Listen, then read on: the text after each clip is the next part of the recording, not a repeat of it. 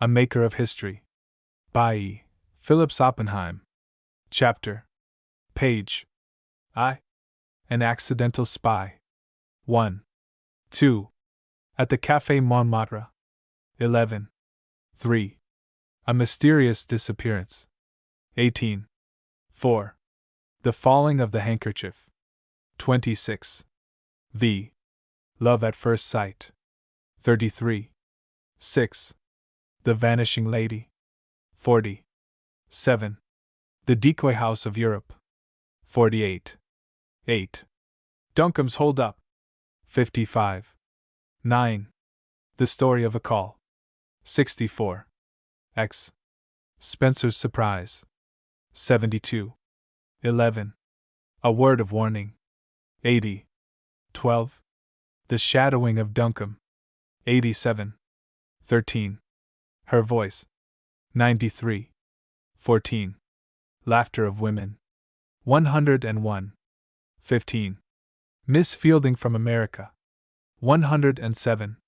16. Miss Fielding Asks a Question. 115. 17. George Duncombe's Lie. 121. 18. Who are these people? 129. 19. A Hillside Encounter. 137. XX. Mr. Fielding in a New Role. 143. 21. A Woman's Cry.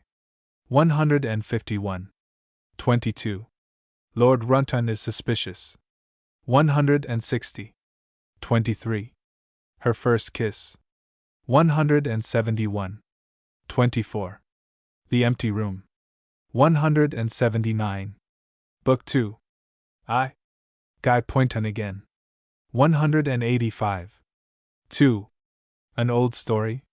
192. 3. A Body from the Seine. 200. 4. The Insolence of Madame la Marquise. 208. The Interviewing of Phyllis. 217. 6. The Blundering of Andrew. 225. 7. Spencer Gets His Chance. 234. 8. A Political Interlude. 243. 9. Arrested. 251. X. The Checkmating of Monsieur Lewis. 259. 11. The Making of History. 267. 12. An Old Friend. 276. 13. A Newspaper Sensation. 285. 14. The Man Who Saved His Country. 294. 15. A Merry Meeting. 301. A Maker of History. Book 1. Chapter 1. An Accidental Spy. The boy sat up and rubbed his eyes. He was stiff, footsore, and a little chilly. There was no manservant arranging his bath and clothes, no pleasant smell of coffee, none of the small luxuries to which he was accustomed. On the contrary, he had slept all night upon a bed of bracken, with no other covering than the stiff pine needles from the tall black trees, whose rustling music had lulled him to sleep. He sat up, and remembered suddenly where he was and how he had come there. He yawned, and was on the point of struggling to his feet when he became aware of certain changed conditions in his surroundings. Some instinct, of simple curiosity perhaps, but of far-reaching effect, led him to crawl back into his hiding place and watch. Last night, after many hours of painful walking, two things alone had impressed themselves upon his consciousness: the dark illimitable forest and the double line of rails, which with the absolute straightness of exact science had stretched behind and in front till the treetops in the far distance seemed to touch, and the rails themselves to vanish into the black heart of the close-growing pines. For miles he had limped along the painfully rough track without seeing the slightest sign of any break in the woods, or any human being. At last the desire for sleep had overtaken him. He was a hardy young Englishman, and a night out of doors in the middle of June under these odorous pines presented itself merely as a not disagreeable adventure. 5 minutes after the idea had occurred to him he was asleep. And now in the grey morning he looked out upon a different scene. Scarcely a dozen yards from him stood a single traveling coach of dark green, drawn by a heavy engine. At intervals of scarcely 20 paces up and down the line, as far as he could see, soldiers were stationed like sentries. They were looking sharply about in all directions, and he could even hear the footsteps of others crashing through the wood. From the train 3 or 4 men in long cloaks had already descended. They were standing in the track talking together. The young man behind the bracken felt himself in somewhat of a dilemma. There was a delightful smell of fresh coffee from the waiting coach, and there seemed to be not the slightest reason why he should not emerge from his hiding place and claim the hospitality of these people. He was a quite harmless person, with proper credentials, and an adequate explanation of his presence there. On the other hand, the spirit of adventure natural to his years strongly prompted him to remain where he was and watch. He felt certain that something was going to happen. Besides, those soldiers had exactly the air of looking for somebody to shoot. Whilst he was hesitating, something did happen. There was a shrill whistle, a puff of white smoke in the distance, and another train approached from the opposite direction. It drew up within a few feet of the one which was already waiting. Almost immediately half a dozen men, who were already standing upon the platform of the car, descended. One of these approached rapidly, and saluted the central figure of those who had been talking together in the track. After a few moments' conversation, these two, followed by one other man only who was carrying a writing portfolio, ascended the platform of the train which had arrived first and disappeared inside. The young man who was watching these proceedings yawned. "No duel, then," he muttered to himself. "I've half a mind to go out." Then he caught sight of a particularly fierce-looking soldier with his finger already upon the trigger of his gun, and he decided to remain where he was. In about half an hour the two men reappeared on the platform of the car. Simultaneously the window of the carriage in which they had been sitting was opened, and the third man was visible, standing before a small table and arranging some papers. Suddenly he was called from outside. He thrust his hat upon the papers, and hastened to obey the summons. A little gust of breeze from the opening and closing of the door detached one of the sheets of paper from the restraining weight of the hat. It fluttered out of the window and lay for a moment upon the side of the track. No one noticed it, and in a second or two it fluttered underneath the clump of bracken behind which the young Englishman was hiding. He thrust out his hand and calmly secured it. In less than 5 minutes the place was deserted. Amidst many hasty farewells, wholly unintelligible to the watcher, the two groups of men separated and climbed into their respective trains. As soon as every one was out of sight, the Englishman rose with a little grunt of satisfaction and stretched himself. He glanced first at the sheet of paper, and finding it written in German, thrust it into his pocket. Then he commenced an anxious search for smoking materials, and eventually produced a pipe, a crumpled packet of tobacco, and 2 matches. "Thank heaven!" he exclaimed, lighting up. "And now for a tramp." He plodded steadily along the track for an hour or more. All the time he was in the heart of the forest. Pheasants and rabbits and squirrels continually crossed in front of him. Once a train passed, and an excited guard shouted threats and warnings, to which he replied in fluent but ineffective English.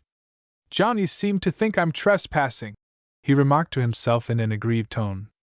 "I can't help being on their beastly line." Tall, smooth-faced, and fair, he walked with the long step and lightsome grace of the athletic young Englishman of his day. He was well dressed in tweed clothes, cut by a good tailor, a little creased by his night out of doors, but otherwise immaculate. He hummed a popular air to himself, and held his head high. If only he were not so hungry! Then he came to a station. It was little more than a few rows of planks, with a chalet at one end, but a very welcome sight confronted him. A little pile of luggage, with his initials G.P., was on the end of the platform nearest to him. "That conductor was a sensible chap," he exclaimed. "Glad I tipped him. Hullo!" The station master, in uniform, came hurrying out. The young Englishman took off his hat, and produced a phrase book from his pocket. He ignored the stream of words which the station master, with many gesticulations, was already pouring out. "My luggage," he said firmly, laying one hand upon the pile, and waving the phrase book. The station master acquiesced heartily. He waxed eloquent again, but the Englishman was busy with the phrase book. Hungry! Hotel? He attempted. The station master pointed to where the smoke was curling upwards from a score or so of houses about half a mile distant. The Englishman was getting pleased with himself. Outside was a weird-looking carriage, and on the box seat, fast asleep, was a very fat man in a shiny hat, ornamented by a bunch of feathers. He pointed to the luggage, then to the cab, and finally to the village. Luggage, hotel, carriage, he suggested. The station master beamed all over. With a shout, which must have reached the village, he awakened the sleeping man. In less than 5 minutes the Englishman and his luggage were stored away in the carriage. His ticket had been examined by the station master, and smilingly accepted. There were more bows and salutes, and the carriage drove off. Mr. Guy Poynton leaned back amongst the moldy leather upholstery, and smiled complacently. Easiest thing in the world to get on in a foreign country with a phrase book and your wits, he remarked to himself. Jove, I am hungry! He drove into a village of half a dozen houses or so, which reminded him of the pictured abodes of Noah and his brethren. An astonished innkeeper, whose morning attire apparently consisted of trousers, shirt, and spectacles, ushered him into a bare room with a trestle table. Guy produced his phrase book. Hungry, he said vociferously. Want to eat? Coffee. The man appeared to understand, but in case there should have been any mistake, Guy followed him into the kitchen. The driver, who had lost no time, was already there, with a long glass of beer before him. Guy produced a mark, laid it on the table, touched himself, the innkeeper, and the driver, and pointed to the beer. The innkeeper understood, and the beer was good. The driver, who had been of course ludicrously overpaid, settled down in his corner, and announced his intention of seeing through to the end this most extraordinary and heaven-directed occurrence. The innkeeper and his wife busied themselves with the breakfast, and Guy made remarks every now and then from his phrase book, which were usually incomprehensible, except when they concerned a further supply of beer. With a brave acceptance of the courtesies of the country, he had accepted a cigar from the driver, and was already contemplating the awful moment when he would have to light it. Just then an interruption came. It was something very official, but whether military or of the police Guy could not tell. It strode into the room with clanking of spurs, and the driver and innkeeper alike stood up in respect. It saluted Guy. Guy took off his hat. Then there came words, but Guy was busy with his phrase book. I cannot a word of German speak, he announced at last. A deadlock ensued. The innkeeper and the driver rushed into the breach. Conversation became furious. Guy took advantage of the moment to slip the cigar into his pocket, and to light a cigarette. Finally, the officer swung himself round, and departed abruptly. Dolmetscher, the driver announced to him triumphantly. Dolmetscher, the innkeeper repeated. Guy turned it up in his phrase book, and found that it meant interpreter. He devoted himself then to stimulating the preparations for breakfast. The meal was ready at last. There were eggs and ham and veal, dark-colored bread, and coffee, sufficient for about a dozen people. The driver constituted himself host, and Guy, with a shout of laughter, sat down where he was, and ate. In the midst of the meal the officer reappeared, ushering in a small wizen-faced individual of unmistakably English appearance. Guy turned round in his chair, and the newcomer touched his forelock. Hello! Guy exclaimed. You're English? Yes, sir, the man answered. Came over to train polo ponies for the Prince of Hapsburg. Not in any trouble, I hope, sir? Not I, Guy answered cheerily. Don't mind my going on with my breakfast, do you? What's it all about? Who's the gentleman with the fireman's helmet on, and what's he worrying about? He is an officer of the police, sir, on special service, the man answered. You have been reported for trespassing on the state railway this morning. Trespassing be blowed, Guy answered. I've got my ticket for the frontier. We were blocked by signal about half a dozen miles off this place, and I got down to stretch my legs. I understood them to say that we could not go on for half an hour or so. They never tried to stop my getting down, and then off they went without any warning, and left me there. I will translate to the officer, sir, the man said. Right, Guy declared. Go ahead. There was a brisk colloquy between the two. Then the little man began again.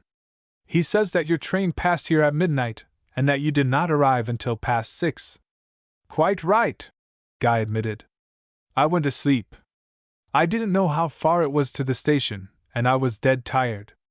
The officer wishes to know whether many trains passed you in the night? Can't say, Guy answered.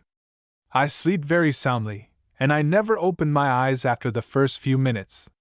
The officer wishes to know whether you saw anything unusual upon the line? The little man asked.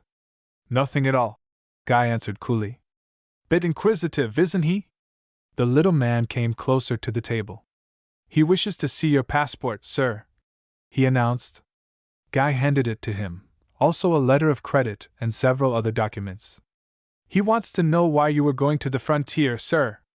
Sort of fancy to say that I'd been in Russia, that's all, Guy answered. You tell him I'm a perfectly harmless individual. Never been abroad before. The officer listened, and took notes in his pocketbook of the passport and letter of credit. Then he departed with a formal salute, and they heard his horse's hoofs ring upon the road outside as he galloped away. The little man came close up to the table. You'll excuse me, sir, he said, but you seem to have upset the officials very much by being upon the line last night. There have been some rumors going about, but perhaps you're best not to know that. May I give you a word of advice, sir? Let me give you one, Guy declared. Try this beer. I thank you, sir, the man answered. I will do so with pleasure. But if you are really an ordinary tourist, sir, as I have no doubt you are, let this man drive you to Stroen, and take the train for the Austrian frontier. You may save yourself a good deal of unpleasantness. I'll do it, Guy declared. Vienna was the next place I was going to, anyhow. You tell the fellow where to take me, will you? The man spoke rapidly to the driver. I think that you will be followed, sir, he added, turning to Guy. But very likely they won't interfere with you. The railway last night for 20 miles back was held up for state purposes. We none of us know why, and it doesn't do to be too curious over here, but they have an idea that you are either a journalist or a spy. Civis Britannicus sum, the boy answered, with a laugh. It doesn't quite mean what it used to, sir, the man answered quietly. Chapter 2. At the Café Montmartre. Exactly a week later, at 5 minutes after midnight, Guy Pointon, in evening dress, entered the Café Montmartre, in Paris. He made his way through the heterogeneous little crowd of men and women who were drinking at the bar, past the scarlet-coated orchestra, into the inner room, where the tables were laid for supper. Monsieur Albert, satisfied with the appearance of his new client, led him at once to a small table, submitted the wine card, and summoned a waiter. With some difficulty, as his French was very little better than his German, he ordered supper, and then lighting a cigarette, leaned back against the wall and looked around to see if he could discover any English or Americans. The room was only moderately full, for the hour was a little early for this quarter of Paris. Nevertheless, he was quick to appreciate a certain spirit of bohemianism which pleased him. Everyone talked to his neighbor. An American from the further end of the room raised his glass and drank his health. A pretty fair-haired girl leaned over from her table and smiled at him. Monsieur like talk with me, eh? English? He asked. No, divine. He shook his head smilingly. We shouldn't get on, he declared. Can't speak the language. She raised her eyebrows with a protesting gesture, but he looked away and opened an illustrated paper by his side. He turned over the pages idly enough at first, but suddenly paused. He whistled softly to himself and stared at the 2 photographs which filled the sheet. By Jove! He said softly to himself. There was the rustling of skirts close to his table. An unmistakably English voice addressed him. Is it anything very interesting? Do show me. He looked up. Mademoiselle Flossie, pleased with his appearance, had paused on her way down the room. Come and sit down, and I'll show it you, he said, rising. You're English, aren't you? Mademoiselle Flossie waved a temporary adieu to her friends and accepted the invitation. He poured her out a glass of wine. Stay and have supper with me, he begged. I must be off soon, but I'm tired of being alone. This is my last night, thank goodness. All right, she answered gaily. I must go back to my friends directly afterwards. Order what you like, he begged. I can't make these chaps understand me. She laughed and called the waiter. And now show me what you were looking at in that paper, she insisted. He pointed to the 2 photographs. I saw those 2 together only a week ago, he said. Want to hear about it? She looked startled for a moment, and a little incredulous. Yes, go on, she said. He told her the story. She listened with an interest which surprised him. Once or twice when he looked up he fancied that the lady from Vienna was also doing her best to listen. When he had finished their supper had arrived. I think, she said, as she helped herself to hors d'oeuvre, that you were very fortunate to get away. He laughed carelessly. The joke of it is, he said, I've been followed all the way here. One fellow, who pretended he got in at Strasbourg, was trying to talk to me all the time, but I saw him sneak in at Vienna, and I wasn't having any. I say, do you come here every evening? Very often, she answered. I dance at the Comique, and then we generally go to Maxim's to supper, and up here afterwards.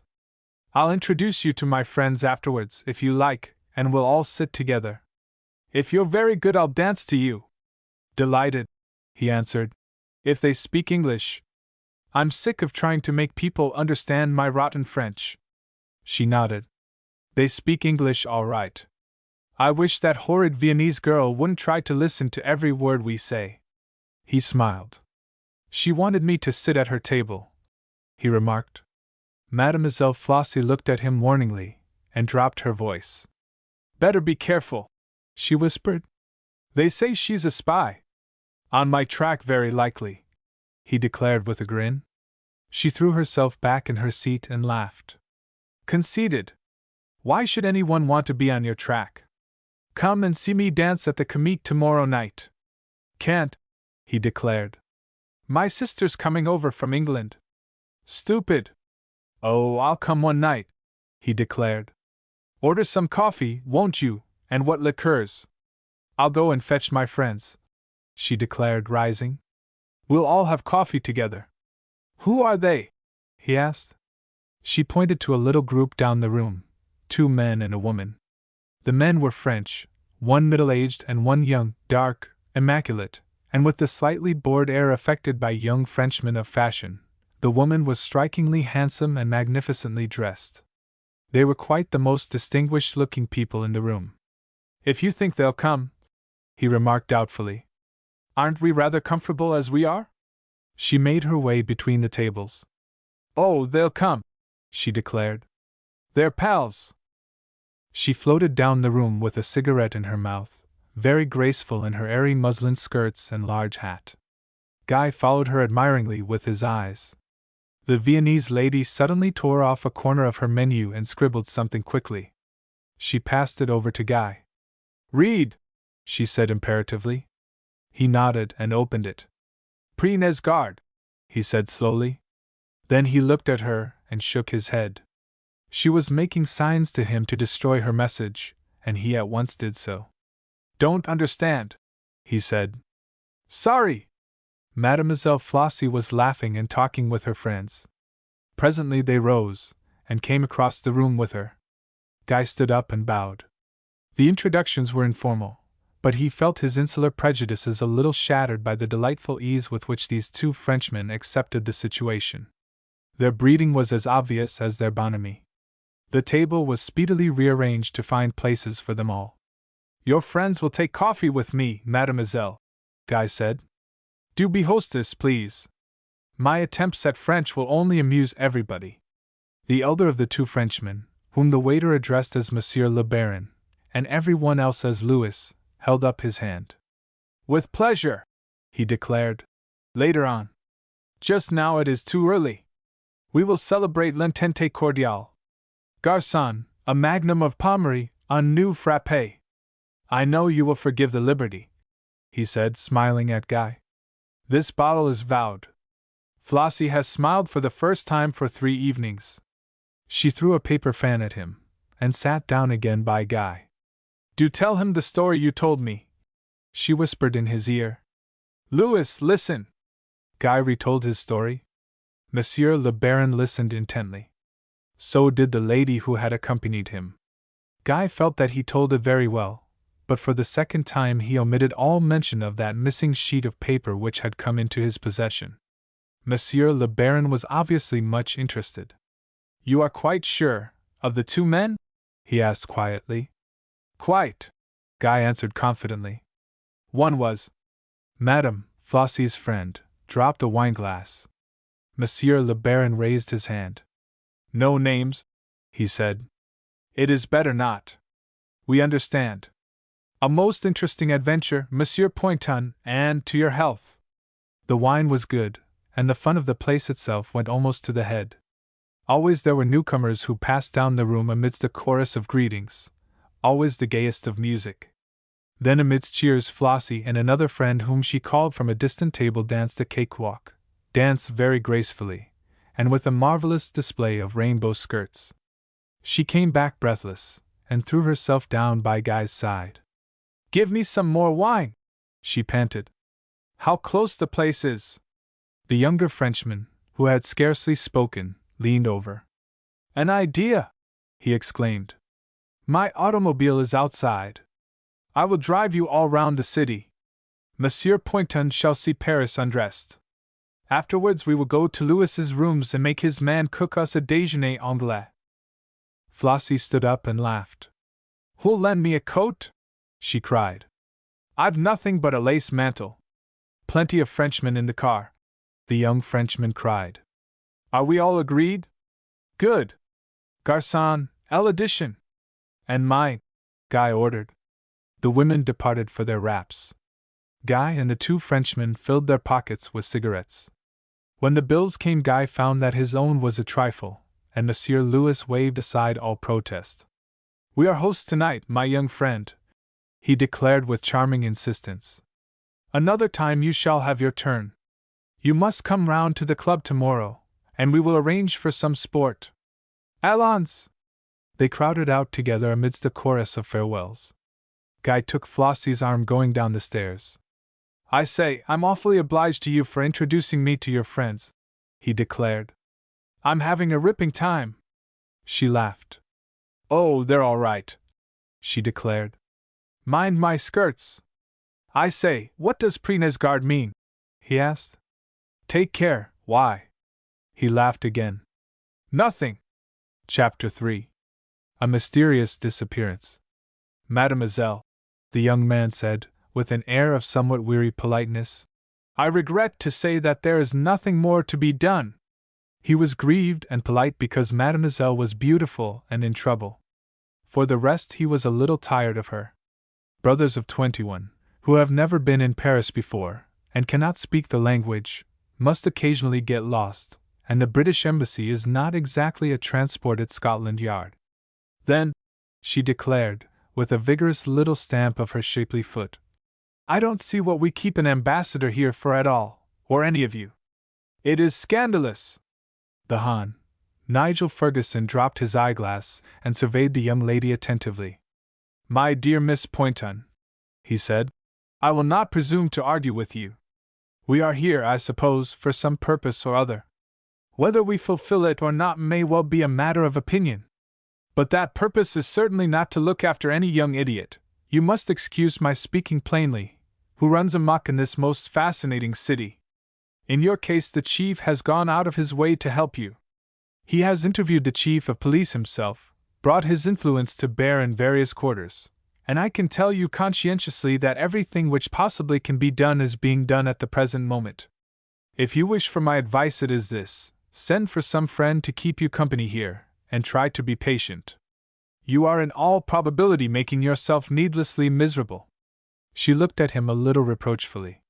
He noticed, however, with secret joy that she was drawing on her gloves. Patient! He was to meet me here 10 days ago. He arrived at the hotel. His clothes are all there, and his bill unpaid. He went out the night of his arrival, and has never returned. Patient! Well, I am much obliged to you, Mr. Ferguson. I have no doubt that you have done all that your duty required. Good afternoon. Good afternoon, Miss Poynton, and don't be too despondent. Remember that the French police are the cleverest in the world, and they are working for you. She looked up at him scornfully. Police, indeed, she answered. Do you know that all they have done so far is to keep sending for me to go and look at dead bodies down at the morgue? I think that I shall send over for an English detective. You might do worse, he answered. But in any case, Miss Poynton, I do hope that you will send over for some friend or relation to keep you company. Paris is scarcely a fit place for you to be alone and in trouble. Thank you, she said. I will remember what you have said. The young man watched her depart with a curious mixture of relief and regret. The young fool's been the usual round, I suppose, and he's either too much ashamed of himself or too besotted to turn up. I wish she wasn't quite so devilish good-looking, he remarked to himself. If she goes about alone she'll get badly scared before she's finished. Phyllis Poynton drove straight back to her hotel and went to her room. A sympathetic chambermaid followed her in.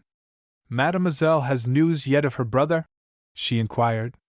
Mademoiselle shook her head. Indeed, her face was sufficient answer. None at all, Marie. The chambermaid closed the door. It would help Mademoiselle, perhaps, if she knew where the young gentleman spent the evening before he disappeared? She inquired mysteriously. Of course. That is just what I want to find out. Marie smiled. There is a young man here in the barber's shop, Mademoiselle, she announced. He remembers Monsieur Poynton quite well. He went in there to be shaved, and he asked some questions. I think if Mademoiselle were to see him. The girl jumped up at once. Do you know his name? She asked. Monsieur Alphonse, they call him.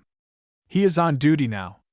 Phyllis Poynton descended at once to the ground floor of the hotel, and pushed open the glass door which led into the coiffeur's shop. Monsieur Alphonse was waiting upon a customer, and she was given a chair. In a few minutes he descended the spiral iron staircase and desired to know Mademoiselle's pleasure. You speak English? She asked. But certainly, Mademoiselle. She gave a little sigh of relief. I wonder, she said, if you remember waiting upon my brother last Thursday week.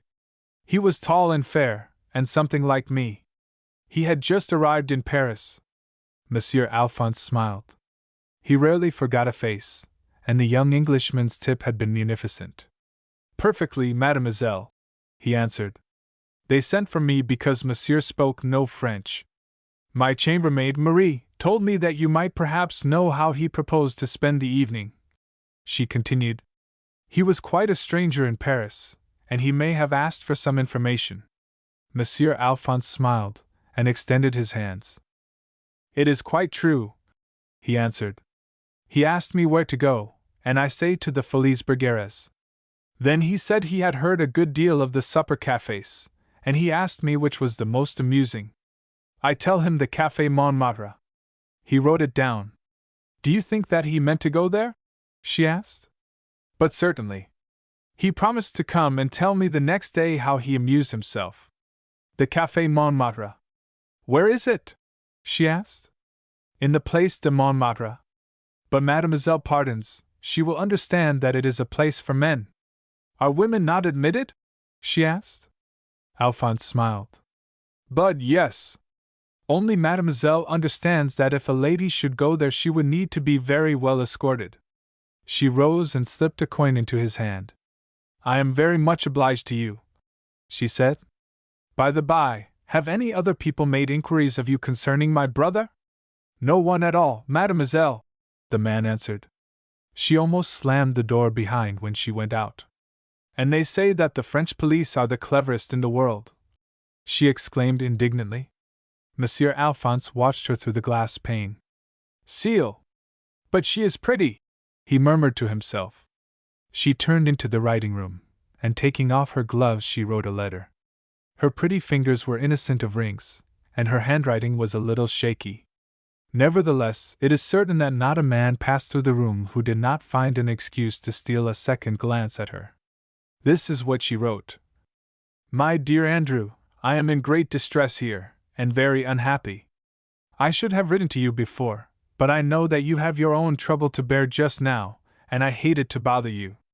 I arrived here punctually on the date arranged upon between Guy and myself, and found that he had arrived the night before, and had engaged a room for me. He was out when I came. I changed my clothes and sat down to wait for him. He did not return. I made inquiries and found that he had left the hotel at 8 o'clock the previous evening. To cut the matter short, 10 days have now elapsed and he has not yet returned. My dear Andrew, I have been to the embassy, to the police, and to the morgue. Nowhere have I found the slightest trace of him. No one seems to take the least interest in his disappearance. The police shrug their shoulders, and look at me as though I ought to understand. He will return very shortly, they are quite sure. At the embassy they have begun to look upon me as a nuisance. The morgue, heaven send that I may one day forget the horror of my hasty visits there. I have come to the conclusion, Andrew, that I must search for him myself. How, I do not know, where, I do not know. But I shall not leave Paris until I have found him. Andrew, what I want is a friend here. A few months ago I should not have hesitated a moment to ask you to come to me. Today that is impossible. Your presence here would only be an embarrassment to both of us. Do you know of anyone who would come? I have not a single relative whom I can ask to help me. Would you advise me to write to Scotland Yard for a detective, or go to one of these agencies?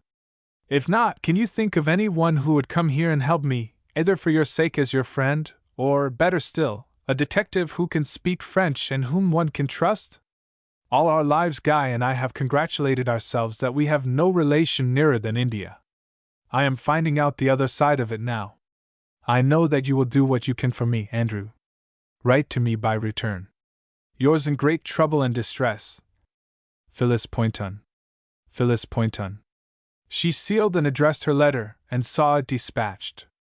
Afterwards she crossed the courtyard to the restaurant, and did her best to eat some dinner. When she had finished it was only 8:30. She rang for the lift and ascended to the 4th floor. On her way down the corridor a sudden thought struck her.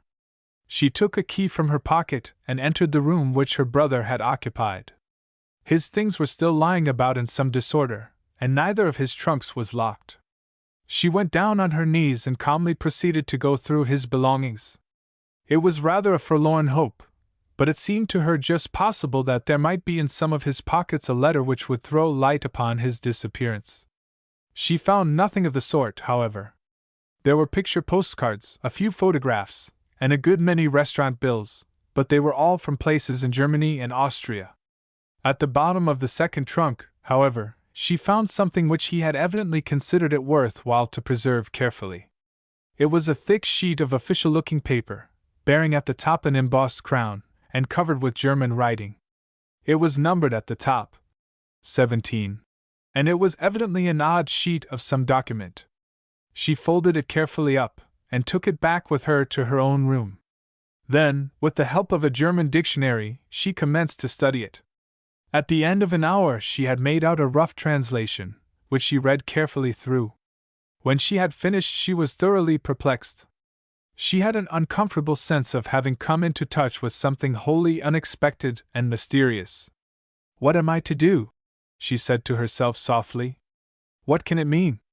Where on earth can Guy have found this?" There was no one to answer her, no one to advise. An overwhelming sense of her own loneliness brought the tears into her eyes. She sat for some time with her face buried in her hands. Then she rose up, calmly destroyed her translation with minute care, and locked away the mysterious sheet at the bottom of her dressing bag. The more she thought of it the less, after all, she felt inclined to connect it with his disappearance. Chapter 4. The Falling of the Handkerchief. Monsieur Albert looked over her shoulder for the man who must surely be in attendance, but he looked in vain. "Mademoiselle wishes a table, for herself alone," he repeated doubtfully. "If you please," she answered. It was obvious that Mademoiselle was of the class which does not frequent night cafés alone, but after all that was scarcely Monsieur Albert's concern. She came perhaps from that strange land of the free, whose daughters had long ago kicked over the barriers of sex with the same abandon that Mademoiselle Flossie would display the soles of her feet a few hours later in their national dance. If she had chanced to raise her veil, no earthly persuasions on her part would have secured for her the freedom of that little room, for Monsieur Albert's appreciation of likeness was equal to his memory for faces.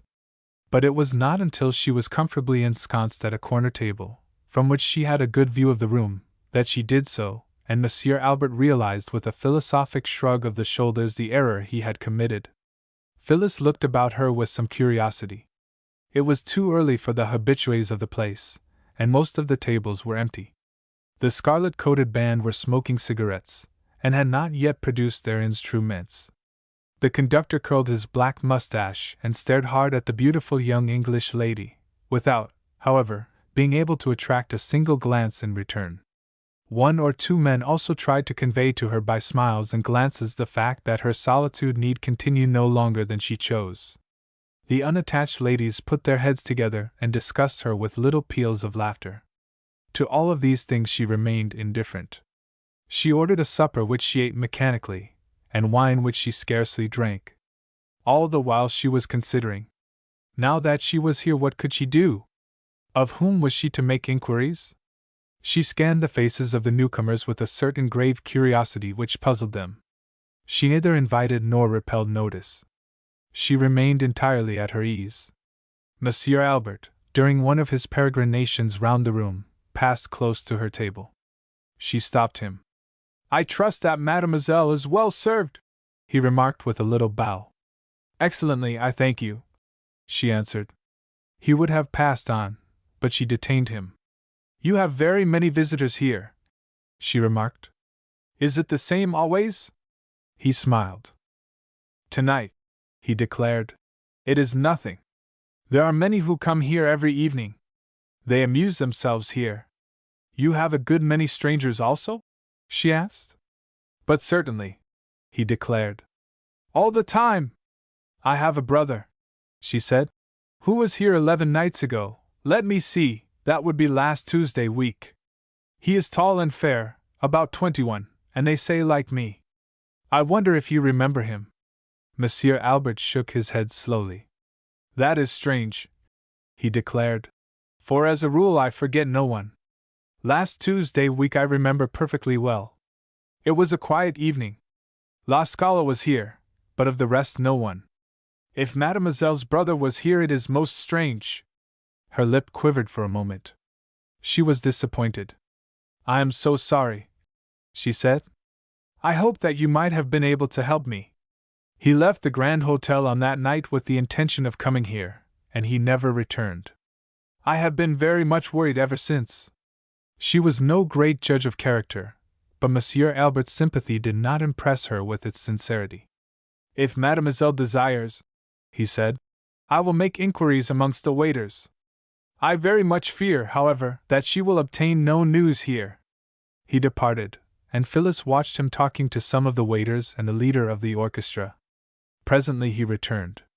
"I am very sorry," he announced, "but the brother of mademoiselle could not have come here. I have inquired of the garçons, and of Monsieur Jules there, who forgets no one. They answer all the same." "Thank you very much," she answered. "It must have been somewhere else." She was unreasonably disappointed. It had been a very slender chance, but at least it was something tangible.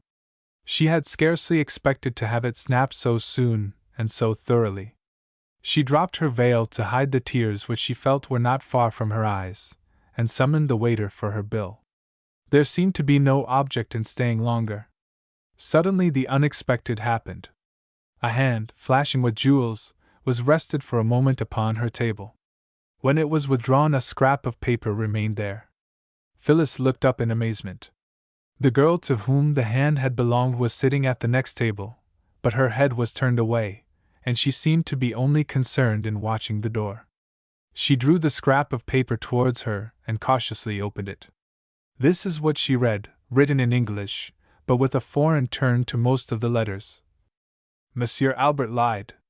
Your brother was here. Wait till I speak to you. Instinctively, she crumpled up this strange little note in her hand. She struggled hard to maintain her composure. She had at once the idea that everyone in the place was looking at her. Monsieur Albert, indeed, on his way down the room, wondered what had driven the hopeless expression from her face. The waiter brought her bill. She paid it and tipped him with prodigality, which for a woman was almost reckless. Then she ordered coffee, and after a second's hesitation, cigarettes. Why not? Nearly all the women were smoking, and she desired to pass for the moment as one of them. For the first time she ventured to gaze at her neighbor. It was the young lady from Vienna. She was dressed in a wonderful demi-toilette of white lace, and she wore a large picture hat adjusted at exactly the right angle for her profile. From her throat and bosom there flashed the sparkle of many gems. The finger which held her cigarette was ablaze with diamonds. She leaned back in her seat smoking lazily, and she met Phyllis's furtive gaze with almost insolent coldness.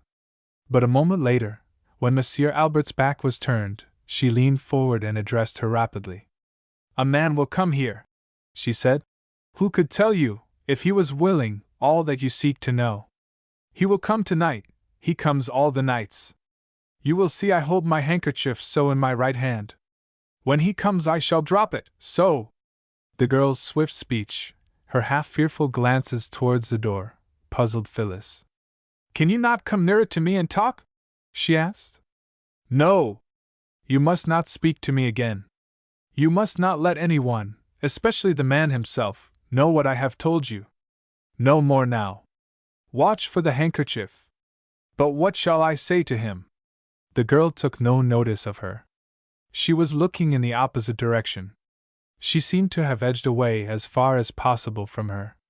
Phyllis drew a long breath. She felt her heart beating with excitement. The place suddenly seemed to her like part of a nightmare. And then all was clear again. Fortune was on her side. The secret of Guy's disappearance was in this room, and a few careless words from the girl at the next table had told her more than an entire police system had been able to discover. But why the mystery? What was she to say to the man when he came? The girl from Vienna was talking to some friends and toying carelessly with a little morsel of lace which she had drawn from her bosom. Phyllis watched it with the eyes of a cat. Every now and then she watched also the door.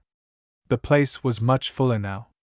Mademoiselle Flossie had arrived with a small company of friends from Maxim's. The music was playing all the time. The popping of corks was almost incessant, the volume of sound had swelled. The laughter and greeting of friends betrayed more abandon than earlier in the evening. Old acquaintances had been renewed, and new ones made. Mademoiselle from Vienna was surrounded by a little circle of admirers. Still she held in her right hand a crumpled-up little ball of lace. Men passing down the room tried to attract the attention of the beautiful young English demoiselle who looked out upon the little scene so indifferently as regarded individuals, and yet with such eager interest as a whole. No one was bold enough, however, to make a second effort. Necessity at times gives birth to a swift capacity. Fresh from her simple country life, Phyllis found herself still able with effortless serenity to confound the most hardened boulevarders who paused to ogle her. Her eyes and lips expressed with ease the most convincing and absolute indifference to their approaches. A man may sometimes brave anger.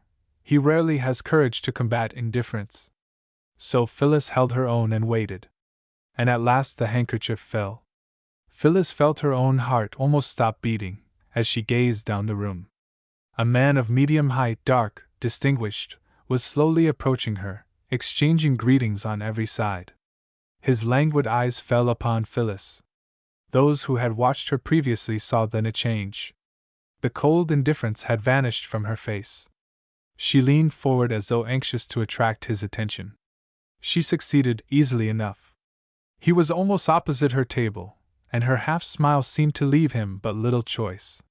He touched the back of the chair which fronted hers, and took off his hat. "Mademoiselle permits?"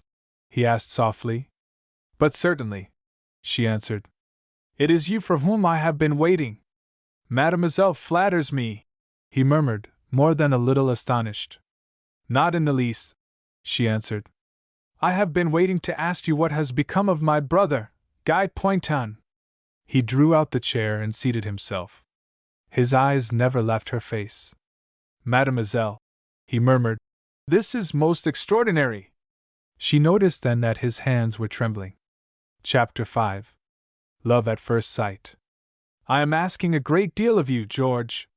I know it. But you see how helpless I am, and read the letter, read it for yourself." He passed Phyllis's letter across the small round dining table. His guest took it and read it carefully through. "How old is the young lady?" he asked. 23. "And the boy?" 21. "Orphans, I think you said?" "Orphans and relationless." "Well off?" "Moderately." Duncombe leaned back in his chair and sipped his port thoughtfully. "It is an extraordinary situation," he remarked. "Extraordinary indeed," his friend assented. "But so far as I am concerned, you can see how I am fixed. I am older than either of them, but I have always been their nearest neighbor and their most intimate friend. If ever they have needed advice, they have come to me for it. If ever I have needed a day's shooting for myself, or a friend, I have gone to them. This continental tour of theirs we discussed and planned out, months beforehand. If my misfortune had not come on just when it did, I should have gone with them, and even up to the last we hoped that I might be able to go to Paris with Phyllis." Duncombe nodded. "Tell me about the boy," he said. His host shrugged his shoulders. "You know what they're like at that age," he remarked. "He was at Harrow, but he shied at college, and there was no one to insist upon his going. The pair of them had only a firm of lawyers for guardians. He's just a good-looking, clean-minded, high-spirited young fellow, full of beans, and needing the bit every now and then. But, of course, he's no different from the run of young fellows of his age, and if an adventure came his way, I suppose he'd see it through." "And the girl?" Andrew Pelham rose from his seat. "I will show you her photograph," he said. He passed into an inner room divided from the dining room by curtains. In a moment or two he reappeared. "Here it is," he said, and laid a picture upon the table. Now Duncombe was a young man who prided himself a little on being unimpressionable. He took up the picture with a certain tolerant interest and examined it, at first without any special feeling. Yet in a moment or two he felt himself grateful for those great disfiguring glasses from behind which his host was temporarily, at least, blind to all that passed. A curious disturbance seemed to have passed into his blood. He felt his eyes brighten, and his breath come a little quicker, as he unconsciously created in his imagination the living presentment of the girl whose picture he was still holding. Tall she was, and slim, with a soft, white throat, and long, graceful neck, eyes rather darker than her complexion warranted, a little narrow, but bright as stars, a mouth with the divine lines of humor and understanding. It was only a picture, but a realization of the living image seemed to be creeping in upon him. He made the excuse of seeking a better light, and moved across to a distant lamp. He bent over the picture, but it was not the picture which he saw. He saw the girl herself, and even with the half-formed thought he saw her expression change. He saw her eyes lit with sorrow and appeal, he saw her arms outstretched towards him, he seemed even to hear her soft cry. He knew then what his answer would be to his friend's prayer. He thought no more of the excuses which he had been building in his mind, of all the practical suggestions which he had been prepared to make. Common sense died away within him. The matter-of-fact man of 30 was ready to tread in the footsteps of this great predecessor, and play the modern knight-errant with the wholeheartedness of Don Quixote himself. He fancied himself by her side, and his heart leaped with joy of it. He thought no more of abandoned cricket matches and neglected house parties. A finger of fire had been laid upon his somewhat torpid flesh and blood. "Well?" Andrew asked. Duncombe returned to the table, and laid the picture down with a reluctance which he could scarcely conceal. "Very nice photograph," he remarked. "Taken locally?" "I took it myself," Andrew answered. "I used to be rather great at that sort of thing before my eyes went dicky." Duncombe resumed his seat. He helped himself to another glass of wine. "I presume," he said, "from the fact that you call yourself their nearest friend, that the young lady is not engaged?" "No," Andrew answered slowly. "She is not engaged." Something a little different in his voice caught his friend's attention. Duncombe eyed him keenly. He was conscious of a sense of apprehension. He leaned over the table. Do you mean, Andrew? He asked hoarsely. Do you mean? Yes, I mean that, his friend answered quietly. Nice sort of old fool, am I not? I'm 12 years older than she is, I'm only moderately well off and less than moderately good looking. But after all, I'm only human, and I've seen her grow up from a fresh, charming child into one of God's wonderful women. Even a gardener, you know, George, loves the roses he has planted and watched over. I've taught her a little and helped her a little, and I've watched her cross the borderland. Does she know? Andrew shook his head doubtfully. I think, he said, that she was beginning to guess. 3 months ago I should have spoken, but my trouble came. I didn't mean to tell you this, but perhaps it is as well that you should know. You can understand now what I am suffering. To think of her there alone almost maddens me. Duncombe rose suddenly from his seat. Come out into the garden, Andrew, he said. I feel stifled here. His host rose and took Duncombe's arm. They passed out through the French window onto the gravel path which circled the cedar-shaded lawn. A shower had fallen barely an hour since, and the air was full of fresh, delicate fragrance. Birds were singing in the dripping trees, blackbirds were busy in the grass. The perfume from the wet lilac shrubs was a very dream of sweetness. Andrew pointed across a park which sloped down to the garden boundary. Up there, amongst the elm trees, George, he said. Can you see a gleam of white? That is the hall, just to the left of the rookery. Duncombe nodded. Yes, he said. I can see it. Guy and she walk down so often after dinner, he said quietly. I have stood here and watched them. Sometimes she came alone. What a long time ago that seems! Duncombe's grip upon his arm tightened. Andrew, he said, I can't go. There was a short silence. Andrew stood quite still. All around them was the soft weeping of dripping shrubs. An odorous whiff from the walled rose garden floated down the air. I'm sorry, George. It's a lot to ask you, I know. It isn't that. Andrew turned his head toward his friend. The tone puzzled him. I don't understand. No wonder, old fellow. I don't understand myself. There was another short silence. Andrew stood with his almost sightless eyes turned upon his friend, and Duncombe was looking up through the elm trees to the hall. He was trying to fancy her, as she must have appeared to this man who dwelt alone, walking down the meadow in the evening. No, he repeated softly. I don't understand myself. You've known me for a long time, Andrew. You wouldn't write me down as altogether a sentimental ass, would you? I should not, George. I should never even use the word sentimental in connection with you. Duncombe turned and faced him squarely. He laid his hands upon his friend's shoulders. Old man, he said, here's the truth. So far as a man can be said to have lost his heart without rhyme or reason, I've lost mine to the girl of that picture. Andrew drew a quick breath. Rubbish, George! He exclaimed. Why, you never saw her. You don't know her. It is quite true, Duncombe answered. And yet, I have seen her picture. His friend laughed queerly. You, George Duncombe, in love with a picture. Stony-hearted George, we used to call you. I can't believe it. I can't take you seriously. It's all rot, you know, isn't it?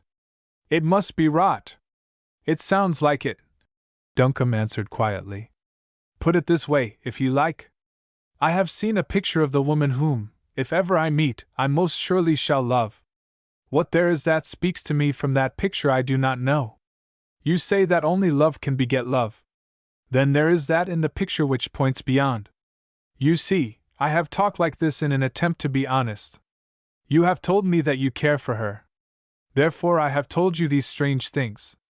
Now do you wish me to go to Paris, for if you say yes I shall surely go. Again Andrew laughed, and this time his mirth sounded more natural. Let me see, he said. We drank Pontet Canet for dinner. You refused liqueurs, but I think you drank 2 glasses of port. George, what has come over you? What has stirred your slow-moving blood to fancies like these? Bah! We are playing with one another. Listen! For the sake of our friendship, George, I beg you to grant me this great favor. Go to Paris tomorrow and help Phyllis. You mean it? God knows I do. If ever I took you seriously, George, if ever I feared to lose the woman I love, well, I should be a coward for my own sake to rob her of help when she needs it so greatly. Be her friend, George, and mine. For the rest the fates must provide. The fates, Duncombe answered. Aye, it seems to me that they have been busy about my head tonight. It is settled then. I will go. Chapter 6. The Vanishing Lady. At precisely 9:30 on the following evening, Duncombe alighted from his petite voiture in the courtyard of the Grand Hotel, and making his way into the office engaged a room. And then he asked the question which 100 times on the way over he had imagined himself asking. A man to whom nervousness in any shape was almost unknown, he found himself only able to control his voice and manner with the greatest difficulty. In a few moments he might see her. You have a young English lady, Miss Poynton, staying here, I believe, he said. Can you tell me if she is in now? The clerk looked at him with sudden interest. Miss Poynton is staying here, sir, he said. I do not believe that she is in just now. Will you wait one moment? He disappeared rapidly, and was absent for several minutes. When he returned, he came out into the reception hall. The manager would be much obliged if you would step into his office for a moment, sir, he said confidentially. Will you come this way? Duncombe followed him into a small room behind the counter. A gray-haired man rose from his desk and saluted him courteously. Sir George Duncombe, I believe, he said. Will you kindly take a seat? Duncombe did as he was asked. All the time he felt that the manager was scrutinizing him curiously. Your clerk, he said, told me that you wished to speak to me. Exactly, the manager answered. You inquired when you came in from Miss Poynton. May I ask, are you a friend of hers? I am here on behalf of her friends, Duncombe answered. I have letters to her. The manager bowed gravely. I trust, he said, that you will soon have an opportunity to deliver them. We are not, of course, responsible in any way for the conduct or doings of our clients here, but I am bound to say that both the young people of the name you mention have been the cause of much anxiety to us. What do you mean? Duncombe asked quickly. Mr. Guy Poynton, the manager continued, arrived here about 3 weeks ago, and took a room for himself and one for his sister, who was to arrive on the following day. He went out that same evening, and has never since returned. Of that fact you are no doubt aware. Duncombe nodded impatiently. Yes, he said. That is why I am here. His sister arrived on the following day, and was naturally very distressed. We did all that we could for her. We put her in the way of communicating with the police and the embassy here, and we gave her every assistance that was possible. 4 nights ago Mademoiselle went out late. Since then we have seen nothing of her. Mademoiselle also has disappeared. Duncombe sprang to his feet. He was suddenly pale. Good God! He exclaimed. 4 nights ago. She went out alone, you say? How else? She had no friends here. Once or twice at my suggestion she had taken one of our guides with her, but she discontinued this as she fancied that it made her conspicuous. She was all the time going round to places making inquiries about her brother. Duncombe felt himself suddenly precipitated into a new world, a nightmare of horrors. He was no stranger in the city, and grim possibilities unfolded themselves before his eyes. 4 nights ago. You have sent to the police? Naturally. But in Paris, Monsieur must excuse me if I speak plainly, a disappearance of this sort is never regarded seriously by them. You know the life here without doubt, Monsieur. Your accent proves that you are well acquainted with the city. No doubt their conclusions are based upon direct observation, and in most cases are correct, but it is very certain that Monsieur the Superintendent regards such disappearances as these as due to one cause only. Duncombe frowned, and something flashed in his eyes which made the manager very glad that he had not put forward this suggestion on his own account. With regard to the boy, he said, this might be likely enough. But with regard to the young lady, it is, of course, wildly preposterous. I will go to the police myself," he added, rising. "One moment, Sir George," the manager continued. "The disappearance of the young lady was a source of much trouble to me, and I made all possible inquiries within the hotel. I found that on the day of her disappearance, Mademoiselle had been told by one of the attendants in the barber's shop, who had waited upon her brother on the night of his arrival, that he, Monsieur Guy, had asked for the name of some cafés for supper, and that he had recommended Café Montmartre. Mademoiselle appears to have decided to go there herself to make inquiries. We have no doubt that when she left the hotel on the night of her disappearance, it was to there that she went." "You have told the police this?" "Yes, I have told them," the manager answered dryly. "Here is their latest report, if you care to see it." Duncombe took the little slip of paper and read it hastily. "Disappearance of Mademoiselle Pointon, from England. We regret to state no trace has been discovered of the missing young lady. Signed, Jules Lagarde, Superintendent." Jules Lagarde. "That was only issued a few hours ago," the manager said. "And I thought," Duncombe said bitterly, "that the French police were the best in the world." The manager said nothing. Duncombe rose from his chair. "I shall go myself to the Café Montmartre," he said. The manager bowed. "I shall be glad," he said, "to divest myself of any further responsibility in this matter. It has been a source of much anxiety to the directors as well as myself." Duncombe walked out of the room, and putting on his coat again called for a petite voiture. He gave the man the address in the Rue St. Honoré and was driven to a block of flats there over some shops. "Is Monsieur Spencer in?" he asked the concierge. He was directed to the first floor. An English manservant admitted him, and a few moments later he was shaking hands with a man who was seated before a table covered with loose sheets of paper. "Duncombe, by all that's wonderful!" he exclaimed, holding out his hand. "Why, I thought that you had shaken the dust of the city from your feet forever, and turned country squire. Sit down. What will you have? First of all, am I disturbing you?" Spencer shook his head. "I've no press work tonight," he answered. "I've a clear hour to give you at any rate." "When did you come?" 2:20 from Charing Cross," Duncombe answered. "I can't tell you how thankful I am to find you in, Spencer. I'm over on a very serious matter, and I want your advice." Spencer touched the bell. Cigars and cigarettes, whiskey and soda, appeared as though by magic. "Now help yourself and go ahead, old chap," his host declared. "I'm a good listener." He proved himself so, sitting with half-closed eyes and an air of close attention until he had heard the whole story. He did not once interrupt, but when Duncombe had finished he asked a question. "What did you say was the name of this café where the boy had disappeared?" "Café Montmartre." Spencer sat up in his chair. His expression had changed. "The devil!" he murmured softly. "You know the place?" "Very well. It has an extraordinary reputation. I am sorry to say it, Duncombe, but it is a very bad place for your friend to have disappeared from." "Why?" "In the first place, it is the resort of a good many of the most dangerous people in Europe, people who play the game through to the end. It is a perfect hotbed of political intrigue, and it is under police protection." "Police protection? A place like that?" Duncombe exclaimed. "Not as you and I understand it, perhaps," Spencer explained. "There is no Scotland Yard extending a protecting arm over the place, and that sort of thing. But the place is haunted by spies, and there are intrigues carried on there in which the Secret Service police often take a hand.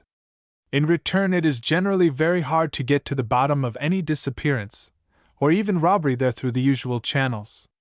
To the casual visitor, and of course it attracts thousands from its reputation, it presents no more dangers perhaps than the ordinary night café of its sort. But I could think of a dozen men in Paris today, who, if they entered it, I honestly believe would never be seen again." Spencer was exaggerating, Duncombe murmured to himself. He was a newspaper correspondent, and he saw these things with the halo of melodrama around them. And yet, 4 nights ago. His face was white and haggard. "The boy," he said, "could have been no more than an ordinary visitor." He had no great sum of money with him, he had no secrets, he did not even speak the language. Surely he would have been too small fry for the intriguers of such a place. One would think so, Spencer answered musingly. You are sure that he was only what you say?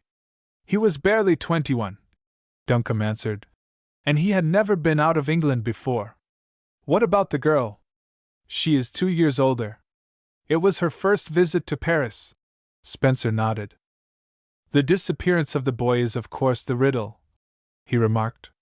If you solve that, you arrive also at his sister's whereabouts. Upon my word, it is a poser. If it had been the boy alone, well, one could understand. The most beautiful ladies in Paris are at the Montmartre. No one is admitted who is not what they consider chic. The great dancers and actresses are given handsome presents to show themselves there. On a representative evening it is probably the most brilliant little roomful in Europe. The boy of course might have lost his head easily enough, and then been ashamed to face his sister. But when you tell me of her disappearance, too, you confound me utterly.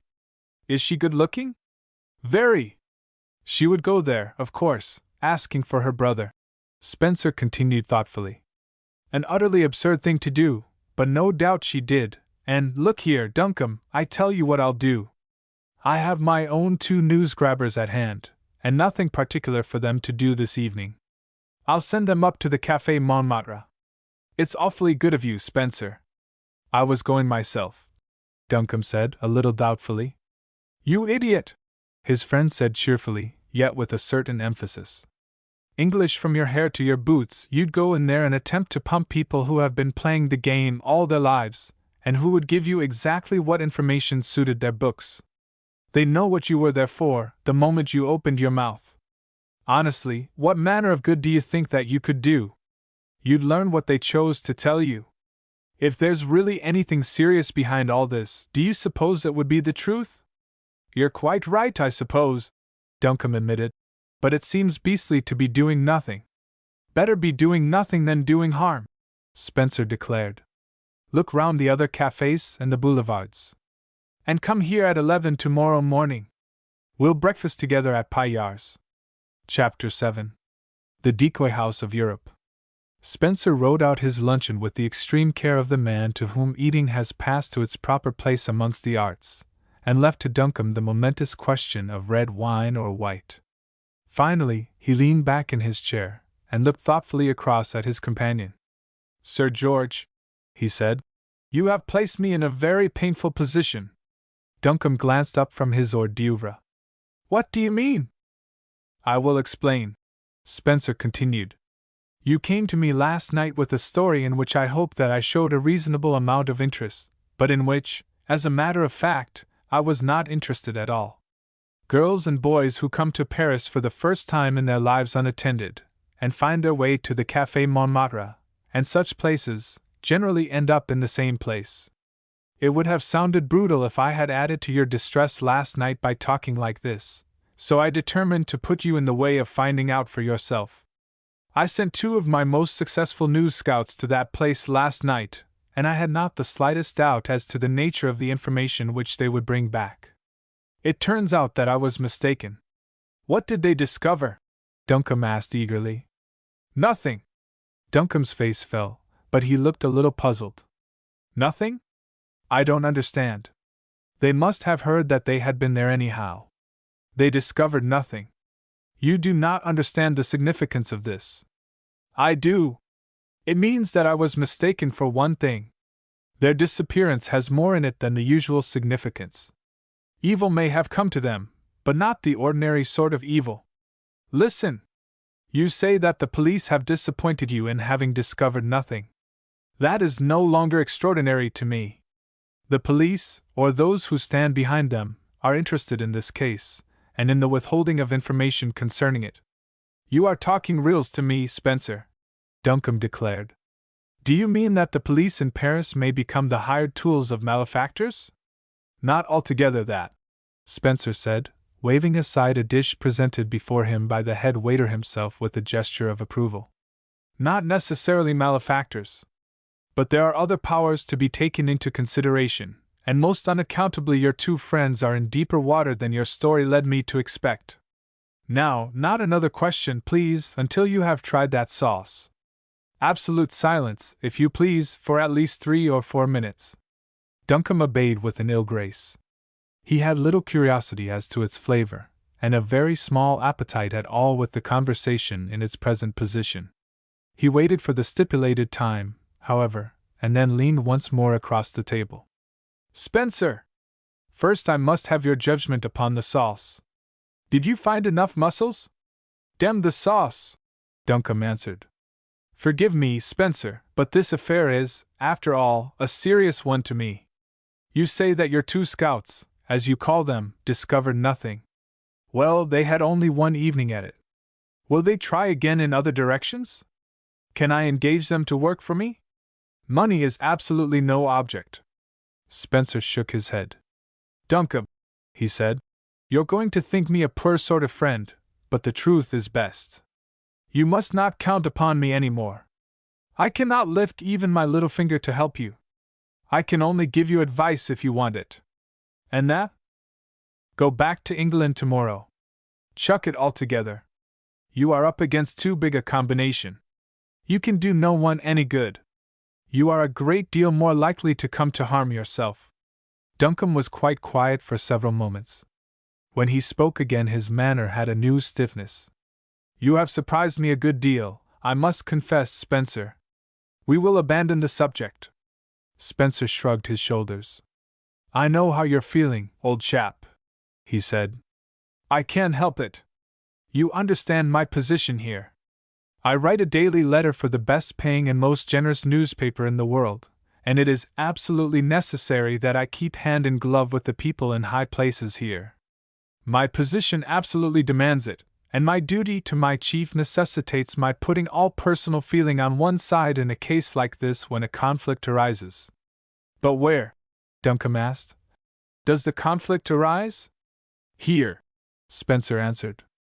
I received a note this morning from a great personage in this country to whom I am under more obligation than any other breathing man, requesting me to refrain from making any further inquiries or assisting any one else to make them in this matter. I can assure you that I was thunderstruck, but the note is in my pocket at the present moment. Does it mention them by name?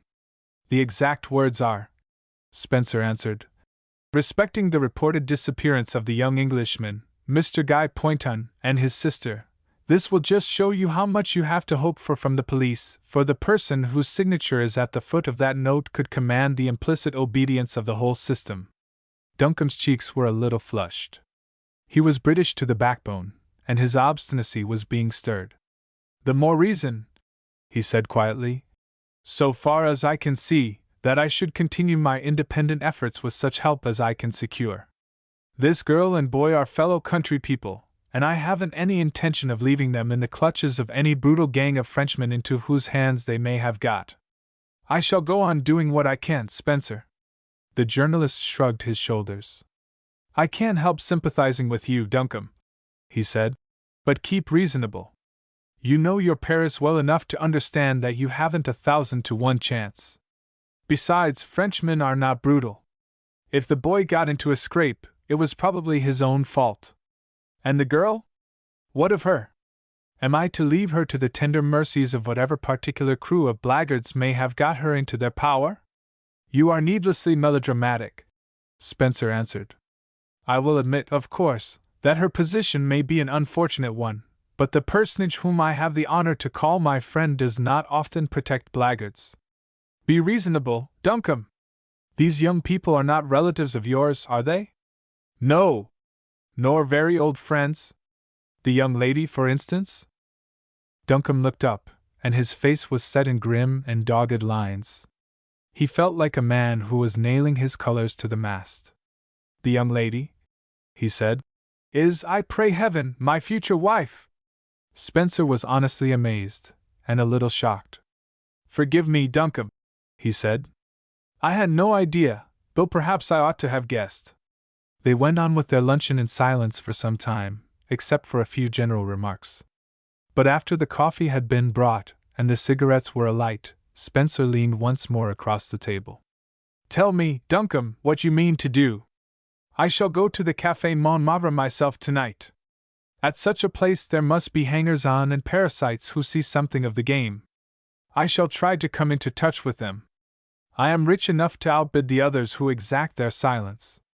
You must be rich enough to buy their lives then, Spencer answered gravely. For if you do succeed in tempting any one to betray the inner happenings of that place on which the seal of silence has been put, you will hear of them in the morgue before a fortnight has passed. They must take their risk, Duncombe said coldly. I am going to stuff my pockets with money tonight, and I shall bid high. I shall leave word at the hotel where I am going. If anything happens to me there, well, I don't think the Café Montmartre will flourish afterwards. Duncombe, his friend said gravely, nothing will happen to you at the Café Montmartre. Nothing ever does happen to anyone there. You remember poor de Lorson?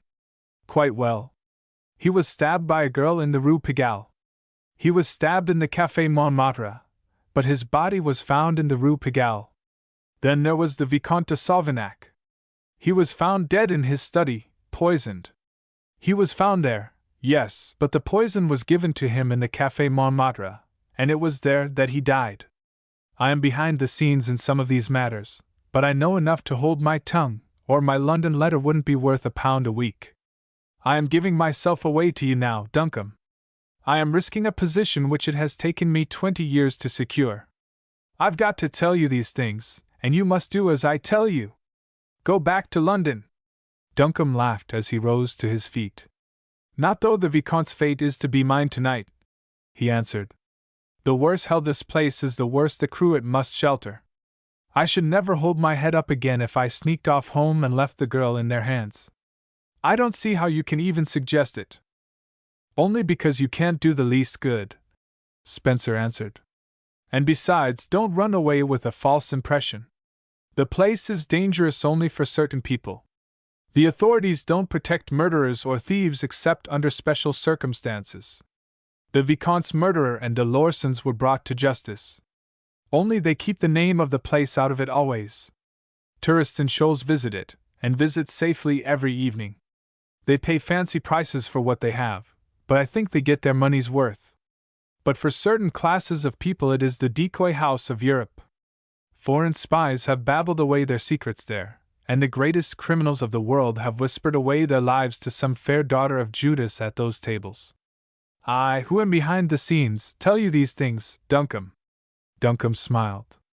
Tomorrow, he said, you may add another victim to your chamber of horrors. Chapter 8. Duncombe's. Hold up. The amber wine fell in a little wavering stream from his upraised glass onto the tablecloth below. He leaned back in his chair and gazed at his three guests with a fatuous smile. The girl in blue, with the dazzlingly fair hair and wonderful complexion, steadied his hand and exchanged a meaning look with the man who sat opposite. Surely the poor fool was ready for the plucking? But Madame, who sat beside her, frowned upon them both. She had seen things which had puzzled her. She signed to them to wait. She leaned over and flashed her great black eyes upon him. Monsieur enjoys himself like this every night in Paris? A soft, a very seductive voice. The woman who envied her success compared it to the purring of a cat. Men as a rule found no fault with it, especially those who heard it for the first time. Duncombe set down his glass, now almost empty. He looked from the stain on the tablecloth into the eyes of Madame, and again she thought them very unlike the eyes of a drunken man. Why not? It's the one city in the world to enjoy oneself in. 4:30, and here we are as jolly as anything. Chucked out of everywhere in London at 12:30. Time, gentlemen, please, and out go the lights. Jove, I wonder what they'd think of this at the Continental. Let's have another bottle.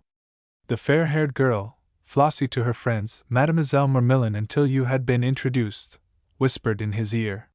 He shook his head vaguely. She had her arm round his neck. He removed it gently.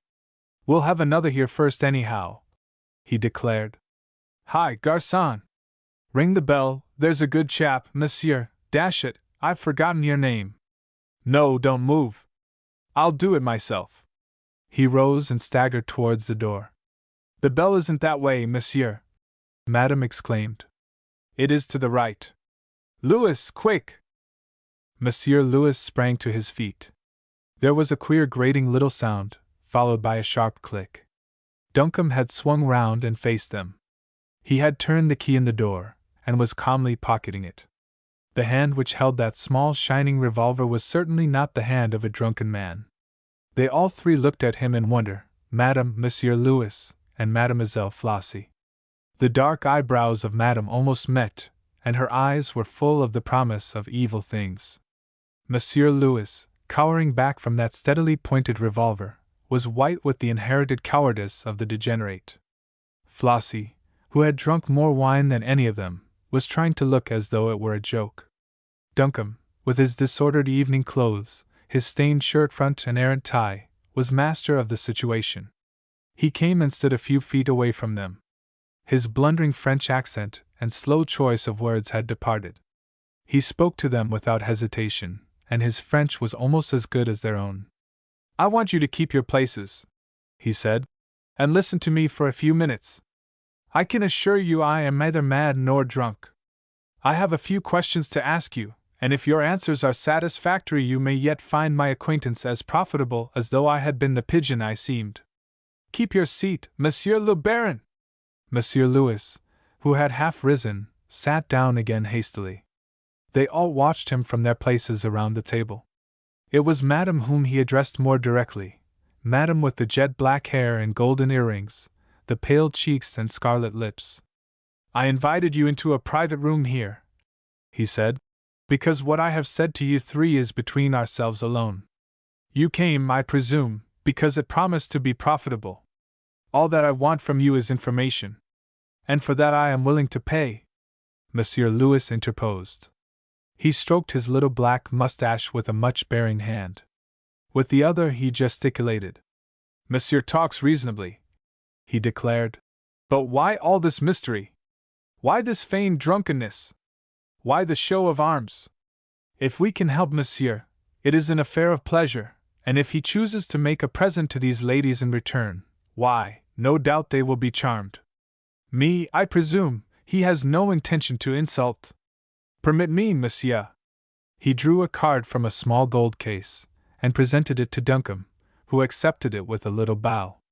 "If I can aid you in any way," Monsieur Louis continued, "I am entirely at your service, but I require first of all that in addressing us you recognize my position as a French nobleman, who amuses himself in this place as you, Monsieur, also do, and also that you unlock that door." Duncombe smiled quietly. "Monsieur le Baron," he said, "I think that we are very well as we are, secure from interruption. I have sent others here on this same mission, and they did not succeed. Both of these ladies, I believe, have been approached for the information I desire, and they have thought well to withhold it. I have set my heart upon success this time, and I wish to secure at least the opportunity of being heard." Monsieur Louis shrugged his shoulders. "There are secrets," he murmured. "Affairs of honor." Duncombe interrupted him. "Monsieur Louis," he said, "I am not so young as I look, and I have lived in Paris. I know that this café, for all its outward smartness, bears perhaps the worst reputation in Europe. I have heard of you three many times, the Trinity from Hell, they call you sometimes, I think. You see I know where I am and the risk I run. Even this little room has its secrets, a murder or two, I believe, and other things, secrets which I don't suppose there is gold enough in France to buy. Well, I don't want to buy them. You can go your way so far as I am concerned. There is only one thing I want to know from you, and for that I offer you, the ladies, of course, I mean, 5,000 francs each." 5,000 francs, Madame murmured. Mademoiselle Flossie said nothing, but her eyes shone. "The question, Monsieur? What has become of Mademoiselle Phillips Oppenheim, the young English lady?" The eyes of Madame seemed to narrow for a moment. Monsieur Louis lit a cigarette with fingers which shook a little, and the fair face of Mademoiselle Flossie was suddenly white. Then they all three looked at one another. "Do you know whom Monsieur may mean?" "Not I." "An English girl." "There are none come here." "Mademoiselle Oppenheim." "It is a name unheard of." The young Englishman smiled upon them grimly. "Madam," he said, You have in your satchel, don't move, if you please, a roll of French notes. Indeed, you must not move, very cleverly abstracted from my pocket by my charming young companion, Mademoiselle Flossie here. Now I have at least half a dozen friends in the cafe below whom I could summon here by touching that bell, and the identification of those notes would be a perfectly simple matter. Shall I do it? Or will you earn another roll by giving me the information I seek? Madame leaned forward and whispered in the man's ear. Monsieur Louis nodded. Tell him, Mademoiselle Flossie murmured tremulously. Monsieur will not break faith with us. He will not let it be known from whence he gained the knowledge. Agreed, the young Englishman declared. Go on. Madame held up her hand. I, she said, will tell Monsieur what we know. She rose to her feet and leaned over the table. The blue-black sequins on her dress glittered and shone in the dull light. Her figure was superb, her neck and bosom a flawless white. The Englishman, however, was unmoved. His keen gray eyes were fixed upon her, but the revolver remained in his right hand. From downstairs they could hear the music of violins, the rattle of glasses, the hum of voices and laughter. Madame frowned slightly as she marked the young Englishman's alertness. She was used to victims, and his imperturbability annoyed her. I trust, she said, that you will remember, Monsieur, that I am breaking a pledged word. If Monsieur the Director here knew that I was telling you of Mademoiselle Pointon, there would be much trouble for all of us. Duncombe nodded. Go on, he said. Mademoiselle came here first about a month or perhaps 6 weeks ago, she said. From that time on she was a regular visitor. She came alone. She spoke to no one. She was always a mystery. She was very handsomely dressed, for an English girl, quite chic. She spent money, and Monsieur Albert the Director kept always a table for her. As time went on we began to feel the mystery. We asked ourselves, for what purpose does she come here? For what, indeed? One night Monsieur Albert, who was always besieged with questions about her, took too much wine. I have seen that happen with him but once, since that time never. He told us about Mademoiselle. She made some inquiries about her brother, and Monsieur Albert was able to tell her his whereabouts. After that he scarcely expected to see her again, but the next night she was here also. Then Monsieur Albert learned more. Mademoiselle was in a small way an artist, and she had conceived the idea of painting a picture of the café, an early morning picture of effects, Monsieur understands. There was to be the morning sunlight streaming across the supper tables, the faces of all of us aged and haggard. Monsieur Louis here, without doubt, a very child of the devil. Oh, a very moral picture, Monsieur. It was to convert us all. Monsieur Albert declared that he would arrange to have it here on exhibition, and we should all mend our ways. Monsieur knew perhaps that the young lady was an artist? The question was flashed suddenly upon him as though the intention was to take him by surprise. Duncombe, however, remained unmoved. I am here, madam, to ask, not to answer questions, he said. Will you kindly proceed? I am greatly interested. Madame put her hand to her throat for a moment, as though to loosen her necklace.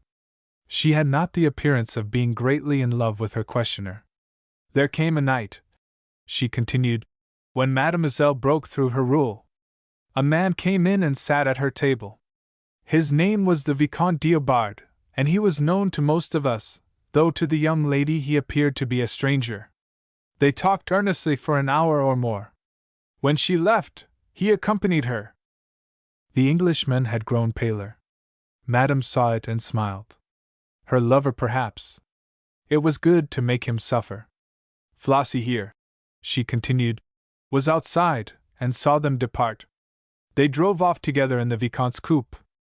They were apparently on the best of terms. Since then we have not seen her again, nor the Vicomte. Monsieur knows now as much as we know. And how long ago is that? Duncombe asked quietly. A week tonight, Madame replied.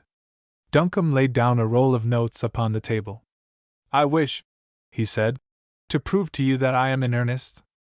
I am therefore going to pay you the amount I promised, although I am perfectly well aware that the story of Madame is false. Monsieur, as I remarked, he repeated. False. Now listen to me. I want to tempt one of you, I don't care which, to break through this thieves' compact of yours. I have paid 1,000 francs for lies. I will pay 10,000 francs for truth. 10,000 francs for the present whereabouts of Mademoiselle Phyllis Poynton. Mademoiselle Flossie looked up at him quickly. Then she glanced furtively at Madame, and the flash of Madame's eyes was like lightning upon blue steel. Duncan moved towards the door. I will pay the bill downstairs, he said. Good night. Think over what I have said. 10,000 francs. Monsieur Louis stood up and bowed stiffly. Mademoiselle Flossie ventured to throw him a kiss. Madame smiled inscrutably. The door closed. They heard him go downstairs. Madame picked up his card and read aloud. Sir George Duncombe, Risley Hall, Norfolk. Grand Hotel, Paris. Sir George Duncombe. Risley Hall, Norfolk. Grand Hotel, Paris. If one could only, Madame murmured. Tell him the truth, collect the money, and, Flossie murmured, half fearfully. Monsieur le Baron smiled. Chapter 9. The Story of a Call. Mademoiselle Marmillon was not warmly welcomed at the Grand Hotel. The porter believed that Sir George Duncombe was out. He would inquire if Mademoiselle would wait, but he did not usher her into the drawing-room, as would have been his duty in an ordinary case, or even ask her to take a seat. Mademoiselle Marmillon was of the order of young person who resents, but this afternoon she was far too nervous. During the porter's temporary absence she started at every footstep, and scrutinized anxiously every passer-by. Often she looked behind her through the glass doors into the street. When at last he reappeared alone her disappointment was obvious. Sir George Duncombe is out, mademoiselle, he announced. Will you be pleased to leave a message or your name? You do not know how long he will be? She inquired. Sir George left no word, the man answered. He has been out since before déjeuner. Mademoiselle decided to leave a note. The porter supplied her with notepaper and envelopes. She sat down at a small round table, and once more glanced furtively around. Convinced that she was not being watched, she hastily wrote a few lines, sealed and addressed the envelope, and handed it to the porter. You will give this to Sir George immediately he returns, she begged. It is important. Monsieur shall have it without doubt, mademoiselle, the man answered. She pulled down her veil and left the place hurriedly. When she reached the boulevard she slackened her pace, and drew a little breath of relief. 10,000 francs, she murmured to herself. If I took that with me they would receive me at home. I might start all over again. It is worth a little risk. Heavens, how nervous I am! She entered a cafe and drank a petit verre. As she set her glass down a man looked at her over the top of his newspaper. She tried to smile, but her heart was beating, and she was sick with fear. What a fool I am, she muttered. It is a stranger, too. If he were one of Gustave's lot I should know him. She returned his smile, and he came and sat down beside her. They had another liqueur. Later they left the place together. Duncombe returned to his hotel tired out after a disappointing day spent in making fruitless inquiries in various parts of Paris. He had learned nothing. He seemed as far off the truth as ever. He opened the note which the porter handed him listlessly enough. Afterwards, however, it was different. This is what he read. I can tell you about the young English lady if you will promise upon your honor that you will not betray me. I dare not come here again. I dare not even speak to you while the others are about. Go to the Café Sylvain tonight and order dinner in a private room. I will come at 7:30. Flossie. Flossie. Duncombe drew a little sigh of relief. At last then he was to know something. He was very English, a bad amateur detective, and very weary of his task. Nothing but his intense interest in the girl herself, an interest which seemed to have upset the whole tenor of his life, would have kept him here plodding so relentlessly away at a task which seemed daily to present more difficulties and complications. Yet so absorbed had he become that the ordinary duties and pleasures which made up the routine of his life scarcely ever entered into his mind. There had been men coming down to shoot, whom in an ordinary way he would not have dreamed of putting off, a cricket match which had been postponed until his return, and which he had completely forgotten. Paris had nothing in the shape of amusement to offer him in place of these things, yet in his own mind these things were as if they had not been. Every interest and energy of his life was concentrated upon the one simple object of his search. He gave the man half a crown, and walked to the lift whistling. The porter shook his head, and Duncombe receded considerably in his estimation, notwithstanding the tip. He considered Mademoiselle Flossie a little obvious for a gentleman of Duncombe's class. Duncombe treated himself to a cocktail and a cigarette as he changed his clothes. It was positively the first gleam of hope he had had. And then suddenly he remembered Spencer's warning, and he became grave. He was at the Café Sylvain early. He ordered dinner, gave elaborate instructions about a young lady when she arrived, and with a glass of absinthe and another cigarette sat down to wait. At 7:45 he began to get restless. He summoned the waiter again, and gave a more detailed description of Mademoiselle Flossie. The waiter was regretful but positive. No young lady of any description had arrived expecting to meet a gentleman in a private room. Duncombe tried him with her name. But yes, Mademoiselle Mermillon was exceedingly well known there. He would give orders that she should be shown up immediately she arrived. It would be soon, without doubt. At 8:15 Duncombe dined alone, too disappointed to resent the waiter's sympathetic attitude. At 9 o'clock he returned to the hotel on the chance that a message might have been sent there. He read the English newspapers, and wrote letters until midnight. Then he ordered a carriage and drove to the Café Montmartre. He mounted the stairs and passed through the little bar which led into the supper room. Monsieur Albert came forward with a low bow. "You can find me a table, I suppose?" Duncombe remarked, looking round. "Where shall I sit?" Monsieur Albert shook his head slowly. His hands were outstretched, his manner sad, but resigned. "I am very sorry, monsieur, but tonight every place is taken. I have had to turn others away already," he declared. "1,000 regrets." Duncombe looked at him astonished. The place was more than half empty. "Surely you can find me a small table somewhere," he said. "I was here last evening, you know. If it is because I am alone, I will order supper for 2 and a magnum of wine." Monsieur Albert was immovable.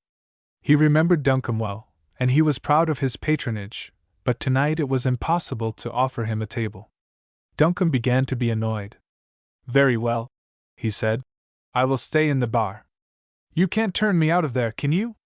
Monsieur Albert was evasive.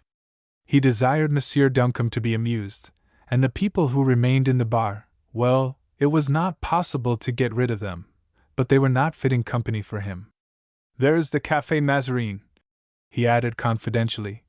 "A few steps only from here, a most amusing place. The most wonderful ladies there, too, very chic, and crowded every night. Monsieur should really try it. The commissionaire would direct him, a few yards only." "Much obliged to you," Duncombe answered, turning on his heel. "I may look in there presently." He seated himself at a small round table and ordered a drink. The people here were of a slightly different class from those who had the entree to the supper room, and were mostly crowded round the bar itself. At a small desk within a few feet of him a middle-aged woman with a cold, hard face sat with a book of account before her and a pile of bills. There was something almost Sphinx-like about her appearance. She never spoke. Her expression never changed. Once their eyes met. She looked at him steadfastly, but said nothing. The girl behind the bar also took note of him. She was very tall and slim, absolutely colorless, and with coils of fair hair drawn tightly back from her forehead. She was never without a cigarette, lighting a fresh one always from its predecessor, talking all the while unceasingly, but without the slightest change of expression. Once she waved the men and girls who stood talking to her on one side, and Duncombe fancied that it was because she desired a better view of him. Suddenly he was startled by a voice close at hand. He looked up. The woman at the desk was speaking to him. "Monsieur would be well advised," she said, "if he departed." Duncombe looked at her in amazement. She was writing rapidly in her book, and her eyes were fixed upon her work. If he had not actually heard her, It would have been hard to believe that she had spoken. "But why, madam?" he asked. "Why should I go? I am in no one's way. I can pay for what I have." She dipped her pen in the ink. "I know nothing of Monsieur or his business," she said, still without even glancing towards him. "But I know that Monsieur Albert does not wish him to remain." "The devil take Monsieur Albert!" Duncombe answered angrily. "I am waiting to speak to someone who comes here regularly, and I shall stay until she comes." The woman wrote steadily for a moment. Then she blotted the page on which she had been writing, and raising her head, looked at him. "It is no affair of mine," she said, "but Monsieur Albert has sent for the police. They may say that you have had too much wine, or that you owe money. In either case you will be removed. The police will not listen to you. Monsieur Albert has special discretion. It is no affair of mine," she repeated, "but if I were Monsieur I would go." Duncombe rose slowly to his feet, and summoning a waiter paid his bill. The man produced a second one, dated a few days back, for a large amount. "What is the meaning of this?" he asked. "I do not owe you anything. Monsieur was here with a party last Thursday night," he said glibly. "He promised to pay the next time. I will call the manager." Duncombe tore the bill in half and turned away. He bowed to the lady at the desk. "I see that you were right," he said. "I will leave." "Monsieur is wise," she answered without looking up. He left the cafe without speaking to anyone further. When he reached the pavement, he slipped a 5-franc piece into the hand of the tall commissionaire. "You know most of the young ladies who come here, I suppose?" he asked. "But certainly," the man answered with a smile. "Monsieur desires?" "I want the address of a young lady named Marmillon, Flossie, I think they call her," Duncombe said. 31 Rue Pigalle," the man answered promptly. "But she should be here within an hour." "She never misses?" Duncombe thanked him, and hailed a carriage. "Shall I give Mademoiselle any message?" the man asked confidentially. "I am going to call for her," Duncombe answered. "If I do not find her I will return." To drive to the Rue Pigalle was an affair of 5 minutes only. Duncombe climbed a couple of flights of narrow stairs, pushed open a swing gate, and found himself in front of an office, in which an elderly woman sat reading. "Can you tell me where to find Mademoiselle Marmillon?" Duncombe asked. "Next floor, first door on the left," the woman answered. "Mademoiselle is not often in at this hour, though." Duncombe thanked her, and climbed another flight of stairs. He had to strike a match to look for a bell or knocker, and then found neither. He knocked on the door with his knuckles. There was no reply. He was on the point of departure, when he noticed that the door was ajar. After a moment's hesitation, he pushed it open. He found himself in a narrow passage, with dresses and other articles of apparel hanging from a row of pegs on the wall. The place was in complete darkness. He struck another match. At the end of the passage was an inner door, also ajar. He rapped upon it, and finally pushed it open. Just then his match went out. Chapter 10. Spencer's Surprise. Duncombe had the nerves and temperament of the young Englishman of his class, whose life is mostly spent out of doors, and who has been an athlete all his days. But nevertheless at that moment he was afraid. Something in the stillness of the room oppressed him. He could see nothing, hear nothing except the clock ticking upon the mantelpiece. And yet he was afraid. He fumbled desperately in his pocket for his matchbox. When he had found it, he discovered that it was empty. With a sense of positive relief, he backed out of the room and hastily descended the stairs. The old lady was still in her sitting room reading the paper. She set it down at his entrance, and looked at him over the top of her spectacles. "Pardon, madam," he said, removing his hat. "I find the rooms of Mademoiselle are open, but all is in darkness. I cannot make anyone hear." Madame took up her paper. "Then Mademoiselle is probably out," she declared. "It is generally so at this hour. Monsieur can leave his name." "But the doors are all open," Duncombe said. "I go presently and close them," Madame answered. "The careless hussy!" Duncombe produced a small piece of gold. Madame laid down the paper at once. She looked at it as though ready to snatch it from his hand. Madam would oblige me very much if she would ascend with me at once, Duncombe said. I should like to make quite sure whether the young lady is there or not. Madam was on her feet with remarkable celerity. She accepted the coin and carefully placed it in a purse drawn from somewhere amongst the folds of her voluminous skirts. We shall need a candle, Duncombe reminded her. She lit a lamp, talking all the while. Monsieur is very generous, she declared. Mademoiselle Flossie is a charming young lady. No wonder she has many friends. There was one, she continued, who came here with her this afternoon, but he left almost at once, she added hastily, aware of her indiscretion. Ah, these stairs! They grow steeper for one so corpulent. At last! She pushed open the door and went sideways down the narrow passage. Directly they had entered it, they had a view of the room beyond. Madame cried out, and Duncombe felt all his vague fears spring into a terrified apprehension of actual evil. The curtain before the window had been hastily drawn, but the lamp which the portress carried was sufficient feebly to illuminate the room. The tablecloth and a broken vase lay upon the floor. A few feet off was an overturned chair. Upon the canopied bed lay a prostrate figure, the head thrown back at an unnatural angle, the eyes open but glazed. Duncombe dared do no more than cast one single horrified glance at it. Madame set down the lamp upon the table, and made the room hideous with shrieks. Good God! She cried. It is the little one who is dead! Duncombe himself fetched in the gendarmes, and waited whilst they took voluminous notes of the occurrence. The murder seemed to them and to Madame to be one of a very common class. The assassin had left no clue whatever behind him. The poor girl's rings had been torn from her fingers, her little stock of jewelry ransacked, her purse was empty, everything of value had been taken. There was not a shred of evidence against anyone. Madame, who had seen the man upon the stairs, could only say that he was short, and wore a black felt hat. The officer who took down what they had to say shrugged his shoulders as he replaced the book in his pocket. The affair would pass most certainly, he feared, into the long list of undiscoverable crimes. Duncombe left his name and address, and enough money for the funeral. Then he returned to his hotel. This was the end, then, of the clue from which he had hoped so much. Spencer's warning as to what would surely happen to those whom he might succeed in bribing came back into his mind with sickening insistence. In a measure, he was responsible for the girl's death. After all, what chance had he?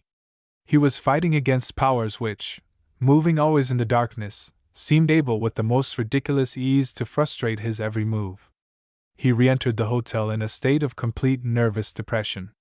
For the first time he had forebodings on his own account. What had happened to Mademoiselle Flossie might happen so easily to himself. A man rose quickly from the lounge in the hotel as he entered. Duncombe greeted him with a little expression of wonder. "Spencer!" he exclaimed. "Were you waiting to see me?" The journalist nodded. He was not in evening dress, and he too had the appearance of a man who has received something of a shock. "Yes. The cafe is closed, I suppose? Let us go down into the smoke-room. I want to talk to you." Duncombe led the way. They found 2 easy chairs, and dispatched a waiter for whiskies and soda. Then Spencer turned to his friend. "Have you met?" he asked. "With any success?" "None," Duncombe answered gloomily. "I have something to tell you," Spencer continued. "No, it is not good news," he added hastily.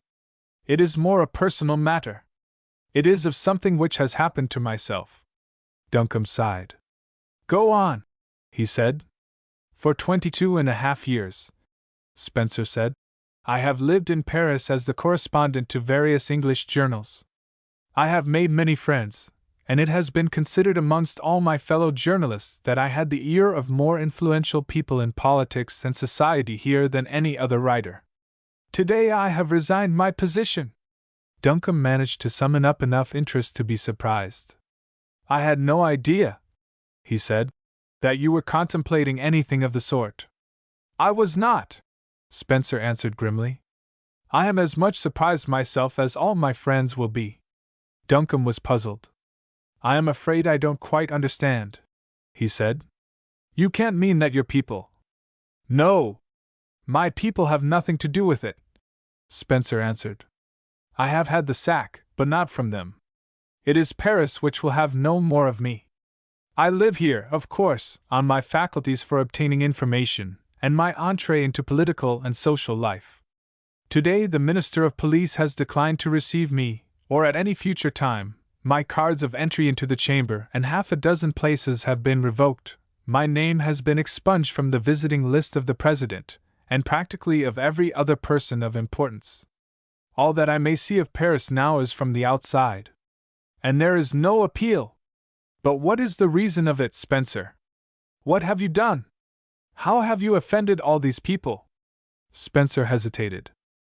I don't want you to blame yourself in any way, Duncombe, he said. You could not possibly have guessed the sort of thing you were up against. But the fact remains that my offense is in having sent my friends to the Café Montmartre on your account, and in being suspected of rendering you further assistance in your search for those two marvelous young English people. You are not joking by any chance, are you? Duncombe asked gravely. The matter, Spencer replied, does not appear to me to lend itself to anything of the sort. Duncombe buried his head in his hands for several moments. Great heavens!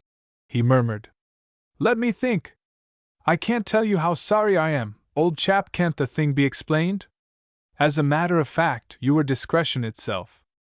I don't want it explained, Spencer said. Even if it would do any good, which it wouldn't. I should have retired in any case in less than a year, and, as it is, I believe my successor is on his way over already. Now would you like to know why I have come here at this hour of the night to tell you this? Duncombe nodded. Go on, he said. Afterwards I've something to tell you. I've come, Spencer said, because I'm free now, if you like, to help you. I was interested in your story before. I am 10 times more interested in it now. If you still want me, I'll do what I can for you. Want you? Spencer, do you mean it? Duncombe exclaimed. Want you?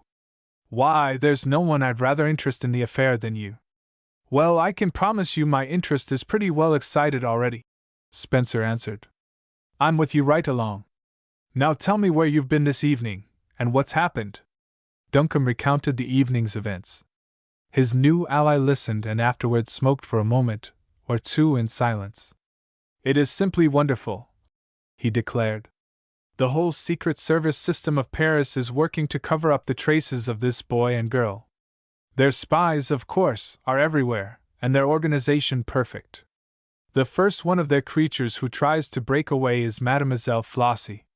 The poor little fool lived for only a few hours afterwards. Your bribe was high, but she ought to have known better. You mean? Why, of course. The theft of her poor little jewels was only a blind. It was to deceive the public, for, as a matter of fact, her murderer would have been perfectly safe if he had strolled into the nearest police station and made his report. She was killed because she was going to give you certain information. Duncombe shuddered. Great heaven! He exclaimed. Tell me, Spencer, who or what can be at the back of all this? Guy Poynton was simply a healthy-minded, not over-intelligent, young Saxon, unambitious, and passionately fond of his home and his country life. He had no friends over here, no interests, no ties of any sort. He was abroad for the first time of his life. He regarded foreign countries and people simply with the tolerant curiosity of the untraveled Britisher. He appears in Paris for one night and disappears, and forthwith all the genius of French espionage seems to have combined to cover up his traces. It is the same with his sister, only as she came afterwards it was evidently on his account that she also is drawn into the mystery. What can be the meaning of it, Spencer? My young friend, Spencer said, I will be frank with you. I have not the least idea. I only know that somehow or other you're up against a big thing. In a week, perhaps a day, I may know more. Meanwhile, I want you to go on your way precisely as though you and I had not discussed this matter. We may not work together then? Duncombe asked. Certainly not. You are a marked man everywhere. Every door is closed to you. I shall nominally stick to my post. You must be content to be the actual looker-on, though you had better not abandon your inquiries altogether. I will put you up at the Cercle Anglais. It will serve to pass the time, and you may gain information at the most unlikely places. And now goodbye. The lift man thrust a penciled note into Duncombe's hand as he ascended to his room. From I do not know whom, monsieur, he announced. It was left here by someone. Whom I cannot say. Duncombe opened it in his dressing room. There was only one sentence. Monsieur would be well advised to leave Paris tonight. Chapter 11. A word of warning. In the most unlikely places, Duncombe murmured to himself as he bowed to the Frenchman, whose name his friend had mentioned. I am very glad to meet you again, Monsieur le Baron, he said aloud. They were in the covered garden at the Ritz. Duncombe had accepted the pressing invitation of an old college friend, whom he had met on the boulevards, to drop in and be introduced to his wife. And the third at the tea-table was Monsieur Louis, known in society apparently as Monsieur le Baron de Suars. Lady Hadley, his friend's wife, smiled languidly upon them both. She was a frail pink and white little woman, with the reputation of a beauty to sustain, wherein lay her life's work. You two know one another, of course, she remarked. Paris is no larger than London, after all. Sir George and I have met once at least, the Baron said, smiling. I am glad that he does me the honor of remembering the occasion. Duncombe felt himself no match for his companion with the foils. He let the conversation drift, and waited for his opportunity. Presently some more guests arrived, and Duncombe drew his host on one side. Hadley, he said, how long have you known the Baron? Met him at Dorset House about 2 years ago, I think, Hadley answered. He was doing a round of country houses. I'm not sure that he didn't stay at Sandringham. One of the real old French families, you know, de Suars. Duncombe nodded. There did not seem to be much that he could say. He mingled with the other guests, and observed his social duties. But he watched the Baron, and he took care that they left together. Are you going my way, Baron? He asked, as they stepped into the Place Vendôme. I was going to the Cercle Anglais, the Baron answered. Do you belong? I am up for a month's membership, but I am not elected yet, Duncombe answered. Then you shall come in as my guest, the Baron declared. You are exceedingly kind, Duncombe answered. I wonder whether I might presume still further upon your good nature and ask you a question. The asking, the Baron murmured, involves nothing. You bear, I am told, an honored name, and you are well received in society. Why do you associate with murderers and thieves in that hell of a cafe where I saw you first? The Baron smiled. My friend, he said, I seek always the life amusing, and I find it there. I was robbed before your eyes, Baron. The Frenchman sighed. I am so sorry, he said, that I did not see it. That indeed would have been amusing. You know that the young lady who sat with us is dead? A most bizarre happening, the Baron assented with a little sigh. I cannot imagine how it occurred. The newspaper reports are not convincing. One would like to reconstruct the story. Poor little Flossie. She was most amusing, but just a very little, too fond of flourishing her jewelry. One will miss her, though. Referring for one moment to our meeting at the cafe. You told me a story there, you and your friend Madame, of a young English lady, which the facts seem scarcely to sustain. The Baron sighed. My friend, he said, we did the best we could at a moment's notice. I rather fancied the story myself. As to facts, what have they to do with it? You demanded a story and you got it. I rather flattered myself that under the circumstances it was not bad. You admit now, then, that it was not the truth. The truth. My dear Sir George. Supposing that the whereabouts of your charming young friend had been known to me, do you suppose that I should have permitted myself to be bullied into disclosing it? Forgive me if I speak plainly, but if you really wish for information which you supposed that I had, your method of seeking it put you at once out of court. A French gentleman does not permit himself to be bullied. Duncombe was silent for several moments.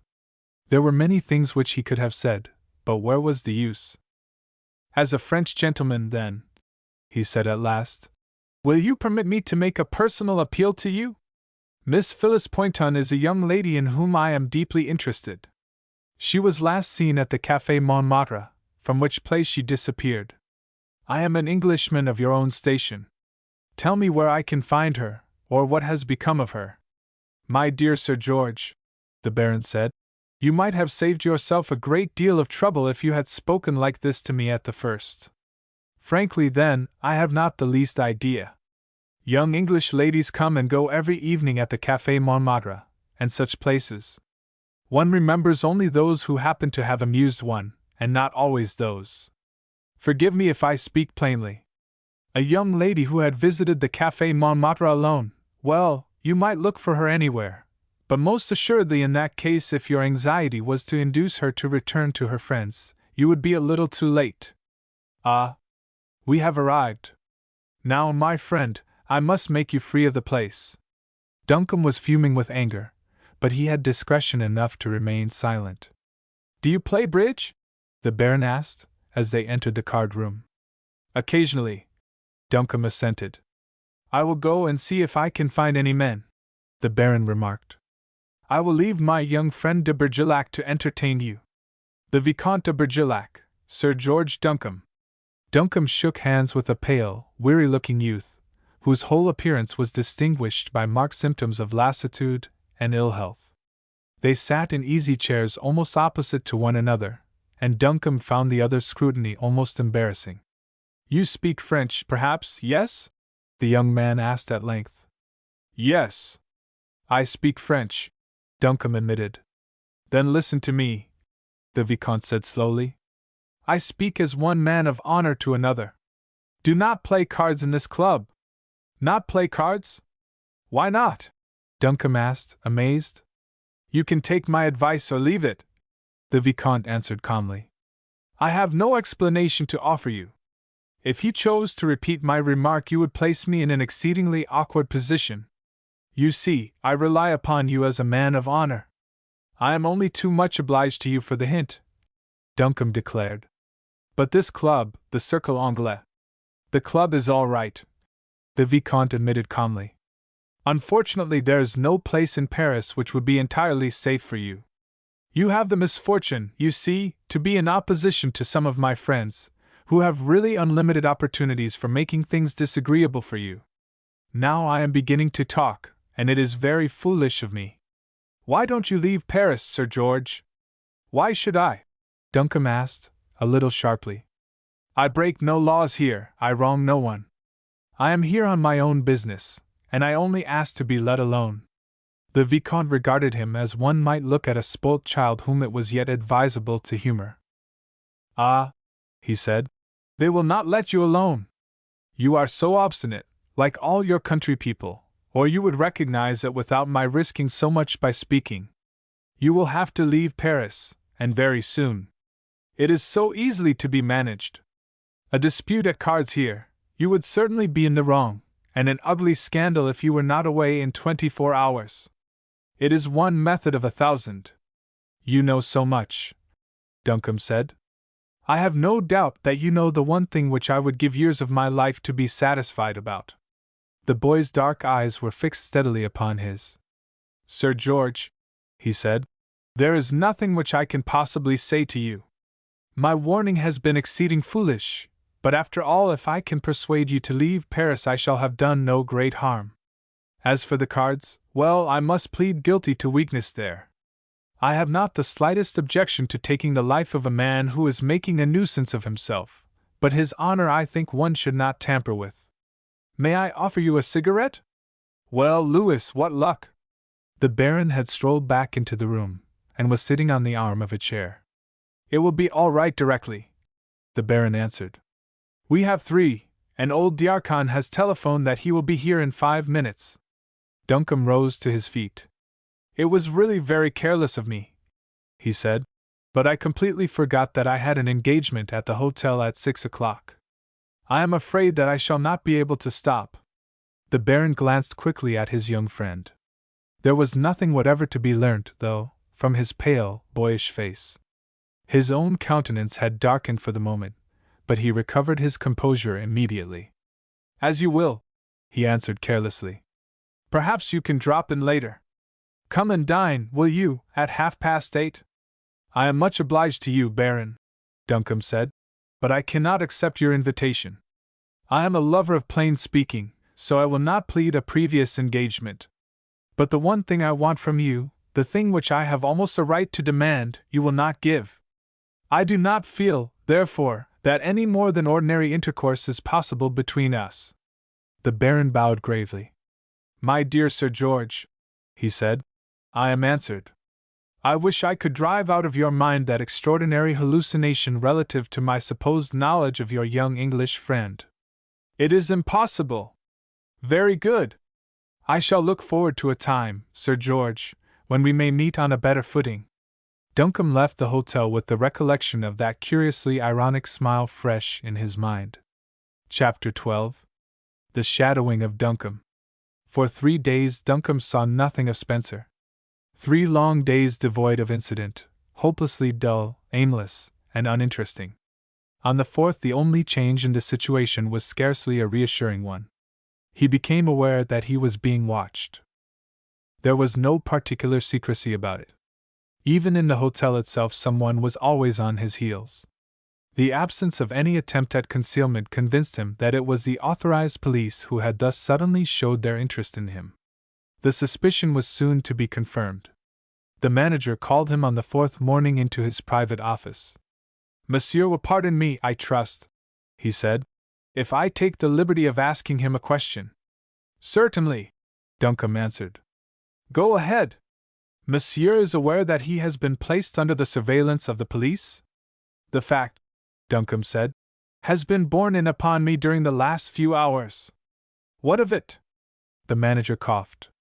This is a cosmopolitan hotel, Sir George, he said, and we make no pretense at ultra-exclusiveness, but we do not care to see the police on the premises. Neither do I, Duncombe answered. Can you suggest how we may get rid of them? Monsieur does not quite understand, the manager said smoothly. Clearly he has done something to bring him under the suspicion of the law. Under these circumstances it would be more agreeable to the management of the hotel if Monsieur would depart. Duncombe did not wish to depart. The hotel at which Phyllis Poynton's trunks were still awaiting her return was the hotel at which he wished to stay. Look here, Monsieur Huber, he said. I give you my word of honor that I have broken no law, nor engaged in any criminal action whatever since I came to Paris. This game of having me watched is simply a piece of bluff. I have done nothing except make inquiries in different quarters respecting those 2 young English people who are still missing. In doing this I seem to have run up against what is nothing more nor less than a disgraceful conspiracy. Every hand is against me. Instead of helping me to discover them, the police seem only anxious to cover up the tracks of those young people. The manager looked down at his desk. We hotel keepers, he said, are very much in the hands of the police. We cannot judge between them and the people whom they treat as suspected persons. I know very well, Sir George, that you are a person of respectability and character, but if the police choose to think otherwise I must adapt my views to theirs. I am sorry, but we must really ask you to leave. Sir George turned on his heel. Very good, he said. I will go and take rooms elsewhere. He left the hotel and walked towards the Ritz. At the corner of the Place Vendôme an automobile was pulled up with a jerk within a few feet of him. A tired-looking boy leaned over wearily towards him from the front seat. Sir George, he said, can you give me 5 minutes? With pleasure, he answered. I was going into the Ritz. Come and have something. To Maxim's, if you don't mind, the Vicomte said. It will take us only a moment. Sir George stepped in. The Vicomte, in whose fingers the wheel seemed scarcely to rest, so light and apparently careless was his touch, touched a lever by his side, released the clutch, and swung the great car round the corner at a speed which made Duncombe grasp the sides. At a pace which seemed to him most ridiculous, they dashed into the Rue de Rivoli, and with another sharp turn pulled up before Maxim's. The Vicomte rose with a yawn as though he had just awoke from a refreshing dream. His servant slipped off his fur coat, and he descended to the pavement faultlessly dressed and quite unruffled. The commissionaire preceded them, hat in hand, to the door. A couple of waiters ushered them to the table, which the Vicomte intimated by a gesture. I myself, he remarked, drawing off his gloves, take nothing but absinthe. What may I have the pleasure of ordering for you? Duncombe ordered a whiskey and soda. I think, he said, there is one thing which I ought to tell you at once. I am being shadowed by the police. The man who has just arrived, and who seems a little breathless, is, I believe, the person whose duty it is to dog my footsteps in the daytime. What a pity! The Vicomte murmured. I would at least have taken you a mile or so round the boulevards if I had known. But wait! You are sure that it is the police by whom you are being watched? Quite, Duncombe answered. The manager of the hotel has spoken to me about it. He has asked me, in fact, to leave. To leave the hotel? Yes. I was on my way to the Ritz to secure rooms when I met you. The Vicomte sipped his absinthe gravely. I should not take those rooms, he said. You will in all probability not occupy them. Why not? It has been decided, the Vicomte said, that you are to be driven out of Paris. In the end you will have to go.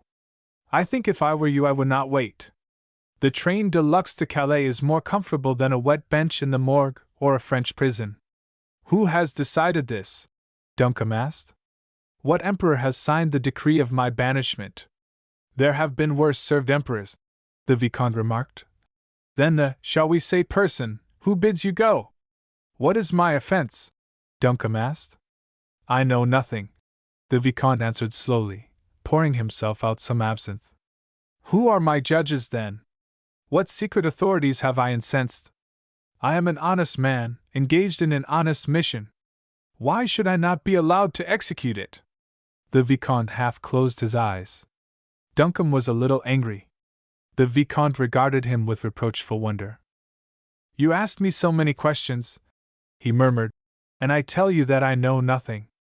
I have asked you to come here with me because I had just this to say. I can answer no questions, offer no explanations. I have no particular liking for you, but I am afflicted with a cursedly sensitive disposition, and there are things which I find it hard to watch with equanimity. There is a train for England at 9 o'clock this evening, Sir George. Take it. Duncombe rose from his seat. I am very much obliged to you, he said. I believe that you are giving me what you believe to be good advice. Whether I can follow it or not is a different matter. The Vicomte sighed. You Englishmen, he said, are so obstinate.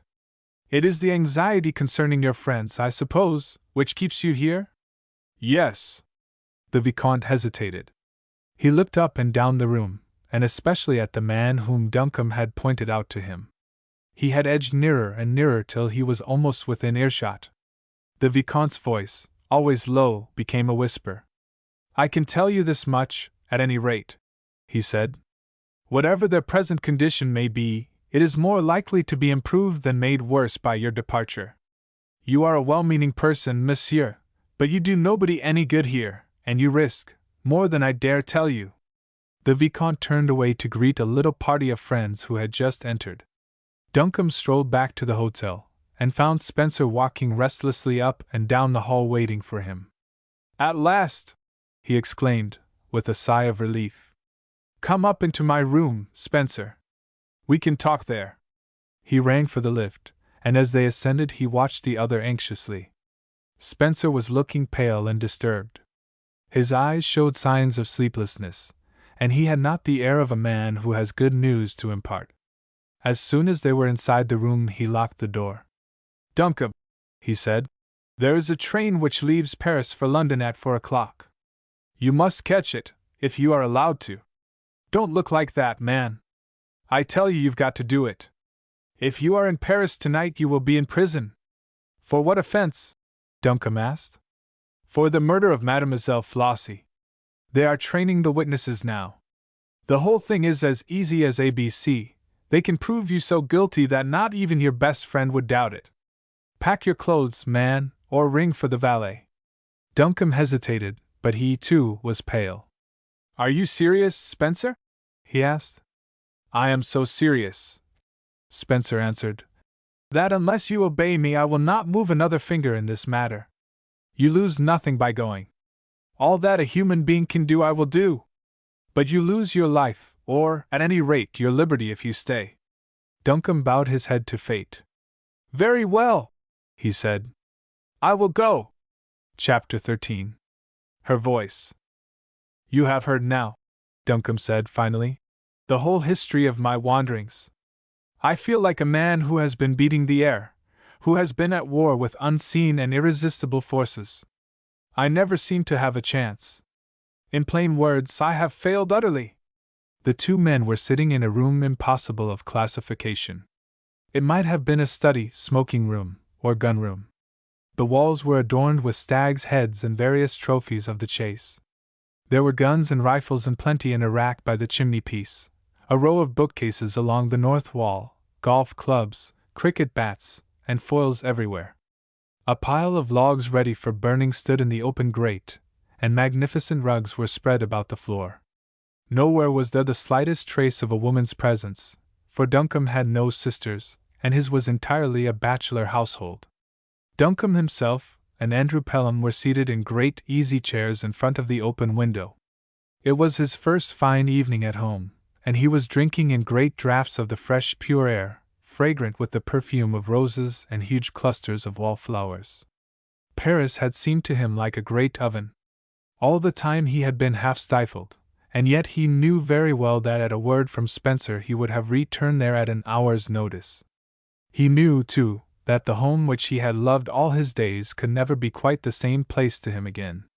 Andrew roused himself from rather a prolonged silence. You were a brick to go, George, he said. It is more than any one else in the world would have done for me. Duncombe laughed a little uneasily. He knocked the ashes from his pipe and refilled it slowly. Andrew, he said, I don't want to seem a fraud. I dare say that I might have gone for you alone, but I didn't. His friend smiled faintly. Ah, he remarked. I had forgotten your little infatuation. It hasn't worn off yet, then? No, nor any signs of it, Duncombe answered bluntly. It's an odd position for a matter-of-fact person like myself, isn't it? I tell you, Andrew, I've really tried to care for some of the girls about here. The place wants a mistress, and I'm the 10th baronet in the direct line. One's got to think about these things, you know. I've tried hard, and I've never even come near it. It will wear off, Andrew said. It is a very charming little fancy, a most delightful bit of sentiment, George, but with nothing behind it can't last. Perhaps not, Duncombe answered quietly. All that I know is that it has shown no signs of wearing off up to now. It was in Paris exactly as it is here. And I know very well that if I thought it would do her the least bit of good, I would start back to Paris or to the end of the world tonight. I must readjust my views of you, George, his friend said with mild satire. I always looked upon you as fair game for the Norfolk dowagers with their broods of daughters, but I never contemplated your fixing your affections upon a little piece of pasteboard. Rot! It is the girl herself, Duncombe declared. But you have never seen her. Duncombe shrugged his shoulders. He said nothing. What was the use? Never seen her. Had she not found her way into every beautiful place his life had knowledge of? If you had, Andrew murmured. Well, the picture is like her. I remember when she was a child. She was always fascinating, always delightful to watch. Duncombe looked out upon the gardens which he loved, and sighed. If only Spencer would send for me to go back to Paris, he said with a sigh. Andrew turned his head. You can imagine now, he said, what I have been suffering. The desire for action sometimes is almost maddening. I think that the man who sits and waits has the hardest task. They were silent for some time, smoking steadily. Then Duncombe reverted once more to his wanderings. You remember the story they told me at the cafe, Andrew, he said. It was a lie, of course, but was Miss Poynton anything of an artist? To the best of my belief, Andrew answered. She has never touched a brush or a pencil since she left school. Duncombe looked out into the gathering twilight. It is a devil's riddle, this, he said slowly. Why did she go to that place at all? God only knows, Andrew murmured. Duncombe's teeth were hard set. A paper knife, which he had caught up from the table, snapped in his fingers. There was something in his throat which nearly choked him. Phyllis Poynton, Andrew continued, was as sweet and pure a woman as ever breathed. She must have loathed that place. She could only have gone there to seek for her brother or for whom? For those who knew where he was. Duncombe turned his head. Andrew. Yes, old chap. Let me look at her photograph again. Andrew drew it from his pocket and passed it over. Duncombe studied it for several moments under the lamplight. You are right, Andrew, he said slowly. For her the other things would not be possible. I wonder. His fingers clung to the photograph. He looked across at his friend. There was a slight flush in his face. He spoke nervously. Andrew, he said, I'm afraid it sounds a bit brutal, but this photograph is no use to you just now, is it, until your eyes get better? Will you lend it me? I couldn't, Andrew answered quietly. I can't see it now, of course, but I like to feel it in my pocket, and it will be the first thing I shall look at when the doctor lets me take off these beastly glasses, if ever he does. Until then, well, I like to feel I've got it. That's all. They both smoked furiously for several moments without looking at one another. Duncombe spoke first. Andrew. Well? If she comes back, shall you ever ask her to marry you? I don't know, George. I'm poor, and I'm 12 years older than she is. I don't know. There was another silence. Then the conversation drifted back once more to the one subject which was monopolizing the thought of both of them. I tell you what seems to me to be the most extraordinary part of the whole business, Duncombe said. First the brother disappears. Then without a word to anyone the sister also rushes off to Paris, and vanishes from the face of the earth after a series of extraordinary proceedings. One supposes naturally that if they have come to harm anywhere, if there has been a crime, there must have been a motive. What is it? You say that their banking account has been undisturbed. It was last week. I should hear if any checks were presented. And the boy's letter of credit even has never been drawn upon. No. Not since he left Vienna. Then the motive cannot be robbery. Thank heaven, Duncombe added, with a little shudder, that it was the boy who went first. Don't! A great winged insect came buzzing into the room. Duncombe struck viciously at it with the palm of his hand. Lord! He muttered. What a fool I am! I've never been away from home before, Andrew, without longing to get back, and here I am, just back from Paris in August, from turning night into day, from living just the sort of life I hate, and I'd give anything to be going back there tomorrow. I'm a haunted man, Andrew. I got up last night simply because I couldn't sleep, and walked down as far as the paddock. I seemed to see her face in all the shadowy corners, to see her moving towards me from amongst the trees. And I'm not an imaginative person, Andrew, and I've got no nerves. Look! He held out his hand, strong and firm and brown. It was as steady as a rock. I can't sleep, he continued. I can't rest. Is there witchcraft in this thing, Andrew? Andrew Pelham laughed shortly. It was a laugh which had no kinship to mirth. And I, he said, have seen her grow up. We were boy and girl together. I stole apples for her. I have watched her grow from girlhood into womanhood. I have known flesh and blood, and you a cardboard image. I too am a strong man, and I am helpless. I lie awake at night and I think. It is as though the red flames of hell were curling up around me. George, if she has come to any evil, whether I am blind or whether I can see, I'll grope my way from country to country till my hand is upon the throat of the beast who has harmed her. The man's voice shook with passion. Duncombe was awed into silence. He had known Andrew Pelham always as a good-natured, good-hearted giant, beloved of children and animals, deeply religious, a man whose temper, if he possessed such a thing, was always strictly under control. Such an outburst as this was a revelation. Duncombe understood then how slight a thing his own suffering was. You shall not go alone, Andrew, he said softly. But for the present we must wait. If anyone can help us, Spencer will. A servant came in with the whiskey and glasses, and silently arranged them upon the table. Duncombe rose and attended to his duties as host. Can I get you anything further, sir? The man asked.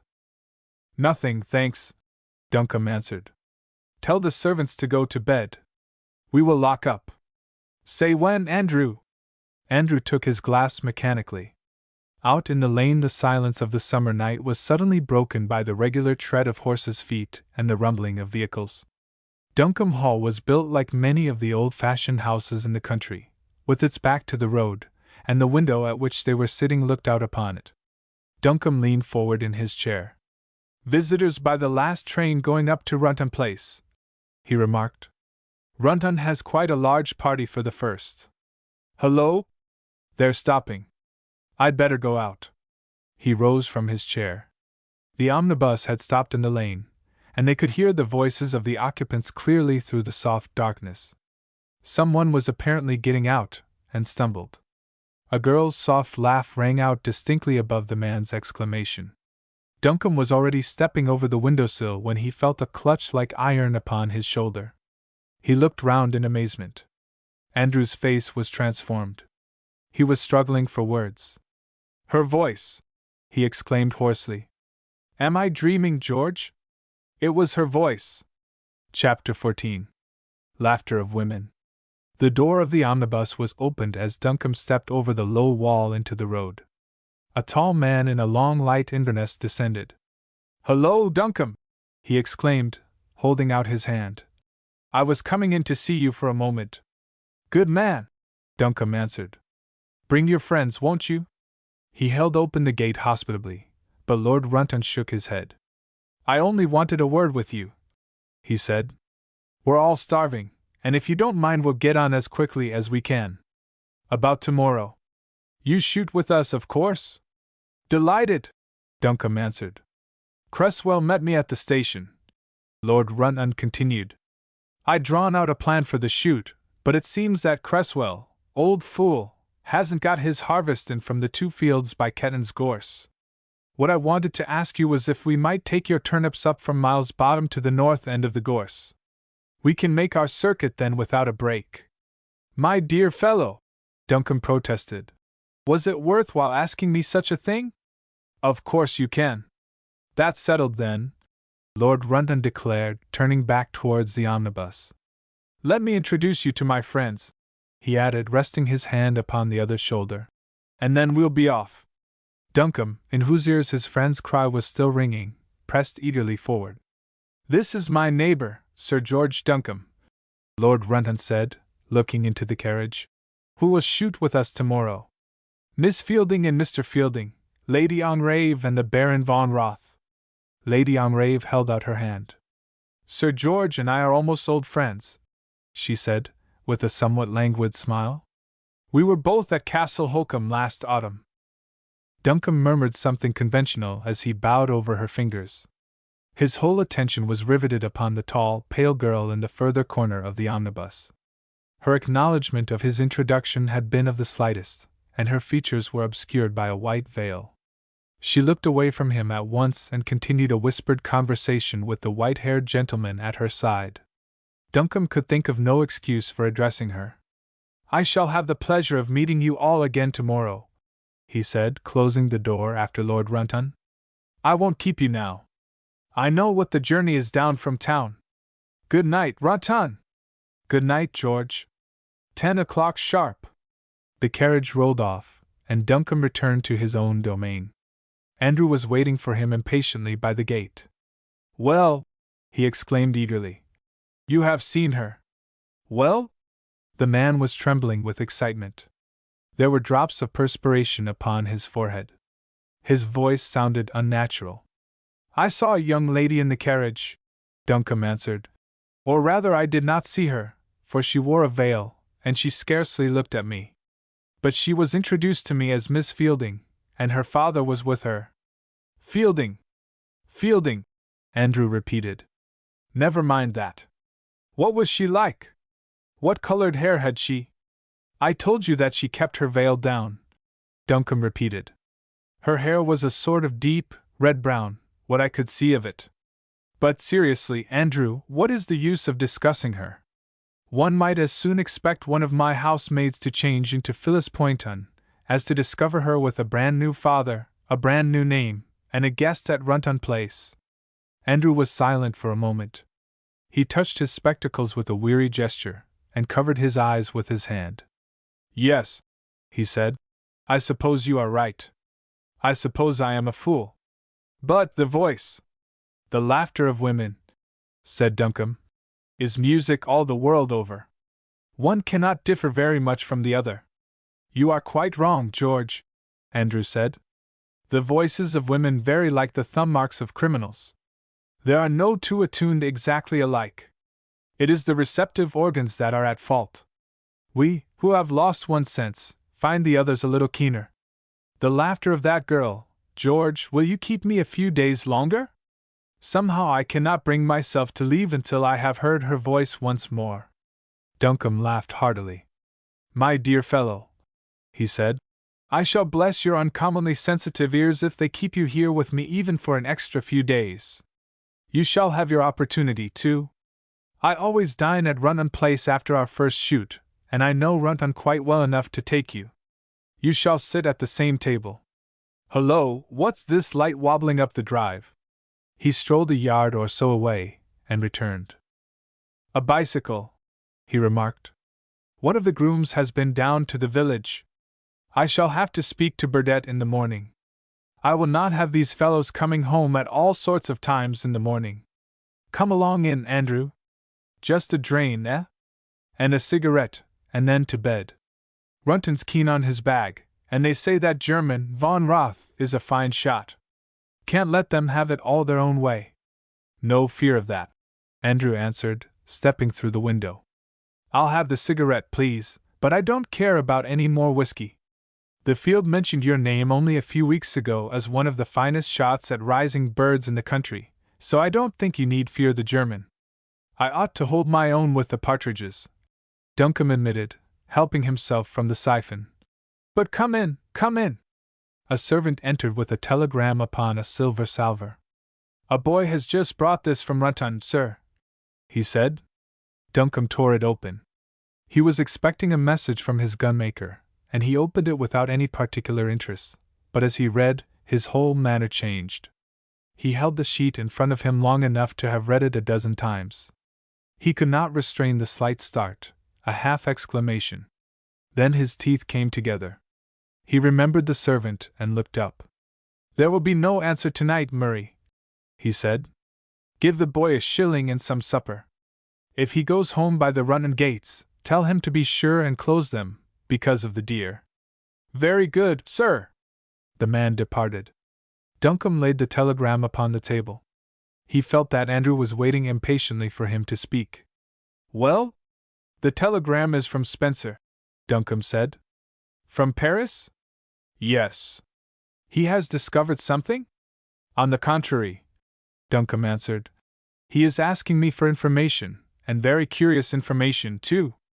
What does he want to know? The telegram, Duncombe said slowly, is in French. He asks me to wire him at once the names of all the guests at Runton Place. Andrew struck the table a mighty blow with his clenched fist. I knew it, he cried. It was her laugh, her voice. Phyllis Poynton is there. Duncombe looked at his friend incredulously. My dear Andrew, he said, be reasonable. The young lady and her father in that omnibus were introduced to me by Runton himself as Mr. and Miss Fielding. They are going to his house as his guests. Naturally, therefore, he knows all about them. Miss Poynton, as you have told me more than once, is an orphan. Common sense won't even admit it as a matter of argument, Andrew said. I know that quite well. But how do you account for Spencer's telegram? Remember that he is a newspaper correspondent, Duncombe said. He has many interests and many friends with whom he is constantly exchanging information. It is a coincidence, I admit. But the wildest flight of imagination could not make any more of it. You must be right, Andrew said quietly. It all sounds and is so convincing. But I wish that I had not heard that laugh. Chapter 15. Miss Fielding from America. Duncombe leaned his gun up against the gate. A few yards away, his host was talking to the servants who had brought down luncheon. The rest of the party were only just in sight a field or two off. "Have a glass of sherry before lunch, George?" his host asked, strolling towards him. "Nothing to drink, thanks. I'd like a cigarette if you have one." Lord Runton produced his case, and a servant brought them matches. They both leaned over the gate and watched the scattered little party slowly coming towards them. "Who is your friend Fielding?" Duncombe asked, a little bluntly. "Fellow from New York," Lord Runton answered. "He's been very decent to my brother out there, and Archibald wrote and asked me to do all we could for them. The girl is very handsome. You'll see her at dinner tonight." "Here for long?" "No, unfortunately," Lord Runton answered. "I had very hard work to get them to come at all. Cicely has written them 3 or 4 times, I think, but they've always had engagements. They're only staying till Monday, I think. Very quiet, inoffensive sort of chap, Fielding, but the girl's a ripper. Hello? Here they are. I'll introduce you." A groom had thrown open the gate of the field across which they were looking, and Lady Runton from the box seat of a small mail phaeton waved her whip. She drove straight across the furrows towards them a little recklessly, the groom running behind. By her side was a girl with coils of deep brown hair, and a thick black veil worn after the fashion of the traveling American. "Just in time, aren't we?" Lady Runton remarked, as she brought the horses to a standstill.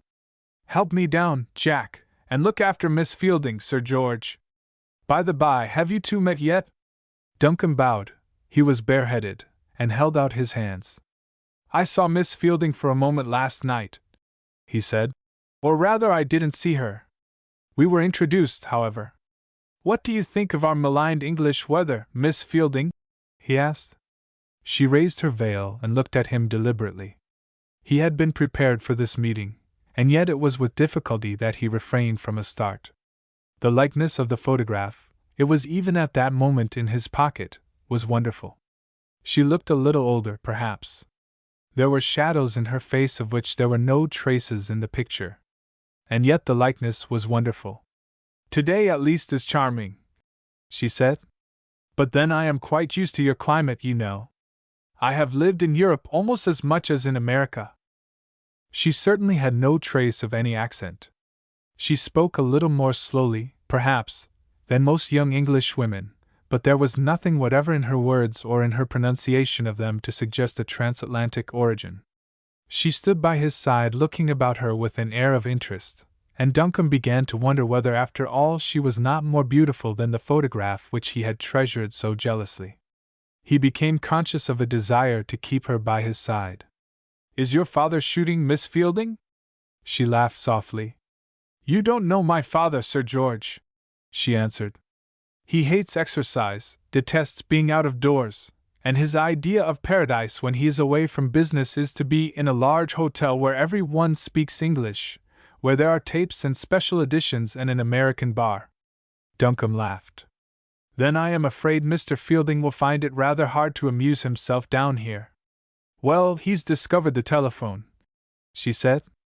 "He's spending the morning ringing up people all over the country. He was talking to his bankers when we came out. Oh, here come the rest of them. How tired they look, poor things, especially the Baron. Nature never meant him to tramp over plowed fields, I am sure. Baron, I was just saying how warm you look." The Baron took off his cap, gave up his gun to a keeper, and turned a glowing face towards them. "My dear young lady," he declared, "I am warm.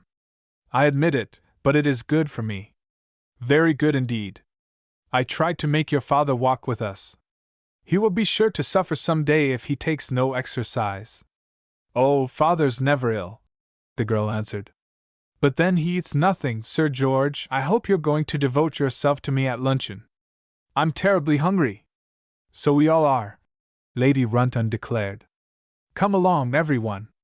Luncheon was served in a large open barn, pleasantly fragrant of dried hay, and with a delightful view of the sea far away in the distance.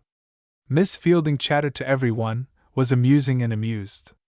The Baron gave her as much of his attention as he was ever disposed to bestow upon any one at mealtimes, and Duncombe almost forgot that he had breakfasted at 8 o'clock. "Charming young person, that," said Lady Runton's neighbor to her. "One of our future duchesses, I suppose?" Lady Runton smiled. "Lots of money, Teddy," she answered. "What a pity you haven't a title!" The young man, he was in the Foreign Office, sighed and shook his head. "Such things are not for me," he declared sententiously. "My affections are engaged." "That isn't the least reason why you shouldn't marry money," her ladyship declared, lighting a cigarette. "Go and talk to her." "Can't spoil sport," he answered, shaking his head. "By Jove! Duncombe is making the running, though, isn't he?" Her ladyship raised her glasses. Duncombe and Miss Fielding had strolled outside the barn. He was showing her his house, a very picturesque old place it looked, down in the valley. "It's nothing but a farmhouse, of course," he said. "No pretensions to architecture or anything of that sort, of course, but it's rather a comfortable old place." "I think it is perfectly charming," the girl said. "Do you live there all alone? You have sisters, perhaps?" He shook his head. "No such luck," he answered. "Mine is entirely a bachelor establishment. A great part of the time I am alone. Just now I have a pal staying with me, awfully decent chap, from Devonshire." She was certainly silent for a moment. He fancied too that there was a change in her face. "From Devonshire," she repeated, with a carelessness which, if it was not natural, was exceedingly well assumed. "I believe I knew some people once who came from there. What is your friend's name, Sir George?" He turned slowly towards her. "Andrew Pelham," he said quietly. "He comes from a place called Rainsworth. He is staying here now, with you?" "Yes," he answered gravely. It was not his fancy this time. Of that he felt sure. Her face for the moment had been the color of chalk, a little exclamation had been strangled upon her lips. She shot a quick glance at him. He met it steadily. "You know the name?" he asked. She shook her head. "The name, yes," she answered, "but not the person. A very old friend of mine was called Andrew Pelham, but he was an American, and he has never been in England. It startled me, though, to hear the exact name from you." She was herself again. Her explanation was carelessly given. It sounded even convincing, but Duncombe himself was not convinced. He knew that she wanted him to be. He felt her eyes seeking his, studying his face. Perhaps she was only anxious that he should not misunderstand. "George, are you ready?" his host called out. "We're going to take Smith's pastures." "Quite," Duncombe answered. "Until this evening, Miss Fielding." "You are dining at Runton Place?" she asked quietly. "Yes," he answered. "Will you tell me all about your Andrew Pelham?" She raised her eyes to his and smiled. "Do you think that you would be interested?" she asked. "You know that I should," he answered quietly. For a time he shot badly. Then he felt that his host's eye was upon him, and pulled himself together. But he was never at his best. He felt that the whole world of his sensations had been suddenly disturbed. It was impossible that there could be any connection between this girl and the photograph which had first fired him with the impulse to undertake that most extraordinary and quixotic mission. Yet the fact remained that the girl herself had had very much the same effect upon him as his first sight of the photograph. It was a coincidence, of course. Miss Fielding was charming. There was no reason why he should not indulge to the full his admiration of her. She had affected him in a most curious manner. Another man would have declared himself in love with her. It was not possible that she could be anyone but Miss Fielding. That start which he had fancied that he had noticed, the sudden aging of her face, the look almost of fear. Absurd. He was losing his nerves. It was not possible, he told himself steadfastly. And yet, some of the women were following them in a leisurely sort of way behind. Miss Fielding was there, walking a little apart. She carried her hat in her hand. The wind, which was blowing the skirts of her white cloth dress about her, was making havoc in her glorious hair. She walked with her head thrown back, with all the effortless grace of youth, a light heart, and easy conscience. He deliberately left his place and walked back to meet her. She waved her hand gaily. There was color in her cheeks now, and her eyes laughed into his. The shadows were gone. He felt that this was madness, and yet he said what he had come back to say. "I thought that you might be interested to know, Miss Fielding, that you will meet the gentleman, with the same name as your friend, this evening. Lord Runton has been good enough to ask him to come up and dine." She nodded gaily. "What a crowd of sentimental memories his coming will evoke," she declared. "Be nice to me, won't you, and help me dispel them?" "Perhaps," he said, smiling with a great relief. "I might prefer to try to construct a few on my own account." "Go and do your duty," she commanded, laughing. Duncombe hastened to his place. His eyes were bright. He felt that he was walking upon air. "What a double distilled ass I nearly made of myself," he muttered. Chapter 16. Miss Fielding asks a question. She came into the room a little late, and her entrance created almost a sensation. Duncombe only knew that she wore a black gown and looked divine. Lady Runton murmured Paquin, with a sigh and frown. "These girls might at least leave us black," she murmured to her neighbor. "What pearls!" Duncombe stepped forward to meet her. He could not keep the admiration from his eyes. Her shoulders and slim graceful neck were as white as alabaster. Her hair was a gorgeous brown kissed into fine gold glimmering as though with a touch of some hidden fire. She moved with the delightful freedom of absolute naturalness. He murmured something which sounded ridiculously commonplace, and she laughed at him. "Do you know that you are going to take me in?" she said. "I hope that you are prepared to be very amusing. Do tell me which is your friend." Then Duncombe remembered Andrew, who was standing by his side. He turned towards him, and the words suddenly died away upon his lips. Andrew's tall frame was shaking as though with some powerful emotion. He was standing with his head thrust forward as though listening intently. Duncombe set his teeth. "Will you allow me to present my friend Miss Fielding?" he said. "Andrew, this is Miss Fielding. Mr. Pelham, Miss Fielding." She held out her hand and took his passive fingers. "I am so glad to know you, Mr. Pelham," she said pleasantly. "Sir George gave me quite a shock today when he spoke of you. I was once very nearly engaged to an Andrew Pelham in Baltimore, and I had most distressing visions of all my old sweethearts turning up to spoil my good time here." Andrew's voice sounded odd and restrained. "I have never been in America," he said. She laughed. "You need not be afraid that I am going to claim you," she declared. "You are at least a foot taller than my Andrew. You don't even inspire me with any tender recollections of him. Baron, I do hope that you have not taken too much exercise." "My dear young lady," he answered, bowing, "I never felt better in my life. Be thankful that it is not your hard fate to be my dinner companion. I am so hungry I should have no time for conversation." "On the contrary," she declared, "I almost regret it. I much prefer to do some of the talking myself, but I seldom get a chance. Will you promise to give me a show tonight, Sir George? As long as you permit me to say 2 or 3 things which are in my mind," he answered, lowering his voice a little. "You may do all the rest of the talking." "Dear me, I am curious already," she exclaimed. "What are the 2 or 3 things, Sir George?" "Why, do you see, nearly everyone has gone," she added suddenly. "Come along." She laid her hand upon his arm and led him away.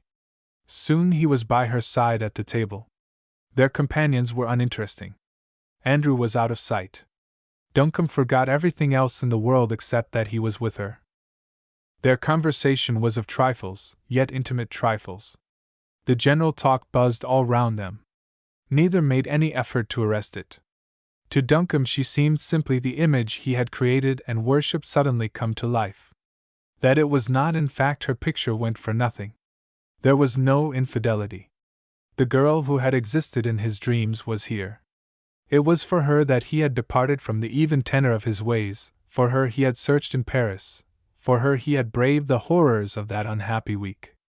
Already he felt that she belonged to him, and in a vague sort of way she, too, seemed to be letting herself drift, to be giving color to his unconscious assumption by her lower tone, by the light in her eyes which answered his, by all those little nameless trifles which go to the sealing of unwritten compacts.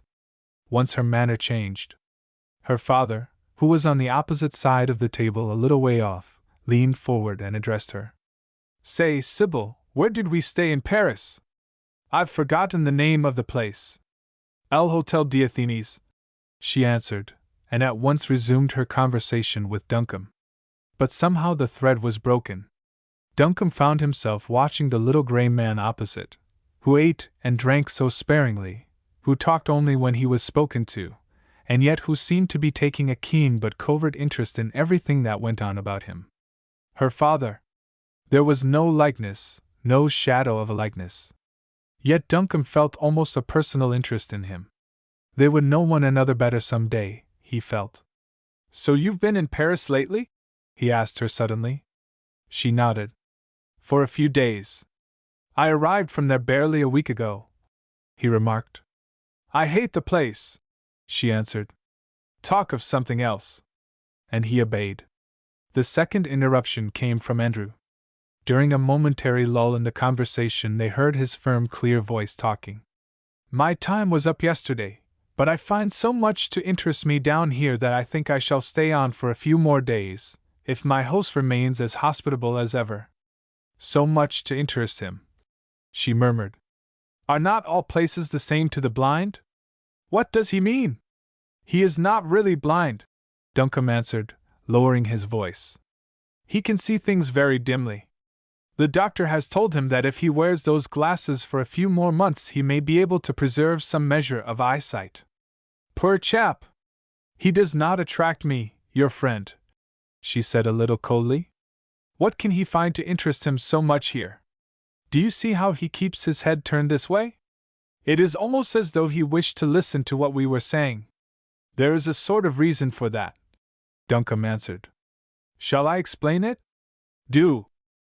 "Pelham lives, as I think I told you, in a small country house near Rainsworth," Duncombe began. "The hall in his village was occupied by a young man, a boy really, and his sister. Early in the year the boy, who had never been abroad, thought that he would like to travel a little in Europe. He wandered about some time in Germany and Austria, and was coming home by Paris. Suddenly all letters from him ceased. He did not return. He did not write. He drew no money from his letter of credit. He simply disappeared." The girl was proceeding tranquilly with her dinner. The story so far did not seem to interest her.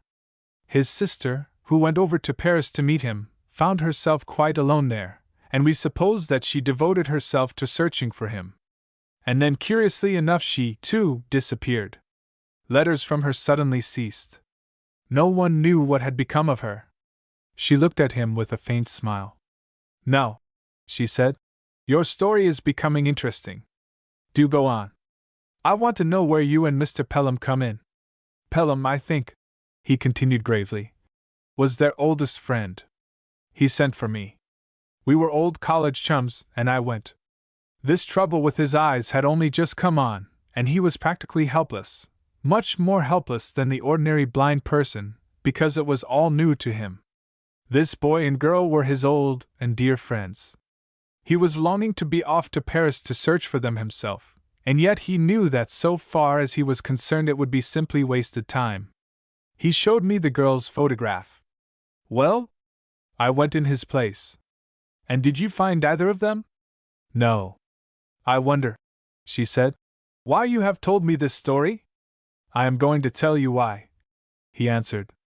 "Because when Pelham heard you laugh last night he was like a man. He believed that it was the voice of Phyllis Poynton. And when I saw you, I also felt that miracles were at hand. Look here!" He drew a photograph from his pocket and showed it to her. She looked at it long and earnestly. "Yes," she admitted, "there is a likeness. It is like what I might have been years ago. But will you tell me something?" "Of course. Why do you carry the picture of that girl about with you?" He leaned towards her, and at that moment Lady Runton rose from her place. "In the winter garden afterwards," he whispered. You have asked me the very question that I wanted to answer. Chapter 17. George Duncombe's Lie. There was something strange about Andrew's manner as he moved up to Duncombe's side. The latter, who was in curiously high spirits, talked incessantly for several minutes. Then he came to a dead stop. He was aware that his friend was not listening. "What is the matter with you, old chap?" he asked abruptly. "You are positively glum." Andrew Pelham shook his head. "Nothing much," he said. "Rubbish." "What is it?" Andrew dropped his voice almost to a whisper. The words came hoarsely. He seemed scarcely master of himself. "The girl's voice tortures me," he declared. "It doesn't seem possible that there can be two so much alike." And then Spencer's telegram. "What does it mean?" "Be reasonable, old fellow," Duncombe answered. "You knew Phyllis Poynton well. Do you believe that she would be content to masquerade under a false name, invent a father, be received here, heaven knows how, and meet you, an old friend, as a stranger? The thing's absurd, isn't it? Granted. But what about Spencer's telegram? It is an enigma, of course. We can only wait for his solution. I have wired him the information he asked for. In the meantime. Well, in the meantime? There is nothing to be gained by framing absurd hypotheses. I don't mind telling you, Andrew, that I find Miss Fielding the most delightful girl I ever met in my life. Tell me exactly, George, how she compares with the photograph you have of Phyllis Poynton." Duncombe sipped his wine slowly. "She is very like it," he said, "and yet there are differences. She is certainly a little thinner and taller. The features are similar, but the hair is quite differently arranged. I should say that Miss Fielding is 2 or 3 years older than Phyllis Poynton, and she has the air of having traveled and been about more. A few months of events," Andrew murmured, "might account for all those differences." Duncombe laughed as he followed his host's lead and rose. "Get that maggot out of your brain, Andrew," he exclaimed, "as quickly as possible. Will you take my arm? Mind the corner." They found the drawing-room almost deserted. Rundon raised his eyeglass and looked around. "I bet those women have collared the billiard table," he remarked. "Come along, you fellows." They recrossed the hall and entered the billiard room. Lady Rundon was playing with the Lord Lieutenant's wife, the Countess of Appleton. The others were all sitting about, either on the lounge or in the winter garden beyond. Miss Fielding was standing on the threshold, and Duncombe advanced eagerly towards her. On the way, however, he was buttonholed by an acquaintance, and the master of the hounds had something to say to him afterwards about one of his covers. When he was free, Miss Fielding had disappeared. He made his way into the winter garden, only to find her sitting in a secluded corner with the Baron. She looked up at his entrance, but made no sign. Duncombe reluctantly re-entered the billiard room, and was captured by his host for a rubber of bridge. The rubber was a long one. Duncombe played badly and lost his money. Declining to cut in again, he returned to the winter garden. Miss Fielding and the Baron were still together, only they had now pushed their chairs a little further back, and were apparently engaged in a very confidential conversation. Duncombe turned on his heel and re-entered the billiard room. It was not until the party broke up that he found a chance of speaking to her. He was sensible at once of a change in her manner. She would have passed him with a little nod, but he barred her way. "You have treated me shockingly," he declared, with a smile which was a little forced. "You promised to let me show you the winter garden." "Did I?" she answered. "I am so sorry. I must have forgotten all about it. The Baron has been entertaining me delightfully. Good night." He half stood aside. "I haven't by any chance offended you, have I?" he asked in a low tone. She raised her eyebrows. "Certainly not," she answered. "Excuse me, won't you? I want to speak to Lady Rundon before she goes upstairs." Duncombe stood on one side and let her pass with a stiff bow. As he raised his eyes, he saw that Mr. Fielding was standing within a few feet of him, smoking a cigarette.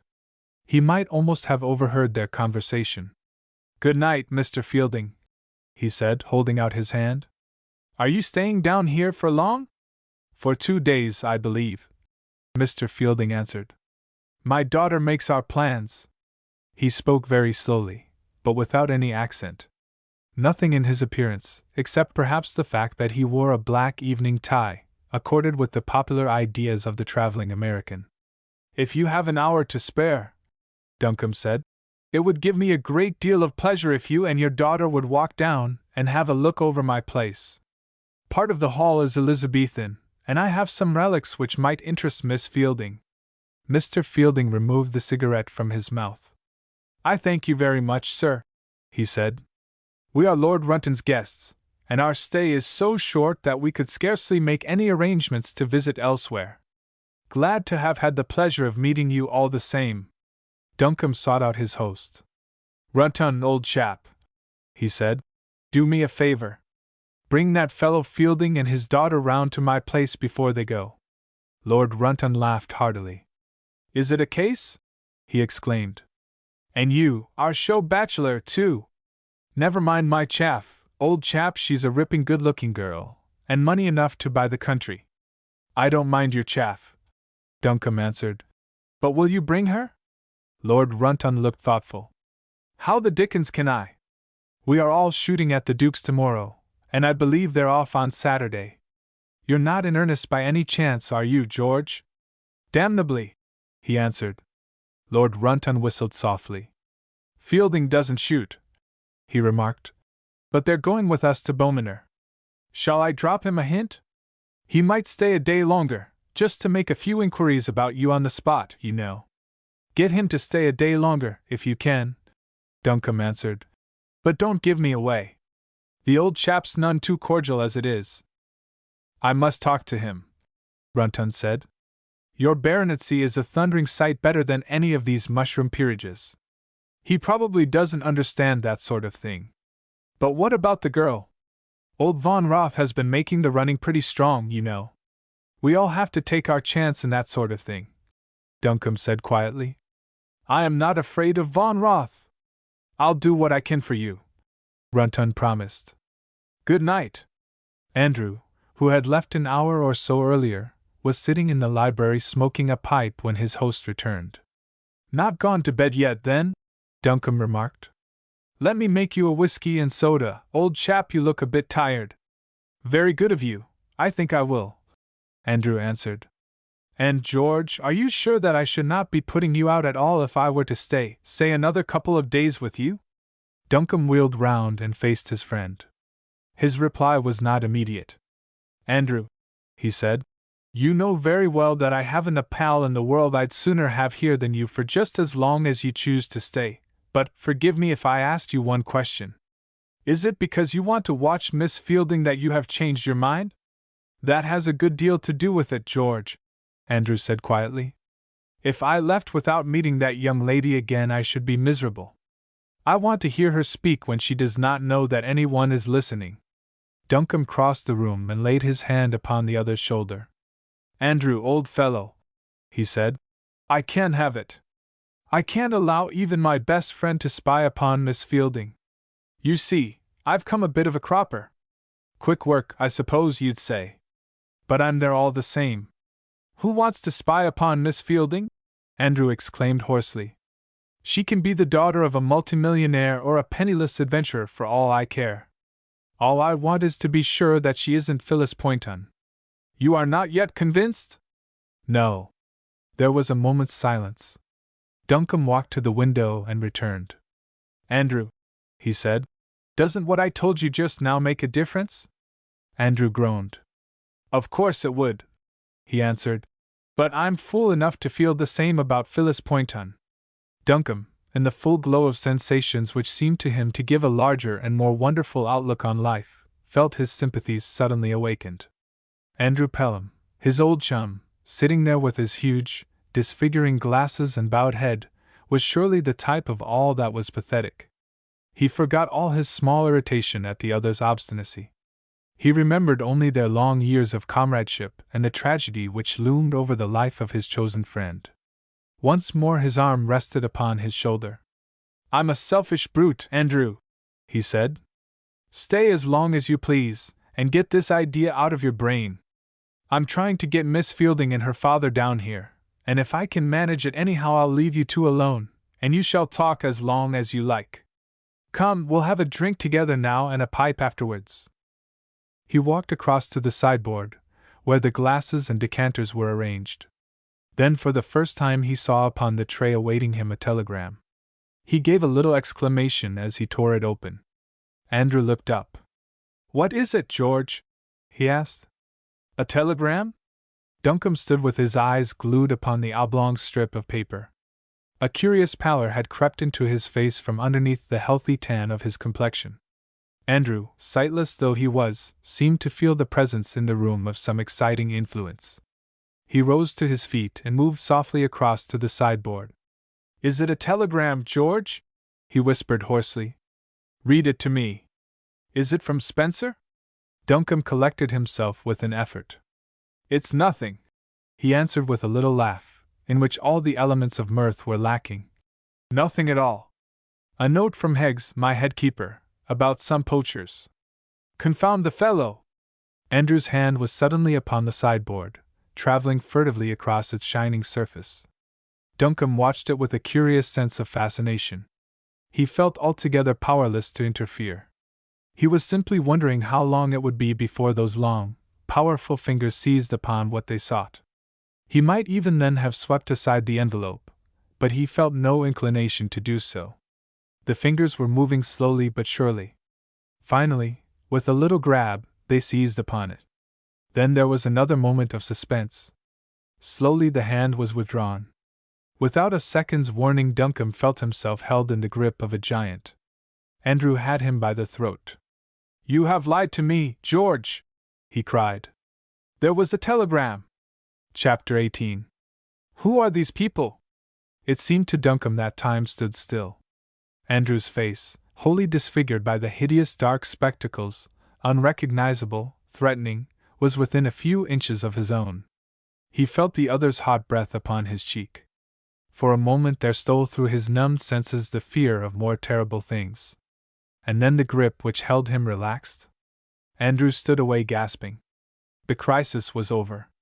"You lied to me, George." "Why?" Duncombe did not answer. He could not. It was as though his body had been emptied of all breath. "You meant to keep the contents of that telegram a secret from me." "Why? Was I right after all?" "Read me that telegram, George. Read it me truthfully." "The telegram is from Spencer," Duncombe said. "He is coming here." "Here? Is he giving up the search? Has he failed then?"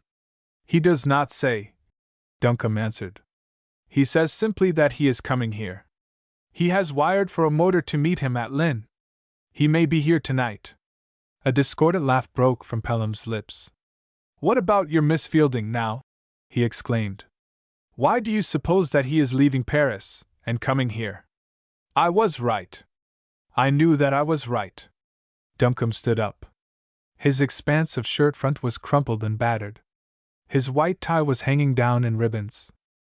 "Listen, Andrew!" he exclaimed. "I am speaking of the girl by whose side I sat tonight at dinner, who calls herself Miss Fielding, who has, in plain words, denied that she knows anything of Phillips Oppenheim. I want you to understand this. Whatever she may choose to call herself, that shall be her name.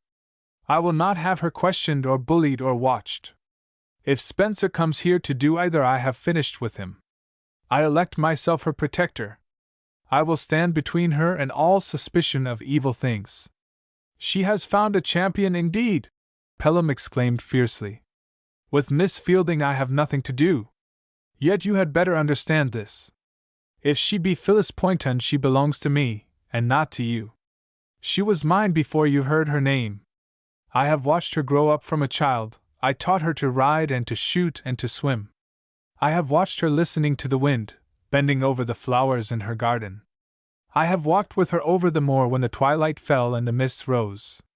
We have seen the kindling of the stars, and we have seen the moon grow pale and the eastern sky ablaze. I have taught her where to look for the beautiful things of life. She has belonged to me in all ways save one. I am a poor, helpless creature now, George, but by the gods, I will let no one rob me of my one holy compensation. She is the girl I love, the better part of myself. Phyllis Poynton may be all these things to you, Duncombe answered. I do not know her. I do not recognize her. Find her, if you can, make of her what you will. All that I ask of you is that you divest your mind of these senseless suspicions. Seek Phyllis Poynton where you will, but leave alone the woman whom I love. I will not have her troubled or annoyed by needless importunities. She says she is Miss Fielding? Then she is Miss Fielding. It is enough for me. It must be enough for you. And what about Spencer? Pelham asked grimly. Spencer in this matter is my servant, Duncombe answered. If his search for Phyllis Poynton entails his annoying Miss Fielding, then he is dismissed. I will have no more to do with the business. I have heard of this man Spencer, Andrew answered. If you think that he is the sort of creature whom you can order about like that, I fancy that you are mistaken. You may try to call him off, if you like, but you won't succeed. He is searching for Phyllis Poynton, and he is coming here. I believe that he will find her. The windows were wide open, and both men suddenly turned round. There was no mistaking the sound which came to them from the road outside, the regular throb and beat of a perfectly balanced engine. Then they heard a man's voice, cool and precise. Here you are, then, and a sovereign for yourself. A capital little car this. Good night. The little iron gate opened and closed. A tall man in a loose traveling coat, and carrying a small bag, entered. He saw Duncombe standing at the open window, and waved his hand. As he approached, his boyish face lit up into a smile. What luck to find you up! He exclaimed. You got my telegram? An hour ago, Duncombe answered. This is my friend, Mr. Andrew Pelham. What will you have? Whiskey and soda and a biscuit, please, was the prompt reply. Haven't upset you, I hope, coming down from the clouds in this fashion? Not in the least, Duncombe answered. You've made us very curious, though. Dear me, Spencer exclaimed. What a pity!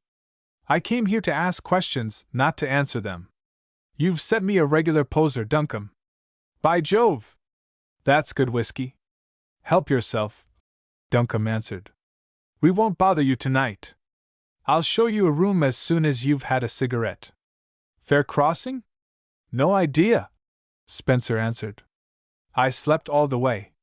Jolly place you've got here, Duncombe. Nice country, too. There is just one question, Pelham began. Shan't answer it, tonight, Spencer interrupted firmly. I'm dead sleepy, and I couldn't guarantee to tell the truth. And when tomorrow comes, I'll be frank with you, I've very little to say. Pardon me, but where does Mr. Pelham come in this matter?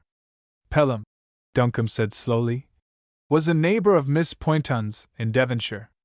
It was through him that I first went to Paris to search for her. Spencer nodded. Glad to meet him, then, he remarked. There are a few questions I shall be glad to ask him in the morning. There is one, Pelham said, which you must answer now. Spencer raised his eyebrows. He was standing with his back to them now, helping himself to sandwiches from a dish upon the sideboard. By Jove, your cook does understand these things, he remarked, with his mouth full. No idea I was so hungry. What was that, Mr. Pelham? A question which must be answered now. Yes. You telegraphed to Duncombe to know the names of Lord Runton's guests, and now you have come here yourself. Why? Spencer helped himself to another sandwich. I came here, he said, because I didn't seem to be getting on in Paris. It struck me that the clue to Miss Poynton's disappearance might after all be on this side of the channel. Pelham guided himself by the table to the sideboard. He stood close to Spencer. Mr. Spencer, he said, I am almost blind, and I cannot see your face, but I want you to tell me the truth. I expect it from you. My dear fellow, Spencer answered. I'm awfully sorry for you, of course, but I really don't see why I should answer your questions at all, truthfully or untruthfully. I have been making a few inquiries for my friend Duncombe. At present I regret to say that I have been unsuccessful. In their present crude state I should prefer keeping my discoveries, such as they are, to myself. Pelham struck the sideboard with his clenched fist so that all the glasses rattled upon the tray. His face was dark with passion. "I will not be ignored in this matter," he declared. "Phyllis Poynton and her brother are nothing to Duncombe. He acted only for me. He cannot deny it. Ask him for yourself." "I do not need to ask him," Spencer answered. "I am perfectly well aware of the circumstances of the case. All the same, I go about my business my own way. I am not ready to answer questions from you or anybody else." "You shall tell me this at least," Pelham declared. "You shall tell me why you telegraphed here for the names of Lord Runton's house party." "Simplest thing in the world," Spencer answered, relinquishing his attack upon the sandwiches, and lighting a cigarette. "I did it to oblige a friend who writes society notes for the New York Herald." Duncombe gave vent to a little exclamation of triumph. Pelham for the moment was speechless. "Awfully sorry if I misled you in any way," Spencer continued. "I never imagined your connecting my request with the disappearance of Phyllis Poynton." "Why should I?" "The fact is," Duncombe interposed, "there is a girl staying at Runton Place whose voice Pelham declares is exactly like Phyllis Poynton's, and whose general appearance, I will admit, is somewhat similar to the photograph I showed you. It is a coincidence, of course, but beyond that it is absurd to go. This young lady is a Miss Fielding. She is there with her father, and they are invited guests, with all the proper credentials." Spencer nodded.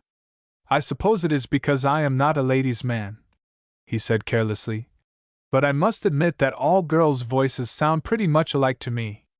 "I wish to heaven that I could see your face," Pelham exclaimed. "I should know then whether you were telling me the truth." "The weak point about my temporary profession is," Spencer remarked thoughtfully, "that it enables even strangers to insult one with impunity." "If I have misjudged you," Pelham said with some dignity, "I am sorry. I am to understand, then, that you have no news whatever to give us about the disappearance of Phyllis Poynton and her brother?" "Not a scrap," Spencer answered. "I will wish you both good night then," Pelham said. "No, don't trouble, George. I can find my way quite well by myself." He disappeared, and Duncombe drew a little sigh of relief. "Excitable person, your friend," Spencer remarked. Duncombe nodded. "Very. I am frightened to death that he will make an ass of himself before Miss Fielding. If he hears her speak, he loses his head." "Nice girl?" Spencer asked. "Yes, very." "What sort of a fellow's the father?" "Very quiet. I've scarcely spoken to him. They're Americans. Friends of Lord Runton's brother, out in New York. Ever heard of them?" "Yes. A few times." "You seem interested." "I am very." Duncombe turned suddenly white. "What do you mean?" he asked. Spencer held his cigarette between his fingers and looked at it thoughtfully. "Mr. Fielding of New York," he said, "sailed for America from Havre last Saturday. His daughter has gone to Russia with a party of friends." Duncombe sprang from his seat. His cigarette slipped from his fingers and fell unheeded upon the carpet. "Then who are these people?" he exclaimed. Spencer shrugged his shoulders. "I thought it worthwhile," he said, "to come over and find out." Chapter 19. A Hillside Encounter. A few minutes before 10 the following morning a mounted messenger from Runton Place brought the following note for Duncombe. "Runton Place, Friday morning. Runton Place. My dear Duncombe, Fielding has cried off the shoot today. Says he has a motor coming over for him to try from Norwich, and his dutiful daughter remains with him. Thought I would let you know in case you cared to come and look them up. Best I could do for you. My dear Duncombe. Ever yours sincerely. Runton. Runton." Duncombe had breakfasted alone. Pelham had asked for something to be sent up for him, and Spencer, after a cup of coffee in his room, had gone out. Duncombe did not hesitate for a moment. He started at once for Runton Place. A marvelous change had taken place in the weather since the previous day. The calm splendor of the early autumn seemed to have vanished. A strong north wind was blowing, and the sky was everywhere gray and threatening. The fields of uncut corn were bent, like the waves of the sea, and the yellow leaves came down from the trees in showers.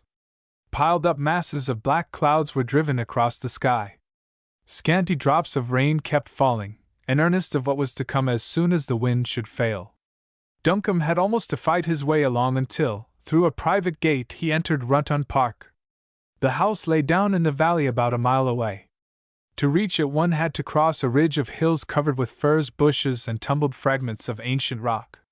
Halfway up the first ascent he paused. A figure had struggled into sight from the opposite side, the figure of a girl. Her skirts and cloak were being blown wildly about her.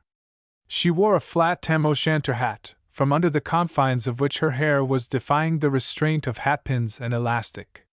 She stood there swaying a little from the violence of the wind, slim and elegant, notwithstanding a certain intensity of gaze and bearing. Duncombe felt his heart give a quick jump as he recognized her. Then he started up the hill as fast as he could go. She stood perfectly still, watching him clamber up to her side. Her face showed no sign of pleasure or annoyance at his coming. He felt at once that it was not he alone who had realized the coming of the tragedy. No words of conventional greeting passed between them as he clambered breathless to her side. The wind had brought no coloring to her cheeks. There were rims under her eyes. She had the appearance of one who had come into touch with fearsome things. "What do you want with me?" she asked. "Why are you here?" "To be with you," he answered. "You know why." She laughed mirthlessly. "Better go back," she exclaimed. "I am no fit companion for any one today. I came out to be alone." A gust of wind came tearing up the hillside. They both struggled for breath. "I came," he said, "to find you. I was going to the house. Something has happened which you ought to know." She looked back towards the long white front of the house, and there was terror in her eyes. "Something is happening there," she muttered, "and I am afraid." He took her gloveless hand. It was as cold as ice. She did not resist his touch, but her fingers lay passively in his. "Let me be your friend," he pleaded. "Never mind what has happened, or what is going to happen. You are in trouble. Let me share it with you." "You cannot," she answered. "You, nor anyone else in the world. Let me go." "You don't understand." "I understand more than you think," he answered. She turned her startled eyes upon him. "What do you mean?" she cried. "I mean that the man whom we employed to trace the whereabouts of Phyllis Poynton and her brother arrived from Paris last night," he answered. "He wanted a list of Lord Runton's house party. Can you guess why? Go on. Mr. Fielding of New York left Havre on Saturday." "Stop!" Her voice was a staccato note of agony. Between the fingers which were pressed to her face he could see the slow, painful flushing of her cheeks. "Why did you come to tell me this?" she asked in a low tone. "You know," he answered. "Did you guess last night that we were impostors?" she asked. "Certainly not," he answered. "Andrew was tortured with doubts about you. He believed that you were Phyllis Poynton." "I am," she whispered. "I was afraid of him all the evening. He must have known." It seemed to Duncombe that the rocks and gorse bushes were spinning round and the ground was swaying under his feet. The wind, which had kept them both half breathless, seemed full of mocking voices. She was an impostor. These were her own words. She was in danger of detection, perhaps of other things. At that very moment Spencer might have gained an entrance into Runton Place. He felt uncertain of himself, and all the time her eyes watched him jealously. "Why did you come here?" she cried. "Why do you look at me like that? It is no concern of yours who I am. Why do you interfere?" "Everything that concerns you concerns me," he answered. "I don't care who you are or who you say you are. I don't even ask you for any sort of explanation. I came to warn you about Spencer. For the rest, here am I, your friend, whatever happens. You are terrified. Don't go back to the house. Give me the right to take care of you. I'll do it." Then for the first time a really human expression lit up her face. The sick fear passed away. Her features were suddenly softer. The light in her eyes was a beautiful thing. You are kind, she murmured. Kinder than I ever dreamed anyone could be who knew. Will you be kinder still? Try me, he begged. Then go away. Forget who I am. Forget who I am not. Shut yourself up in your study for 24 hours, and come out without any memories at all. Oh, do this for me, do this, she begged, with a sudden break in her voice. She leaned a little towards him. A long wisp of her hair blew in his face. A moment of madness came to him with the gust of wind which blew her almost into his arms. For one exquisite moment he held her. The violets at her bosom were crushed against his coat. Then she tore herself away. You are mad, she cried. It is my fault. Oh, let me go! Never, he answered, passionately clasping at her hand. Call yourself by what name you will, I love you. If you are in trouble, let me help. Let me go back to the house with you, and we will face it together, whatever it may be. Come! She wrung her hands. The joy had all gone from her face. Oh, what have I done? She moaned. Don't you understand that I am an impostor? The man down there is not my father. Oh, let me go! She wrenched herself free. She stood away from him, her skirt gathered up into her hand, prepared for flight. If you would really do me a kindness, she cried, get Mr. Spencer to stop his search for me. Tell him to forget that such a person ever existed. And you, too. You must do the same. What I have done of my own free will. I am my own mistress. I will not be interfered with. Listen! She turned a white, intent face towards the house. Duncombe could hear nothing for the roaring of the wind, but the girl's face was once more convulsed with terror. What was that? She cried. I heard nothing, he answered. What can one hear? The wind is strong to drown even our voices. And those? She cried again, pointing with outstretched finger to two rapidly moving black specks coming towards them along the winding road which led from the highway to Runton Place. Duncombe watched them for a moment. They are the Runton shooting brakes, he declared. I expect Lord Runton and the rest of them are coming back. Coming back, she repeated, with a little gasp. But they were going to shoot all day and dine there. They are not expected home till past midnight. I expect the shoot is off, Duncombe remarked. One couldn't possibly hit anything a day like this. I wonder they ever started. Her face was white enough before, but it was deathly now. Her lips parted, but only a little moan came from them. He heard the rush of her skirts, and saw her spring forward. He was left alone upon the hilltop. Chapter 20. Mr. Fielding in a New Role. Runton was apparently enjoying the relaxation of having got rid of practically the whole of its guests for the day. The women servants were going about their duties faithfully enough, but with a marked absence of any superfluous energy. Mr. Harrison, the butler, was enjoying a quiet pipe in his room and a leisurely perusal of the morning paper. Mrs.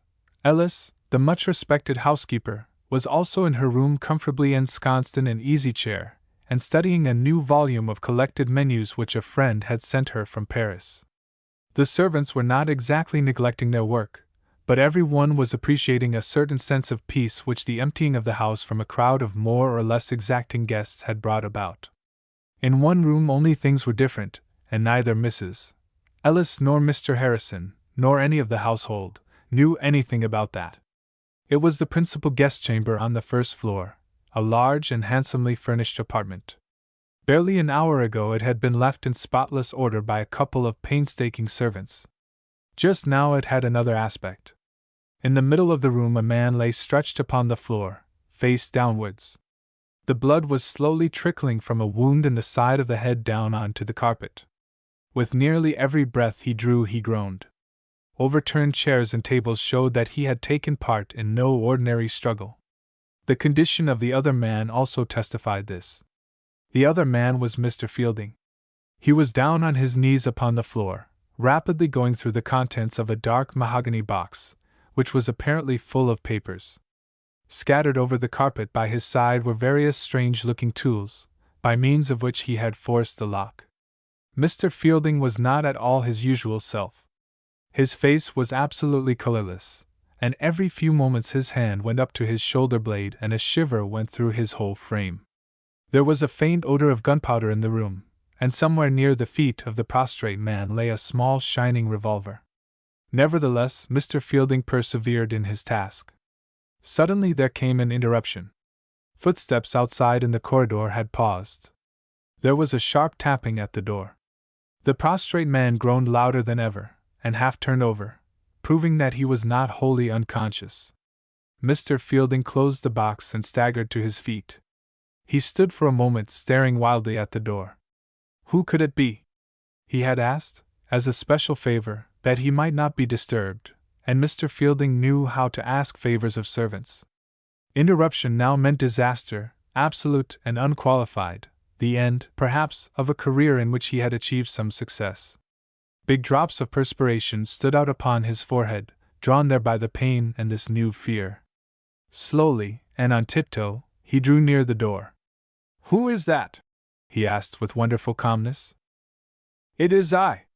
Let me in," came the swift answer, and Mr. Fielding drew a little breath of relief. Nevertheless, he was angry. He opened the door and drew the girl in. "You fool!" he exclaimed. "I sent you out of the way on purpose. Why have you come back?" She opened her lips, but no words came. The man on the floor groaned again. She swayed upon her feet. It was all so horrible. "Speak, can't you?" he muttered between his teeth. "Things have gone badly here. I'm wounded, and I'm afraid I've hurt that chap pretty badly. I was in the park," she faltered, "and saw them. They are all coming back." "Coming back?" "They are almost here. Sir George Duncombe told me that they could not shoot because of the wind." "The car?" "Downstairs, waiting." He had forgotten his hurt. He caught up his hat and a coat, and pushed her out of the room. He locked the door, and thrust the key into his pocket.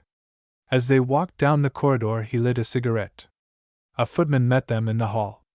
"A gentleman has called to see you, sir, a Mr. Spencer," he announced. "I have shown him into the library." Mr. Fielding appeared to hesitate for a moment. "It is the man who wants to sell us the car," he exclaimed, turning towards the girl. "But I haven't even seen it yet. Better tell him to wait for a quarter of an hour," he added, turning towards the footman. "I'll just drive down to the lodge gates and back. Come along, Sybil." She followed him to the front door. A man was seated at the wheel of the motor car, and turned his head quickly as they approached. Mr. Fielding nodded pleasantly, though his face was white with excruciating pain. "Kept you waiting, I'm afraid," he said. "Can you drive at all in a wind like this?"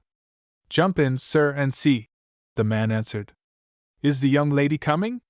Mr. Fielding nodded, and stepped into the front seat. The girl was already in the tonneau.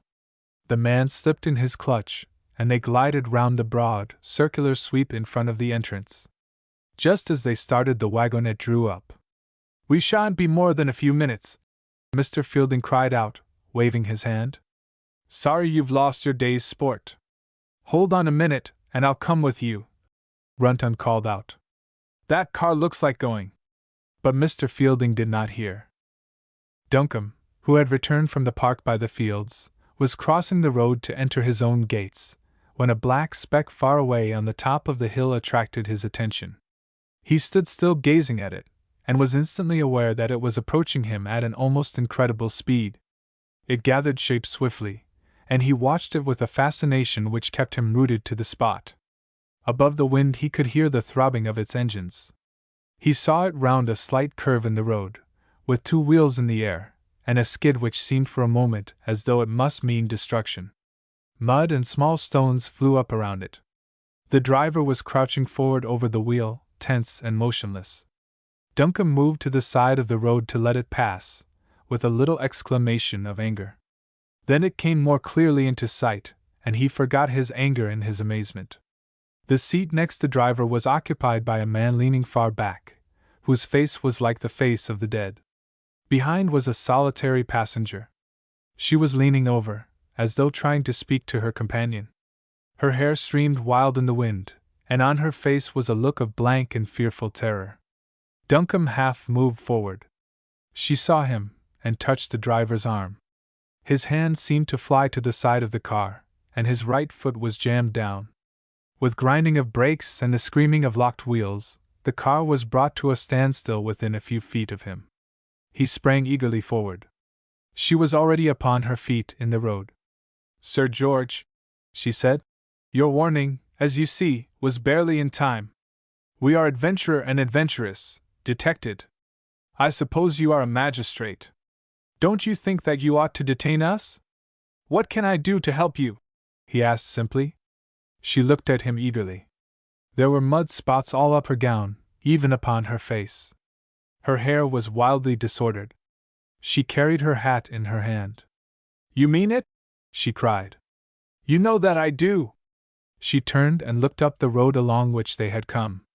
There was no soul in sight. She looked even up at the long line of windows which frowned down upon them from the back of the hall.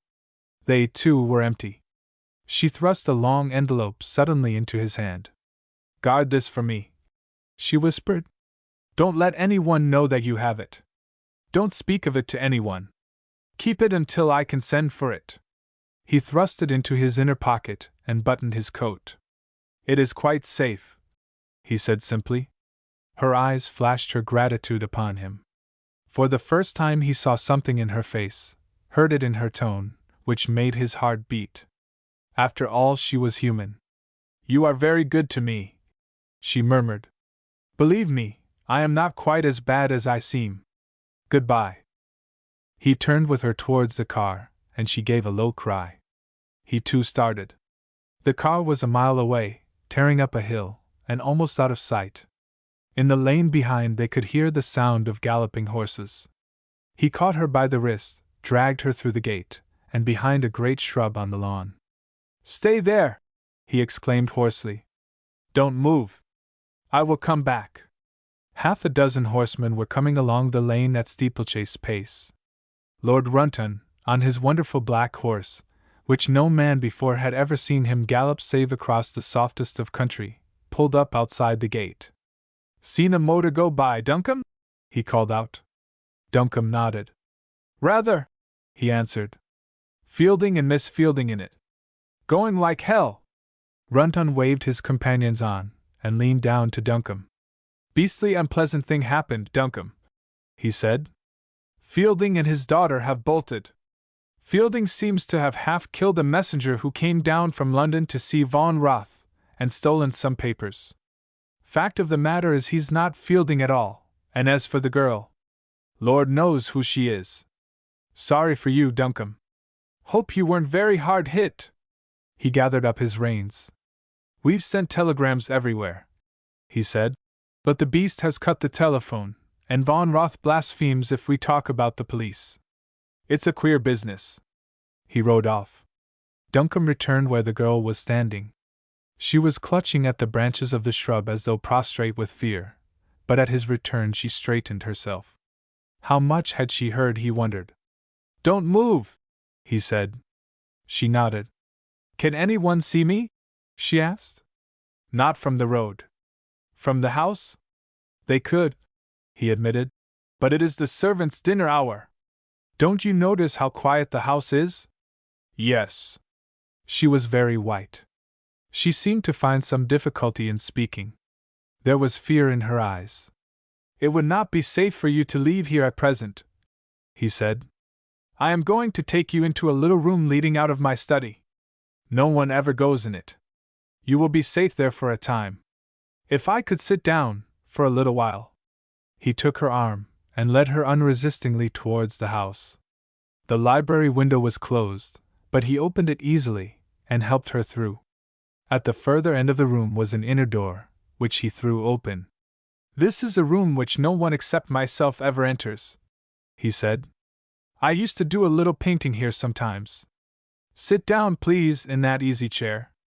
I am going to get you a glass of wine." They heard the library door suddenly opened. A voice, shaking with passion, called out his name. "Duncombe, are you here?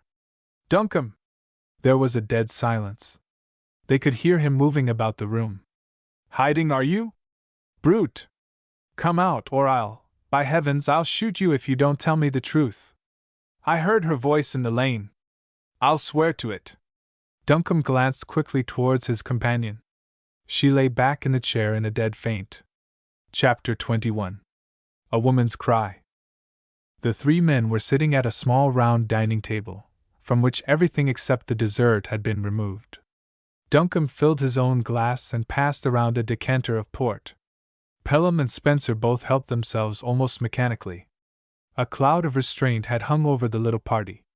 Duncombe raised his glass and half emptied its contents. Then he set it down and leaned back in his chair. Well, he said, I am ready for the inquisition. Go on, Andrew. Pelham fingered his own glass nervously. He seemed to find his task no easy one. George, he said, we are old friends. I want you to remember it. I want you also to remember that I am in a hideous state of worry and nerves. He passed his hand over his forehead just above his eyes as though they were hurting him. I am not behaving to you as a guest should to his host. I admit it freely. I have lost my temper more than once during the last 24 hours. I am sorry. Forgive me if you can, George. Willingly, Andrew, Duncombe answered. I shall think no more about it. At the same time, Pelham continued, there is another point to be considered. Have you been quite fair to me, George? Remember that Phyllis Poynton is the one person whose existence reconciles me to life. You had never even heard her name before I sent for you. You went abroad, like the good fellow you are, to find her for me. You assure me that you have discovered nothing. Let me put you upon your honor, George. Is this absolutely true? I have discovered nothing about Phyllis Poynton, Duncombe declared quietly. About Miss Fielding, then? Phyllis Poynton and Miss Fielding are two very different persons, Duncombe declared. That may be so, Pelham said, although I find it hard to believe that God ever gave to two women voices so exactly similar. Yet if you are assured that this is so, why not be altogether frank with me? What have you to complain of? Duncombe asked. Something has happened at Runnon Place, in which Mr. Fielding and his daughter are concerned, Pelham continued. I have heard all manner of strange rumors. This afternoon I distinctly heard the girl's voice in the lane outside. She was crying out as though in fear. A few minutes later I heard you speaking to someone in the library. Yet when I entered the room you would not answer me. Supposing I grant everything that you say, Andrew, Duncombe answered. Supposing I admit that strange things have happened with regard to Mr. Fielding and his daughter which have resulted in their leaving Runnon Place, even that she was there in the lane this afternoon, how does all this concern you? Because, Pelham declared, striking the table with his fist, I am not satisfied that the girl who has been staying at Runnon Place, and calling herself Miss Fielding, is not in reality Phyllis Poynton.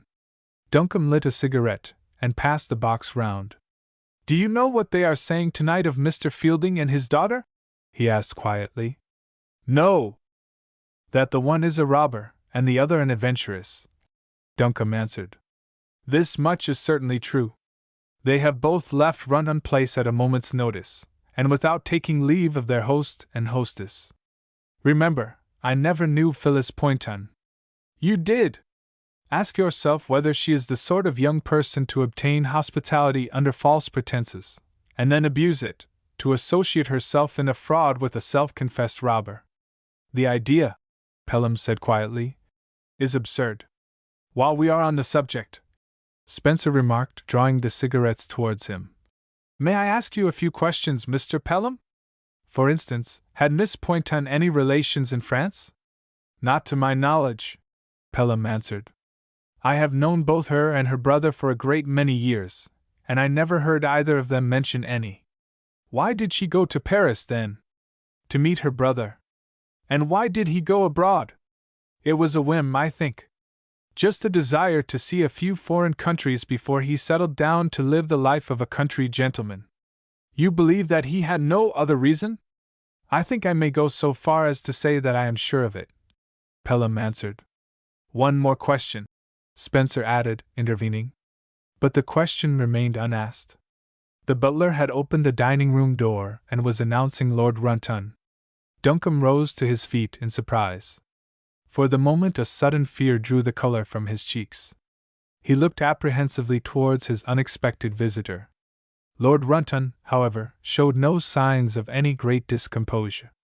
He was wearing his ordinary dinner clothes, and in reply to Duncombe's first question assured him that he had dined.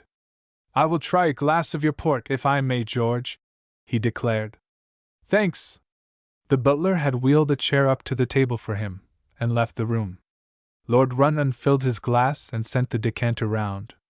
Then he turned towards Spencer, to whom he had just been introduced. "Mr. Spencer," he said, "my visit tonight is mainly to you. I dare say you are aware that a somewhat unpleasant thing has happened at my house. My people tell me that you called there this morning and inquired for Mr. Fielding." Spencer nodded. "Quite true," he answered. "I called, but did not see him. He appears to have left somewhat hurriedly while I was waiting." "You did not even catch a glimpse of him?" "No." "You know Mr. Fielding by sight, I presume?" "I have seen him in Paris once or twice," Spencer answered. "You will not think me impertinent for asking you these questions, I am sure," Lord Runton continued apologetically. "But could you describe Mr. Fielding to me?" "Certainly," Spencer answered. "He was tall and thin, wears glasses, was clean-shaven, bald, and limped a little." Lord Runton nodded. "Thank you," he said. "I presume that your visit this morning was one of courtesy. You are acquainted with Mr. Fielding?" "I have not that pleasure," Spencer answered. "I am afraid I must confess that my visit was purely one of curiosity." "Curiosity?" Lord Runton repeated. "Exactly. Do you mind passing those excellent cigarettes of yours, Duncombe?" Lord Runton hesitated for a moment. He was conscious of a certain restraint in Spencer's answers. Suddenly he turned towards him.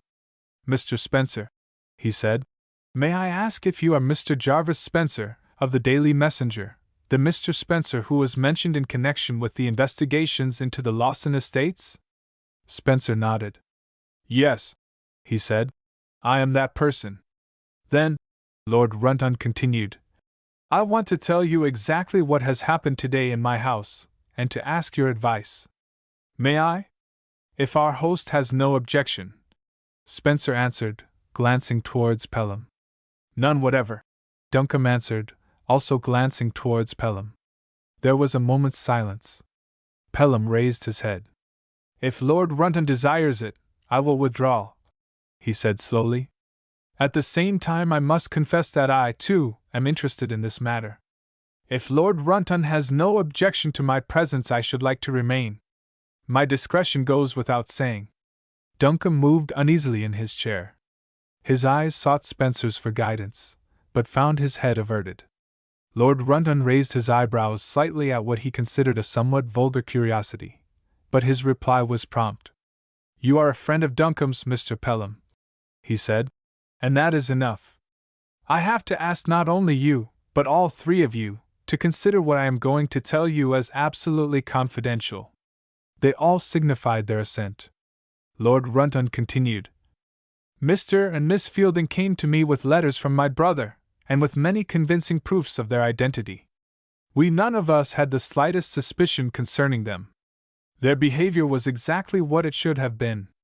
Nothing about them excited remark in any way, except the unusual number of telegrams and telephone messages which Mr. Fielding was always receiving. That, however, was quite in accord with our ideas of an American businessman, and didn't seem to us in the least remarkable." "The telegrams were delivered through a neighboring office?" Spencer asked quietly. "Yes," Lord Runton answered. "But they were all in code. I happen to know that because the postmaster brought the first one up himself, and explained that he was afraid that he must have made some mistake as the message was incomprehensible. Fielding only laughed, and gave the man a sovereign. The message was absolutely correct, he declared. He told me afterwards that whenever he was speculating he always coded his messages, and it seemed perfectly reasonable." Spencer nodded. "Just so," he murmured. "This morning," Lord Runton continued, "Mr. Fielding rather upset our plans.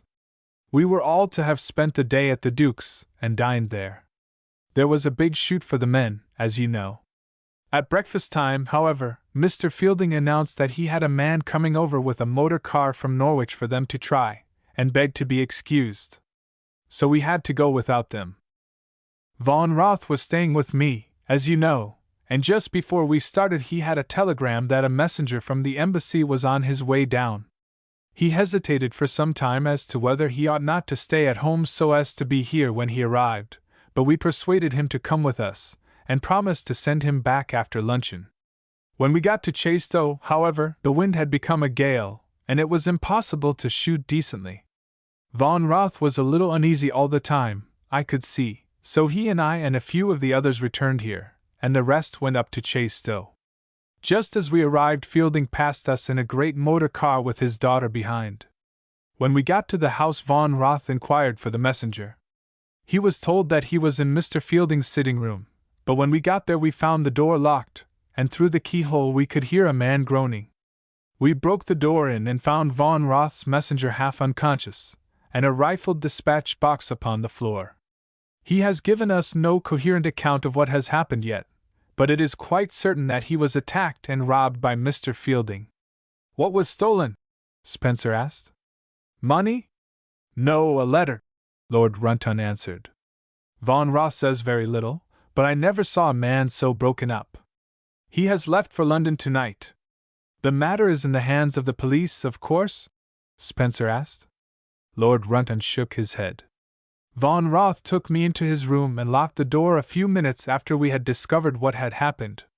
He implored me to keep the whole affair from the press and from publicity in any form. His whole career was at stake, he said, and very much more than his career. All that we could do was to follow Mr. Fielding and drag him back by force if we could. Even then he had little hope of recovering the letter. We did our best, but of course, we had no chance. Mr. Fielding and his daughter simply drove off. Von Roth is dealing with the affair in his own way. It is a most extraordinary story, Spencer said quietly. Lord Runton turned towards him. I have treated you with confidence, Mr. Spencer, he said. Will you tell me now why you called at my house to see Mr. Fielding today? Spencer hesitated, but only for a moment. Certainly, he said. I came because I knew that Mr. Fielding was halfway to America, and his daughter in Russia. Some friends of mine were curious to know who your guest could be. Pelham raised his head. You lied to me then, he exclaimed. I had as much right to lie to you, Spencer answered calmly, as you had to ask me questions. I had. He stopped short in the middle of his sentence. The faces of the three men were a study in varying expressions. From some other part of the house there came to them the sound of a woman's sudden cry of terror, the cry of a woman who had awakened suddenly to look into the face of death. Duncombe's uplifted glass fell with a crash upon the table. The red wine trickled across the tablecloth. Chapter 22. Lord Runton is suspicious. Duncombe was out of the room in a very few seconds. The others hesitated for a moment whether to follow him or not. Spencer was the first to rise to his feet and move towards the door. Lord Runton and Pelham followed a moment or two later. Outside in the hall the house was perfectly silent. Duncombe reached the library door just in time to find himself confronted by half a dozen of the men and women servants coming from the back of the house. With his hand upon the doorknob he waved them back. Be so good, Mrs. Harrison, he said to the housekeeper, as to keep better order in the servants' hall. We could hear some girls calling or laughing in the dining room. Indeed, sir, Mrs. Harrison answered with some dignity. The noise, whatever it was, did not come from the servants' quarters. We fancied that it came from your library. Quite impossible, Duncombe answered coolly. If I require anyone I will ring. He passed through the door and locked it on the inside. In half a dozen hasty strides he was across the room and inside the smaller apartment where he had left the girl. With a little gasp of relief he realized that she was there still. She was pale, and a spot of color was blazing in her cheeks. Her hair and dress were a little disordered. With trembling fingers she was fastening a little brooch into her blouse as he entered. A rush of night air struck him from a wide-open window. What has happened? he called out. I have been terrified, she answered. I am sorry I called out. I could not help it. A man came here through the window. He talked so fast that I could scarcely hear what he said, but he wanted that paper. I tried to make him understand that I had not got it, but he did not believe me, and he was rude. Duncombe shut down the window, swearing softly to himself. I cannot stay with you, he said, just now. The whole house is alarmed at your cry. Listen! There was a loud knocking at the library door. Duncombe turned hastily away. I must let them in, he said. I will come back to you. She pointed to the window. He is coming back, she said. At 12 o'clock. Do you wish me to give up the paper? He asked. No. Very well. I will be with you when he comes, before then. I must get rid of these men first. He closed the door softly, and drew the curtain which concealed it. Then he opened the library window, and a moment afterwards the door. Come in, you fellows, he said. I scarcely know what I was doing when I locked the door. I fancy one of the housemaids has been seeing ghosts in the garden. I saw something white in amongst the shrubs, but I could find nothing. Come on out with me. Spencer followed with a perfectly grave face. Lord Runton looked puzzled. Pelham did not attempt to leave the library. Spencer drew his host a little on one side. What a rotten liar you are, George, he said. I don't think that even Runton was taken in. I suppose it sounded a little thin, Duncombe answered coolly. Put it this way, then, so far as you are concerned. The shriek occurred in my house. I've no explanation to offer to anybody. I like the sound of that better, Duncombe, he remarked. Hullo? What's the matter with Runton? Lord Runton was calling to them. You've had a visitor who was in a hurry, old chap, he remarked.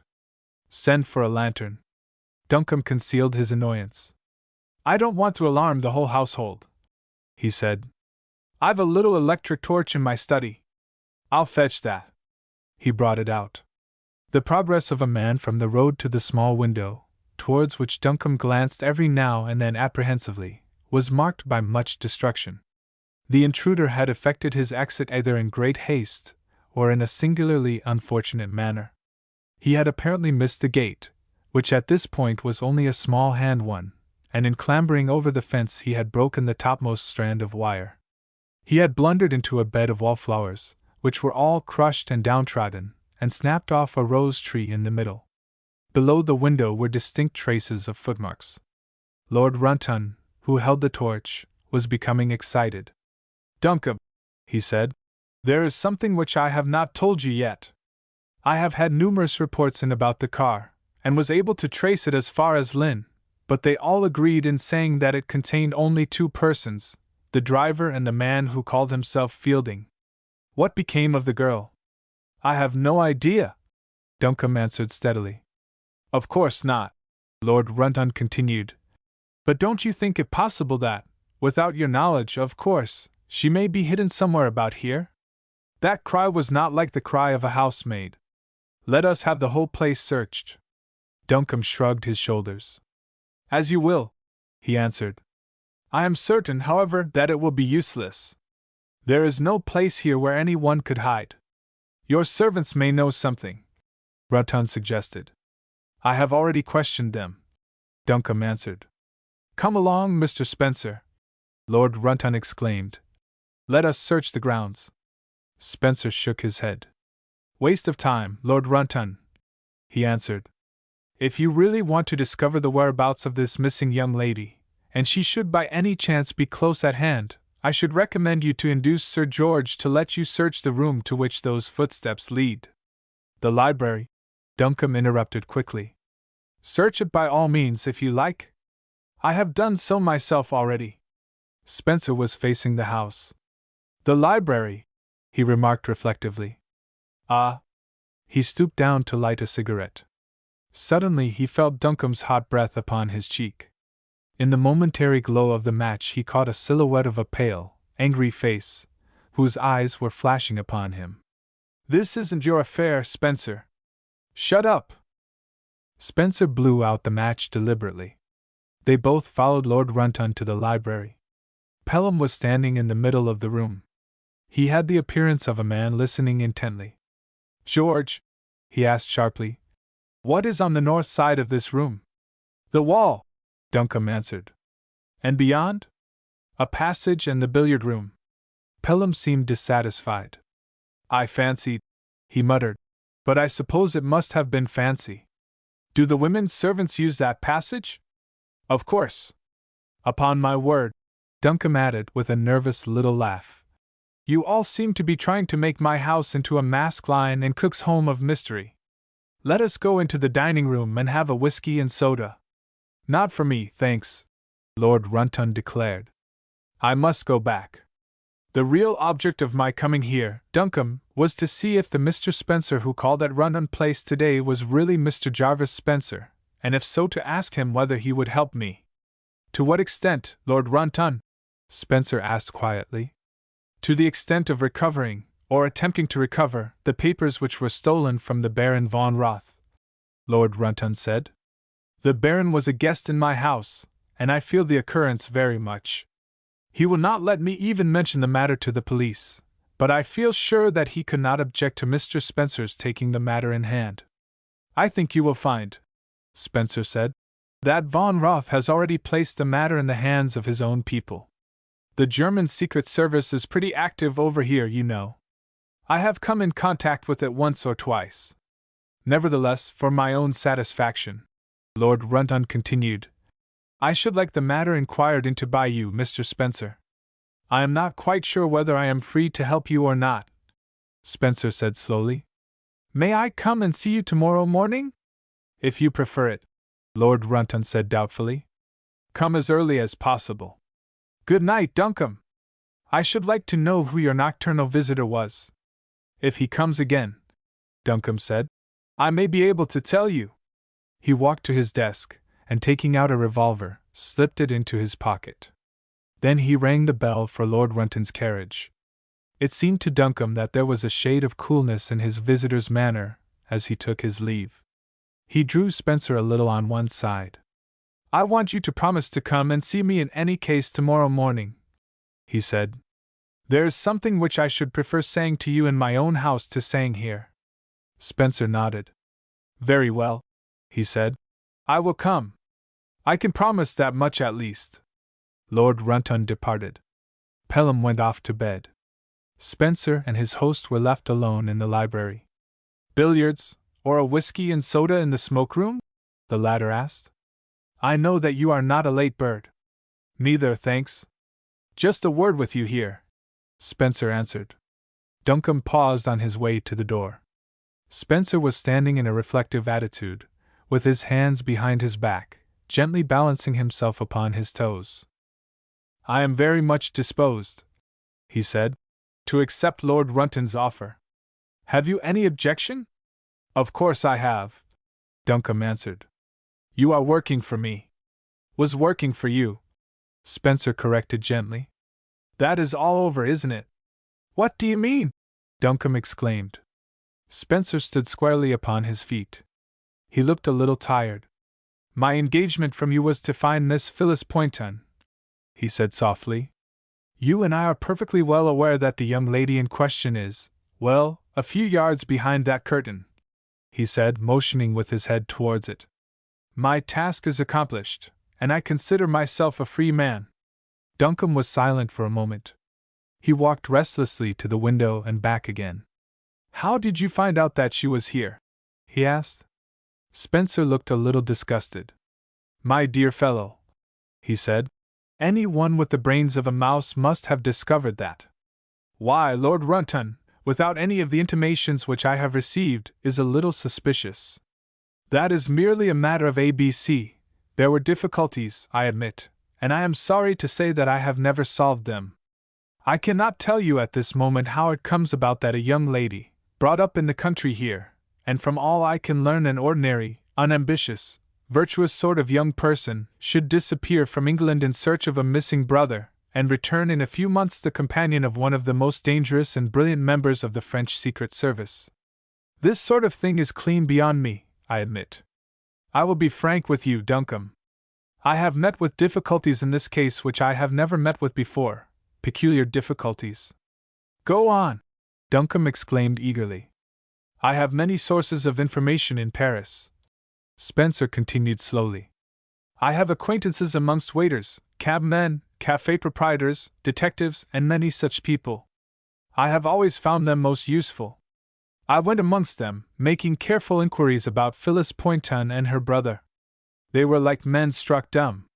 Their mouths were closed like rat traps. The mention of either the boy or the girl seemed to change them as though like magic from pleasant, talkative men and women, very eager to make the best of their little bit of information, into surly idiots, incapable of understanding or answering the slightest question.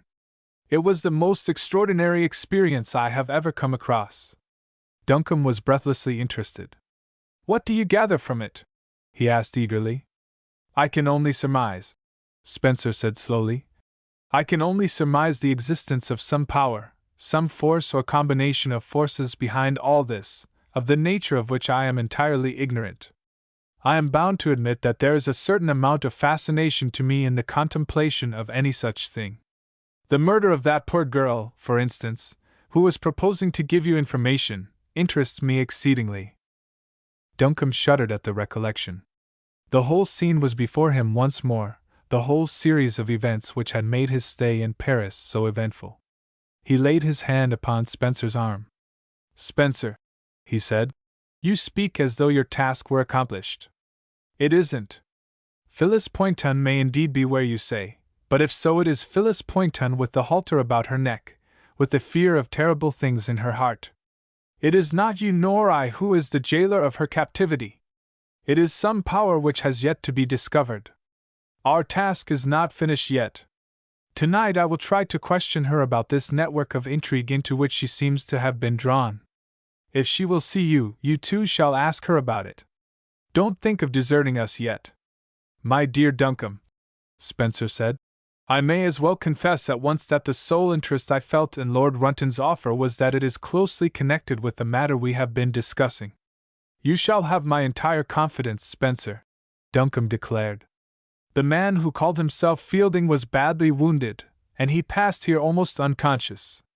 He entrusted the paper or letter, or whatever it was he stole from Von Roth's messenger, to his so-called daughter, and she in her turn passed it on to me. It is at this moment in my possession. Spencer looked very serious. My dear fellow, he said, I congratulate you upon your pluck, but not upon your discretion. You are interfering in what may turn out to be a very great matter, a matter in which a few lives are like the pawns which are swept from the chessboard. Does anyone know this? She and I only. You heard her shriek? Yes. A man threw up her window and climbed in. He demanded the packet. He searched the room. When he left her, he declared that he should return at 12 tonight, and if she did not hand it to him, then he threatened her. Spencer smiled, and rubbed his hands softly together. Really, he murmured, this is most interesting. I am with you, Duncombe. With you altogether.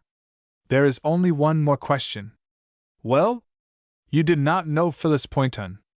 You took up this search for her out of your friendship for Pelham. You are a rich man, young, strong, with every capacity for enjoyment. What induces you to risk your life in an adventure of this sort? You see, I don't mince words. Then Duncombe became grave. His face fell into firm, hard lines. Yet, as he spoke, there was something boyish about his expression. It is a fair question, he answered. You won't understand me. I don't understand myself. I've a brilliant galaxy of fools behind me. They've made the pages of history interesting. They've been the but always of wiser men such as you, Spencer.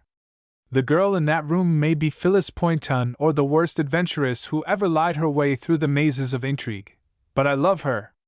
She's in my life, a part of it.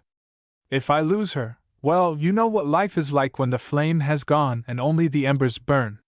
Spencer nodded very softly. That is sufficient, he said.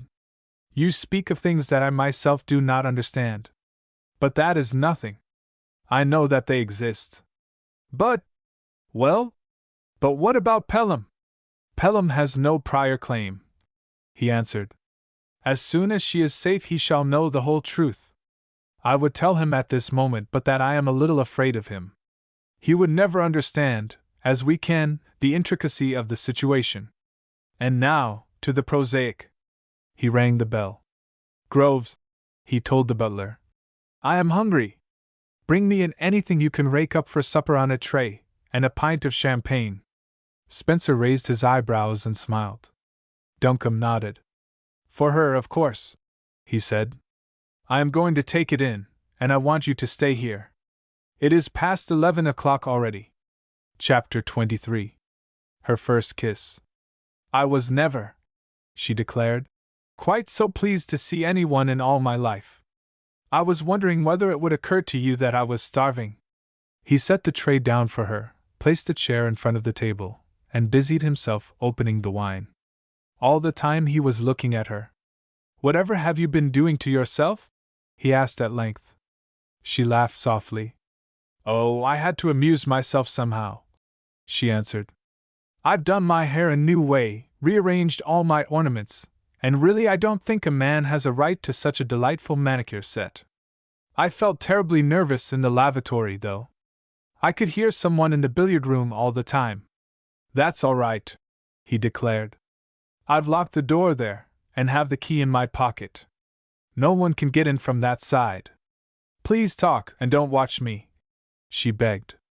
I'm ashamed to be so hungry. He smiled and helped her to some more chicken. If he talked, he was scarcely conscious of what he said. All the time his eyes kept straying towards her. She had taken off her jacket, and was dressed simply enough in a blouse of some soft white material and a dark skirt. Everything, from the ornaments at her neck, the dull metal waistband, and the trim shoes, seemed to him to be carefully chosen, and the best of their sort. She wore no rings, and her fingers had the rosy pinkness of health. If she had seemed graceful to him before in the drawing-room of Rutland Place, and surrounded by some of the most beautiful women in the country, she seemed more than ever so now, seated in the somewhat worn chair of his little studio. The color, too, seemed to have come back to her cheeks. She seemed to have regained in some measure her girlishness. Her eyes were ever ready to laugh into his. She chattered away as though the world after all contained nothing more serious for her than for any other girl. Duncombe hated to strike another note, yet he knew that sooner or later it must be done. You are quite sure that you will not have anything else? He asked. Absolutely, thanks. I have never enjoyed anything so much in my life.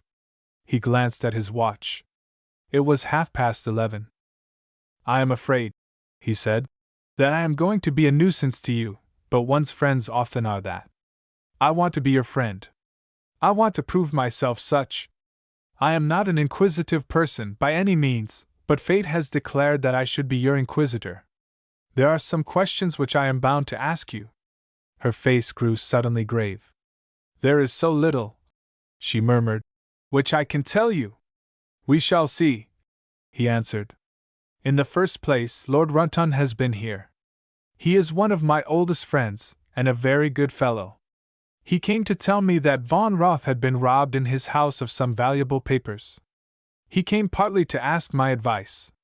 All the time I was sitting opposite to him, with those papers in my pocket. She looked at him strangely. Perhaps, she said quietly, you gave them up to him. I did not, he answered. You know very well that I did not. It was your duty, she said in a low tone. Perhaps so. On the other hand, he continued, you trusted me. The papers are safe. Does he know that you have them? She asked. He knows nothing. She looked at him steadfastly, not with any appearance of doubting his word, and yet as though she were revolving something in her mind concerning him. I am thinking, she said, how much better it would have been for both of us if we had never met. The fates thought otherwise, he answered. I searched Paris for you, only to find you at my gates. The fates meant you to be my friend. We must be careful not to disappoint them. She shook her head a little wistfully. You have been very good to me, she said, but you don't understand. Precisely, he interrupted. I don't understand. I want to. To begin with, What in this world induced you to throw in your lot even for an hour with the man who called himself Fielding? I can answer no questions concerning myself, she said sadly. He smiled. Come, he said. It isn't so serious as all that, is it? Sooner or later your friends are sure to find you, and they will not be content with such a statement as that. You were summoned one day to Paris by or on behalf of your brother, who had unaccountably disappeared there. You immediately appear to have followed suit. You had no friends in Paris, either, I think, had he? I believe I am correct in saying that you had neither of you ever been there before. If your brother has fallen into bad hands, and if those same people are trying to work upon your fears by leading you into this sort of thing, well, I have friends who are powerful enough to bring you safely out of any den of thieves in the world. You are in an impossible situation, my dear young lady. Nature never meant you for an adventuress. There is no necessity for you to become one. Why do you look at me like that? There was terror in her face. He had hoped to reassure her, to give her courage. On the contrary, every word he spoke only seemed to increase her distress. Oh, I am afraid, she murmured. I wish I had taken my chance. I ought not to have burdened you for a moment with my affairs. I have given you the right to ask me questions which I cannot answer. He was perplexed. If you have given promises to these people, he began. Oh, there is no question of promises, she interrupted. I am here of my own free will. I refuse to answer any questions. I pray only if you would be generous that you asked me none, that you keep me until tomorrow, and let me go, not only from this place, but out of your life. Then indeed I will be grateful to you. He took her hand in his. She yielded it without any attempt at resistance, but it lay in his palm a cold, dead thing. I am only concerned for your good, he said gently. It is your happiness only that I am anxious for. You were not born or trained for a life of lies and crime. I want to save you from it before it is too late. What I do, she said slowly, I do of my own free will. Not quite, I think, he answered, but let that pass. Listen. If you will not talk to me about these things, will you talk to my friend, Jarvis Spencer? He is a gentleman, and a journalist by profession, but he is also one of the cleverest amateur detectives in England. She held up her hands with a little gesture of horror. Her eyes were alight with fear. No! She cried. No! 1,000 times, no! Don't let him come near me, please. Oh, I wish I could make you understand, she continued helplessly. You yourself in Paris only a few weeks ago were in terrible danger. A girl who only gave, or meant to give, you information about my brother and me was murdered. You, too, would have been killed if you had found anything out. He would have answered her lightly, but the memory of Mademoiselle Flossie lying dead upon the bed in that gloomy little room suddenly rose up before him, and the words died away upon his lips. He was silent for a moment, and glanced again at his watch. It wanted only 5 minutes to 12. He came and leaned over her chair. Phyllis, he said, what am I to do about you? I cannot let you go out of my life like this. No, you must listen to me for a moment. When Pelham sent for me after you had disappeared, he showed me your picture. I am not exactly the sort of man of whom knight-errants are made. I have never gone a mile out of my way to meet any woman in my life. My life here has seemed of all things the best to me. I am a dull, unambitious sort of fellow, you know, since I settled down here, and I expected to go on for the rest of my days pretty much in the same way. And yet when Pelham showed me your picture it was different. I made him give a copy to me. I told him, liar that I was, that I could not carry the memory of your face in my mind, when it was already engraven in my heart. And I went off to Paris, Phyllis, like the veriest Don Quixote, and I came back very sad indeed when I could not find you. Then you came to Rutland Place, and the trouble began. I did not care who you were, Phyllis Poynton, Sybil Fielding, or anyone else. I let the others dispute. You were yourself, and I love you, dear. Now do you understand why I cannot let you go away like this? He had both her hands in his now, but her face was turned away. Then, without any warning, there came a soft rapping at the door which led into the library. Duncombe reached it in a couple of strides. He opened it cautiously, and found Spencer standing there. "I thought it best to let you know," he said, "that a carriage has stopped in the lane. If I can be of any assistance, I shall be here, and ready." Duncombe nodded and closed the door. The girl was sitting upright in her chair, with the old look of fear in her eyes. "Who was that?" she asked quickly. "Spencer," he answered. "He discovered your presence here, but he is perfectly discreet. He knocked to tell me that a carriage has stopped in the lane outside." She was white with fear, but he only laughed, and stooping down would have taken her hands once more. But at that moment an unexpected sound intervened. The deep silence of the house was broken by the ringing of the front door bell. Duncombe started back. The girl half rose to her feet. "The front door!" he exclaimed. "The servants will have gone to bed. I must answer it myself." She clung to him with a sudden abandon. She was white to the lips. "I am afraid," she moaned. "Don't leave me alone." He glanced towards the window. "By Jove, it may be a trap!" he exclaimed. "Let them ring. I'll stay here with you." They stood hand in hand listening. His head was turned towards the door, but the gentle pressure of her fingers drew him round. Her face was upturned to his. Something of the fear had gone. There was an eager, almost desperate, light in her softened eyes, and a tinge of color in her cheeks. He caught her into his arms, and their lips met. She disengaged herself almost immediately. "I don't care," she said with a little laugh. "That is the first kiss I have ever given to a man, and very likely it will be the last. You won't be able to say that I have gone away without paying my bill. Now go and open the front door, Sir George." He hesitated for a moment. "Say only the word, Phyllis, and no one in the world shall ever take you away." She did not even answer him. He left her with a little sigh. "Spencer," he said, "if you hear the slightest noise in that room, go in and shout for me." Spencer nodded. The front door bell rang again. Chapter 24. The Empty Room. Duncombe unfastened the chain and bolts of the ponderous front door, and looked out into the darkness.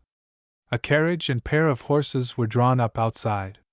A man and a woman, both dressed in long traveling coats, were standing upon the doorstep. "This is Duncombe Hall, I believe?" the man said. "Is Sir George Duncombe at home?"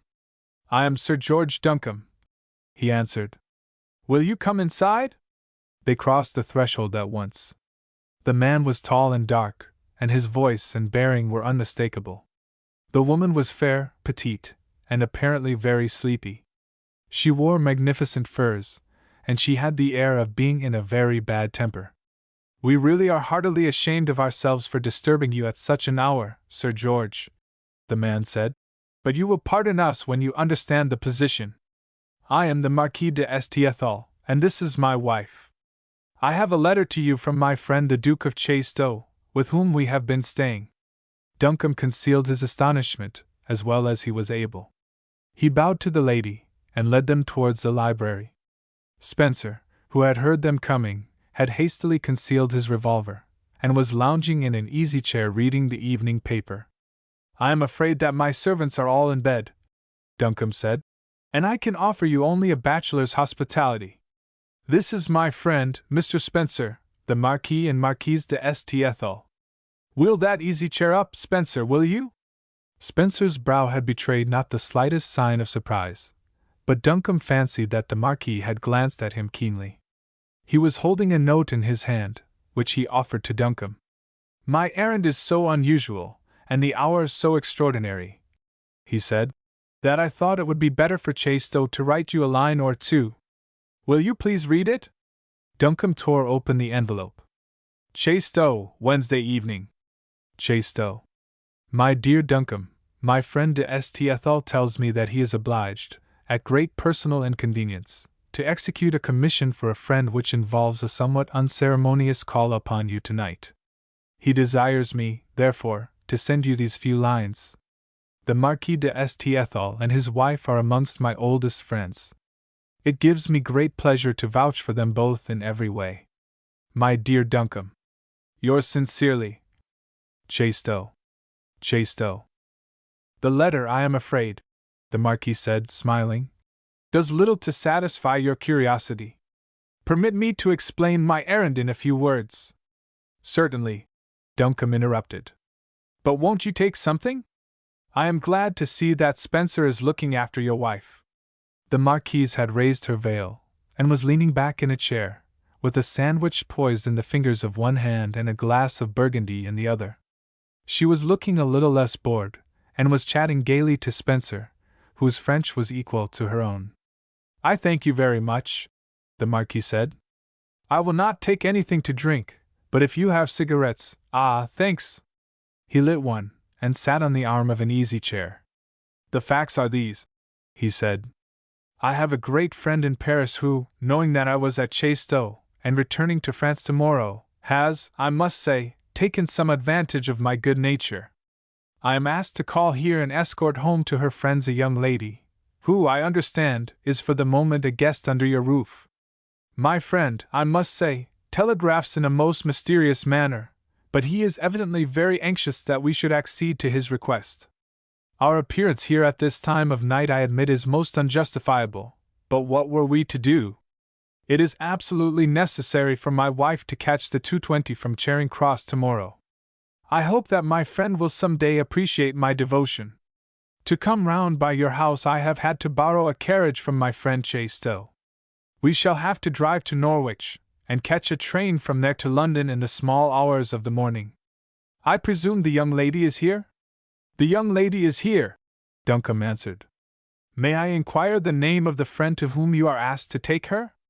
The Marquis yawned slightly. He, too, seemed weary. My dear Sir George, he said, I trust that you will appreciate my position in this matter. I do not even know the young lady's name. My eccentric friend in his telegram, which occupied 4 forms, most specially insisted that I should ask or answer no questions concerning her. You are not aware, then, of the circumstances which led to her coming here? Duncombe asked. I am utterly ignorant of them, the Marquis answered. I am constrained to remain so. You no doubt have some message for her, Duncombe said. Her position here is a little peculiar. She may desire some sort of information as to her destination. The Marquis knocked the ash off his cigarette. If you will produce the young lady, he said, I think that you will find her prepared to come with us without asking any questions. Duncombe threw open the door which led into the inner room. The girl stepped forward as far as the threshold and looked out upon them. The Marquis and the Marquise de Estiethal, Duncombe said to her. They have brought me a letter from the Duke of Chaisteau, and they have come to take you back to France. The girl looked fixedly for a moment at the Marquise. If any word or sign passed between them it escaped Duncombe. Phyllis was content, however, to ask no questions. I am quite ready, she said calmly. The Marquise rose. Your luggage can be sent on, she remarked. Duncombe approached Phyllis, and stood by her side. These people, he said, will not tell me where they are taking you to. Are you content to go? I must go, she answered simply. You wish me to give you? If you please, she interrupted. He turned towards the door. I have something belonging to my guest, he said, in my own room. If you will excuse me for a moment I will fetch it. He returned with the sealed envelope which she had given him, and which he placed in her hands. He carried also a fur coat and an armful of wraps. You must take these, he declared. It is cold traveling. But how can I return them to you? She protested. No, not the coat, please. I will take a rug if you like. You will take both, he said firmly. There need be no trouble about returning them. I shall be in Paris myself shortly, and no doubt we shall come across one another. Her eyes flashed something at him. What it was he could not rightly tell. It seemed to him that he saw pleasure there, and fear, but more of the latter. The Marquis intervened. I trust, he said, that in that case you will give us the pleasure of seeing something of you. We live in the Avenue de St. Cloud. You are very kind, Duncombe said. I shall not fail to come and see you. Spencer threw open the door, and they passed out. Phyllis kept by Duncombe's side. He felt her hand steal into his. "I want you to keep this envelope for me," she whispered. "It contains nothing which could bring you into trouble, or which concerns anyone else. It is just something which I should like to feel was in safe keeping." He thrust it into his pocket. "I will take care of it," he promised. "And you won't forget me?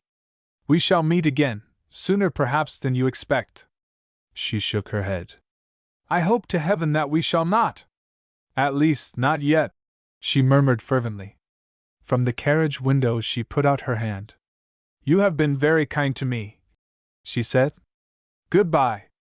"An impossible word," he answered, with well-affected gaiety. "A pleasant journey to you." Then the carriage rolled away, and Spencer and he were left alone. Duncombe secured the front door, and they walked slowly back to the library.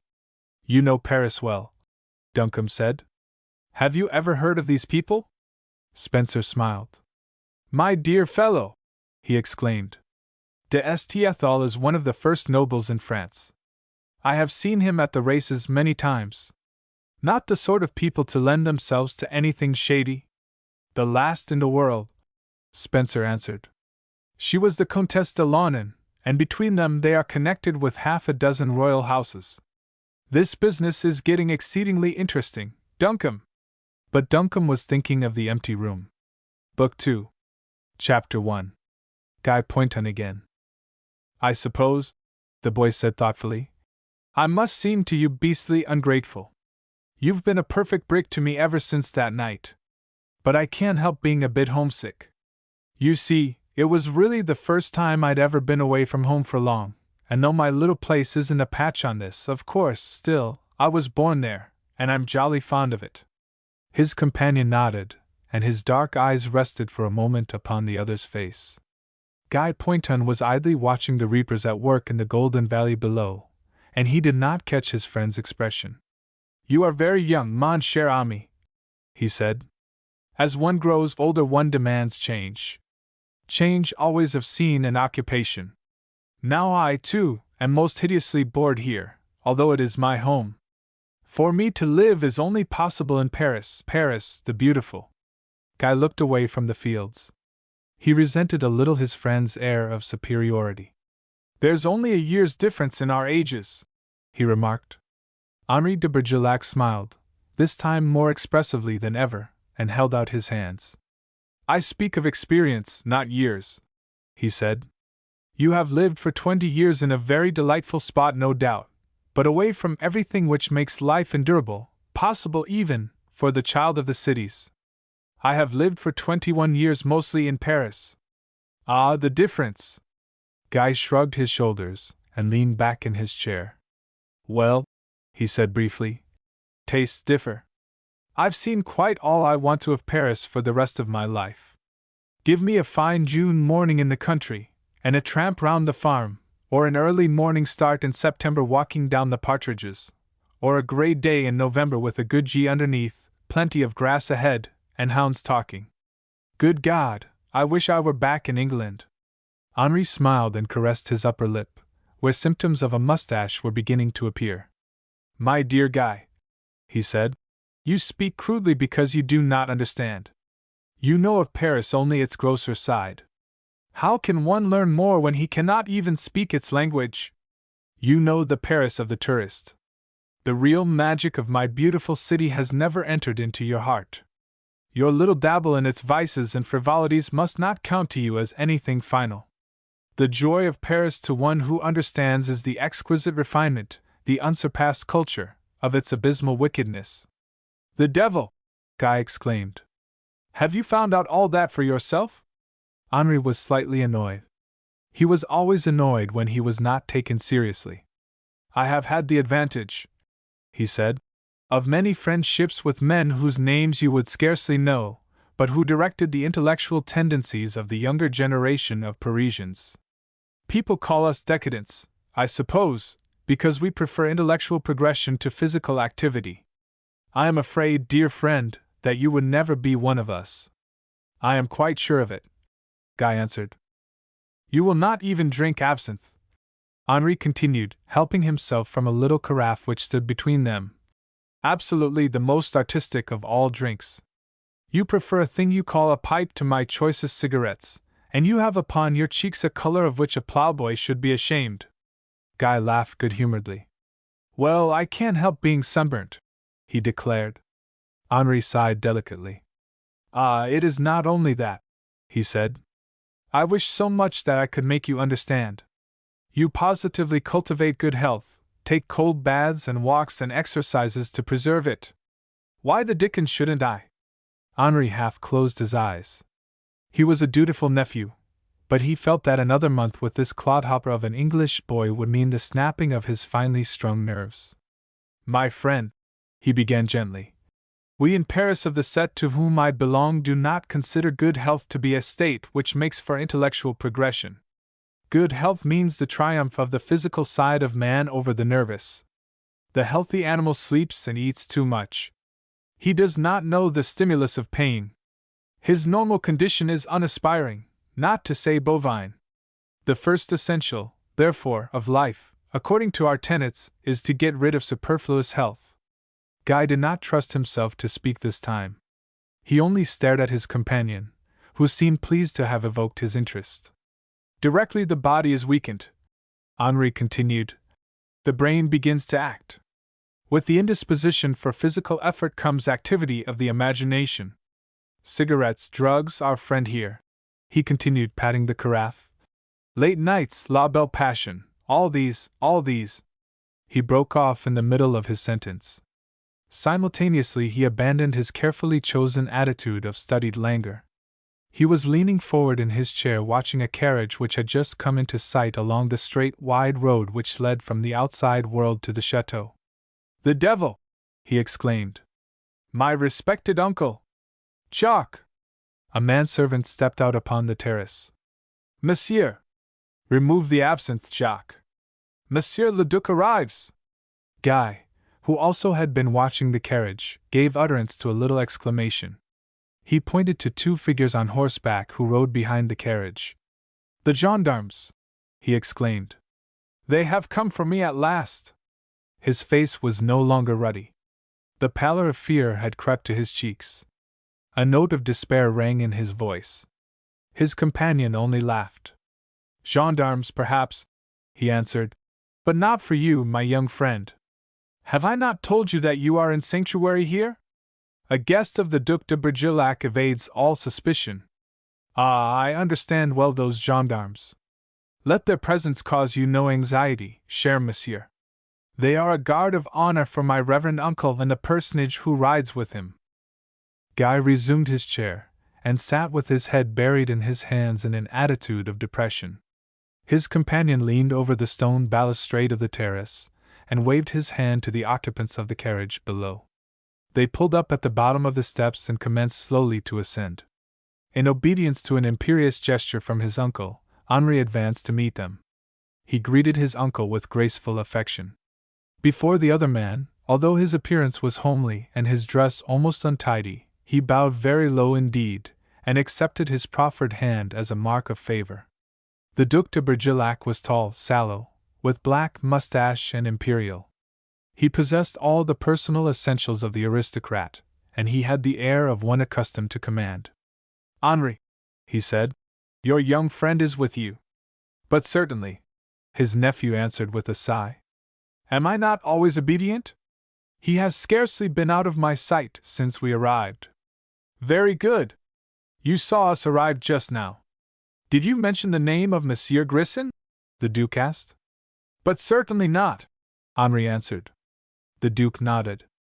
You have discretion, he said. Monsieur Grisson is here incognito. He wishes to hear your young friend's story from his own lips. The Duke's companion nodded silently. He had the air of a silent man.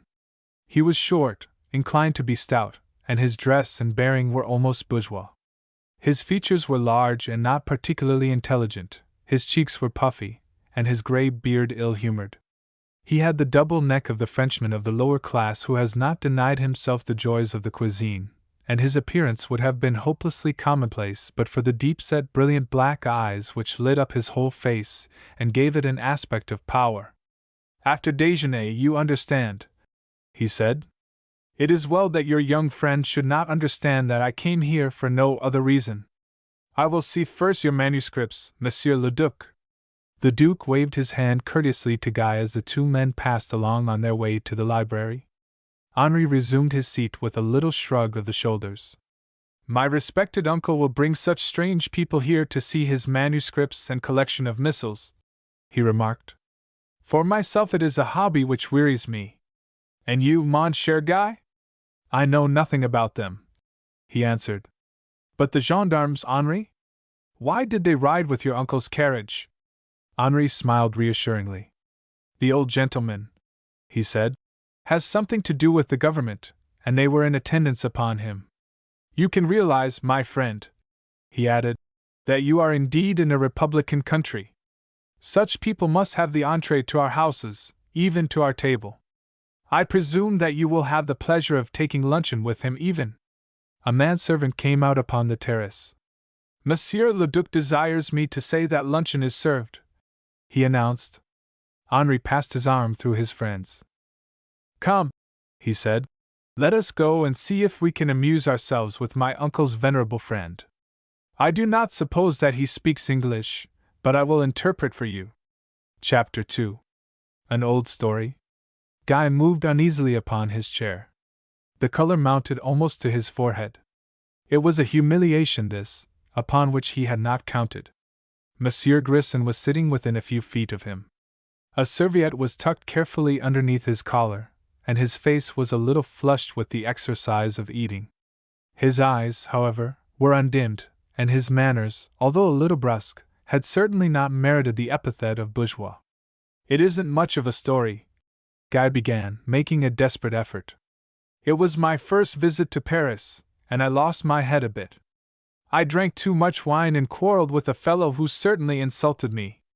They all told me that I must fight him, so—" "Stop, Monsieur Pointon!" Guy raised his head in surprise. The exclamation had come from the Duc de Bergerac. Monsieur Grisson was looking towards him as though for an explanation. "My dear young friend," the Duke remarked with a smile, "it is my stupidity which is to blame.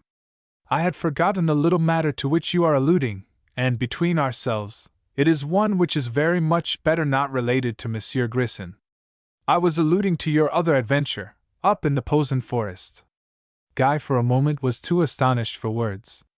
Then he recovered himself with a little laugh and raised his head. There was nothing terrible in the other affair. "I will tell Monsieur Grisson about that with pleasure," he said, "if it is likely to interest him. I was in the north of Germany on a walking tour, and I had rather a stupid fancy to go as far as the Russian frontier, and then return by Vienna to Paris. I was quite alone, and had no one's plans but my own to consult, so I started off from Steritz, I think the place was called. Well, we were within about 40 miles of a place called Renzen when our train was stopped and shunted. We were told that some specials were to go by. I should think we must have waited there for an hour or more. Anyhow, I got sick of it, and passed through the cars onto the rear platform, and down onto the line. I spoke to the guard, and I understood him to say that we should not be starting for at least half an hour. I strolled along the line a little way and stopped to light a pipe. Suddenly I heard a whistle, and when I turned round the rear light of the train was moving away. I shouted and ran as hard as I could, but it was no use. In less than 2 minutes the train was out of my sight, and I was left alone." The Duke pushed a small atlas across the table. "I wonder," he said, "if you could put your finger on about the spot where you were? Here, you see, is the railway line." Guy studied it for a few moments carefully, and looked at the scale. Then he pointed to a certain spot. "As near as I could say," he declared. "About there." The Duke and Monsieur Grisson exchanged quick glances. Guy was beginning to feel a little mystified. "Proceed, if you please," the Duke said courteously. "I am sure that Monsieur Grisson finds your story most interesting. Permit me." Guy sipped the thin champagne from the glass which the Duke had carefully filled, and took a cigarette from the box at his elbow. I found myself," he continued, "in the middle of a dense pine forest, with just sufficient clearing for 2 lines of rails and no more. There seemed to be nothing for me to do but to walk ahead in the direction which the train had taken. I lit a pipe and started out all right, but I very soon got tired. The sleepers were a long way apart, and the track between frightfully rough. I walked for hours without seeing the slightest sign of a station or a break in the woods, and finally I sat down dead beat. My feet were all blisters, and I felt that I couldn't walk another yard. Fortunately it was a warm night, and I made up my mind to crawl under the bracken just inside the wood and go to sleep. I found a comfortable place, and I'd just gone off when a noise close at hand woke me. I sat up and looked around. Within a few feet of me an engine and a single carriage had pulled up. At intervals along the line as far as I could see soldiers were stationed like sentries. I could see that they were looking sharply up and down, and even a little way into the wood. From the train 3 or 4 men in long cloaks had already descended. They were standing in the track talking together. For the first time Monsieur Grisson interrupted. He took his cigar from his mouth and leaned over towards the young Englishman. "You were lost yourself. You did not accost them? Ask them the way anywhere?" "It seems odd, I suppose, that I didn't," Guy answered. "But do you know there was an air of secrecy about the whole thing which rather frightened me. And those soldiers had exactly the air of looking for somebody to shoot. Anyhow, while I was hesitating what to do, there was a whistle and another train came from the opposite direction. Then, of course, I waited to see what was going to happen." "And you saw?" the Duke began. "I saw another single carriage arrive, more men in long cloaks and more soldiers. There was a brief but hearty greeting between 2 men, who seemed to be the principals in this little pantomime. Then they both got into the train which had arrived first, and I could see them sitting at a table talking, and a third man, who seemed to be a sort of secretary, was writing all the time. In about half an hour they both stepped back onto the line, and every one commenced shaking hands and saying goodbye. Then the whole thing seemed to melt away. The trains went on, the soldiers climbed into a truck attached to one of them, and everything was just as quiet as before." "And afterwards?" "I waited until it was clear daylight, and then I resumed my walk along the line. I found the next station about 5 miles off, and I was thankful to see that the guard of the train which had left me behind had had the sense to put my luggage out there. I went to the hotel and had some breakfast, and afterwards I chucked my idea of going so far as the frontier, and left for Vienna. A week later I was in Paris." The Duke nodded. "I have asked you this question before," he said, "but Monsieur Grisson is anxious to hear it from your own lips. To how many people did you tell this little adventure of yours before you reached Paris?" "To not a soul," Guy answered. "I was very dull in Vienna. I found no one who could speak English, and my few words of German did me no good at all. I came on to Paris within a week." The Duke nodded. "And in Paris for the first time?" he remarked. "You mentioned the affair?" "Yes. I took up an illustrated paper at a cafe on the night of my arrival whilst waiting for supper, and saw pictures of 2 men there who reminded me very much of the 2 whom I had seen on the railway near Posen. I think I made some remark out loud which attracted the attention of a woman who was sitting at the next table, and later on I told her the whole story." "And since then?" "Since then I have told it to no one." "Was there anyone in the cafe you have spoken of who seemed to take any particular interest in you?" Guy considered for a moment. "There was a young lady from Vienna," he said, "who seemed to want to talk to me." The 2 men exchanged glances. "Madame has justified herself," the Duke murmured. "She was trying to listen to what I was saying to the English girl, Mademoiselle Flossie, she called herself, and when she went away with her friends she threw me a note with 2 words on it, Prenez garde. I know it struck me as being rather queer, because—" He hesitated. The Duke nodded. "Go on," he said.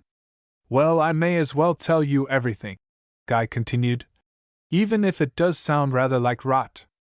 All the time I was in Vienna and on the journey to Paris I fancied that I was being followed. I kept on seeing the same people, and a man who got in at Strasbourg, I had seen him before at the hotel in Vienna, tried all he could to pal up to me. I hate Germans, though, and I didn't like the look of the fellow, so I wouldn't have anything to say to him, though I feel sure he tipped the conductor to put him in my compartment. I gave him the slip at the railway station at Paris, but I'm almost sure I saw him that night at the Café Montmartre. Your story, Monsieur Grisson said quietly, becomes more and more interesting. Monsieur le Duc here has hinted at some slight indiscretion of yours on the night of your arrival in Paris.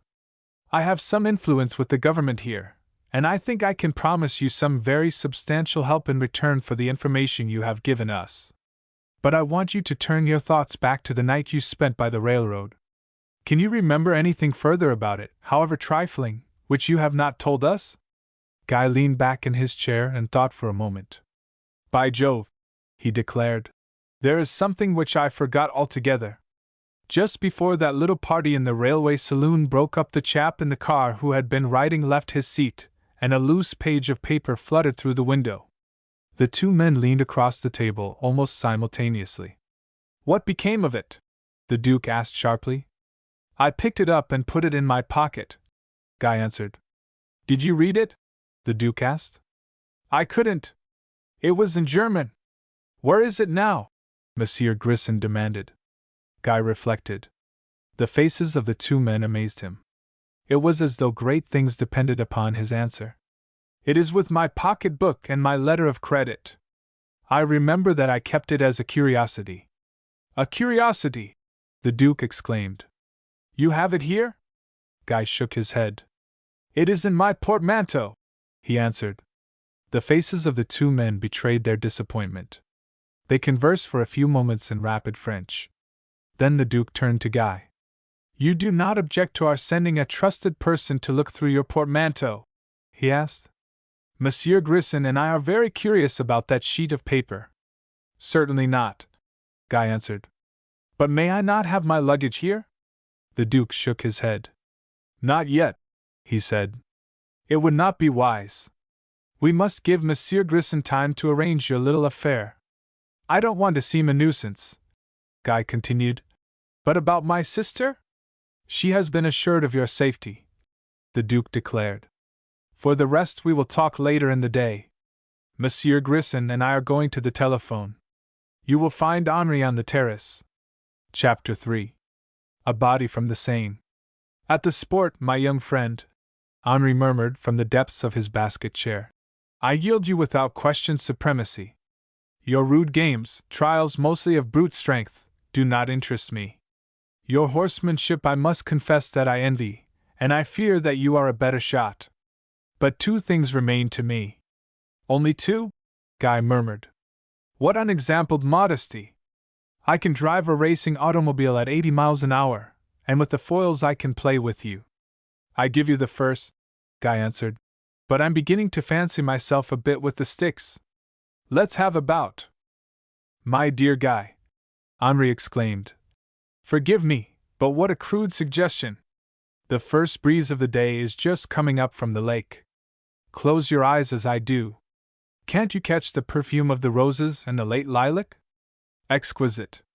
In half an hour you will see a new green in the woods there as the sun drops. This is silent joy. You would exchange it for vulgar movement. I don't see anything vulgar about fencing, Guy replied. It's all right here, of course, but I'm getting stiff, and I haven't the appetite of a kitten. I should like a good hour's bout, a swim afterwards in the baths, and a rub down. Come on, Henri! It'll make us as fit as possible. Henri shivered a little. My young friend, he murmured, you move me to despair. How can an alliance between nations with such contrary ideals be possible? You would desert a beautiful scene like this to gain by vulgar exercise an appetite that you may eat. Can't you realize the crudeness of it? Yet I must remember that you are my guest, he added, striking the bell by his side. Antoine shall prepare my linen clothes, and I will give you a lesson. Antoine, he added, half turning to the manservant who stood by his elbow. My black linen fencing clothes and shoes in the dressing room, and have the floor in the fencing gallery sprinkled with sand. The man bowed, and Henri slowly rose from his chair. Don't bother about it, you know, if you mind very much, Guy said. Would you rather have a game of billiards, or a swim in the lake? Henri thrust his arm through his friend's. By no means, he answered. If we are to do anything at all, we will do the thing in which I excel. It feeds my vanity, which is good for me, for by disposition I am over-modest. But they were not destined to fence that night, for on their way across the hall the Duke's own servant intercepted them. Monsieur le Duc, he announced, desires to speak with Monsieur in the library. Henri let go his friend's arm. I return to the terrace, mon ami, he said. You can fetch me when my respected uncle has finished with you. Monsieur le Duc and Monsieur Grisson were still together. Immediately the door was closed, the former turned to Guy. Your luggage has been thoroughly searched, he announced, by a trusty agent. The letter of credit is still there, but the paper of which you spoke is missing. Guy looked a little incredulous. I know it was there the evening I left the hotel, he answered. It was fastened to my letter of credit by an elastic band. The man you sent must have missed it. The Duke shook his head. That, he said, is impossible. The paper has been abstracted. But who could have known about it? Guy protested. Monsieur Pointon, the Duke said. We think it well, Monsieur Grisson and I, to take you a little further into our confidence. Has it occurred to you, I wonder, to appreciate the significance of what you saw on the railway in the forest of Posen? I'm afraid, not altogether, Guy answered. We assumed as much, the Duke said. What you did see was this. You saw a meeting between the German Emperor and the Tsar of Russia. It was marvelously well arranged, and except those interested you were probably the only witness. According to the newspapers they were never less than 400 miles apart, but on the day in question the Emperor was reported to be confined to his room by a slight chill, and the Tsar to be resting after a fatiguing journey. You understand that this meeting was meant to be kept a profound secret? Guy nodded. But why? He asked. Was there any special reason why they should not meet? My young friend, the Duke answered gravely. This meeting of which you were the only witness might, but for your chance presence there, have altered the destiny of Europe. Try how you will, you cannot appreciate its far-reaching possibilities. I will endeavor to give you the bare outlines of the affair. Even you, I suppose, have observed or heard of the growing friendship between my country and yours, which has culminated in what is called the Entente Cordiale. Yes, I know as much as that, Guy admitted. This movement, the Duke said, has been looked upon with growing distaste and disfavor in Russia. Russia is the traditional and inevitable enemy of your country. Russia had, I may go so far as to say, made up her mind for war with England very soon after her first reverses at the hands of Japan. I am telling you now what is a matter of common knowledge amongst diplomatists when I tell you that it was the attitude of my country, of France, which alone has stayed her hand. This is very interesting, Guy said, even to me, who have never taken any interest in politics, but wait. Russia, as I say, found us indisposed to back her in any quarrel with England. She turned then, of course, to Germany. We became aware, through our secret service, that something was on foot between the two countries. With our utmost vigilance we were unable to obtain any particulars.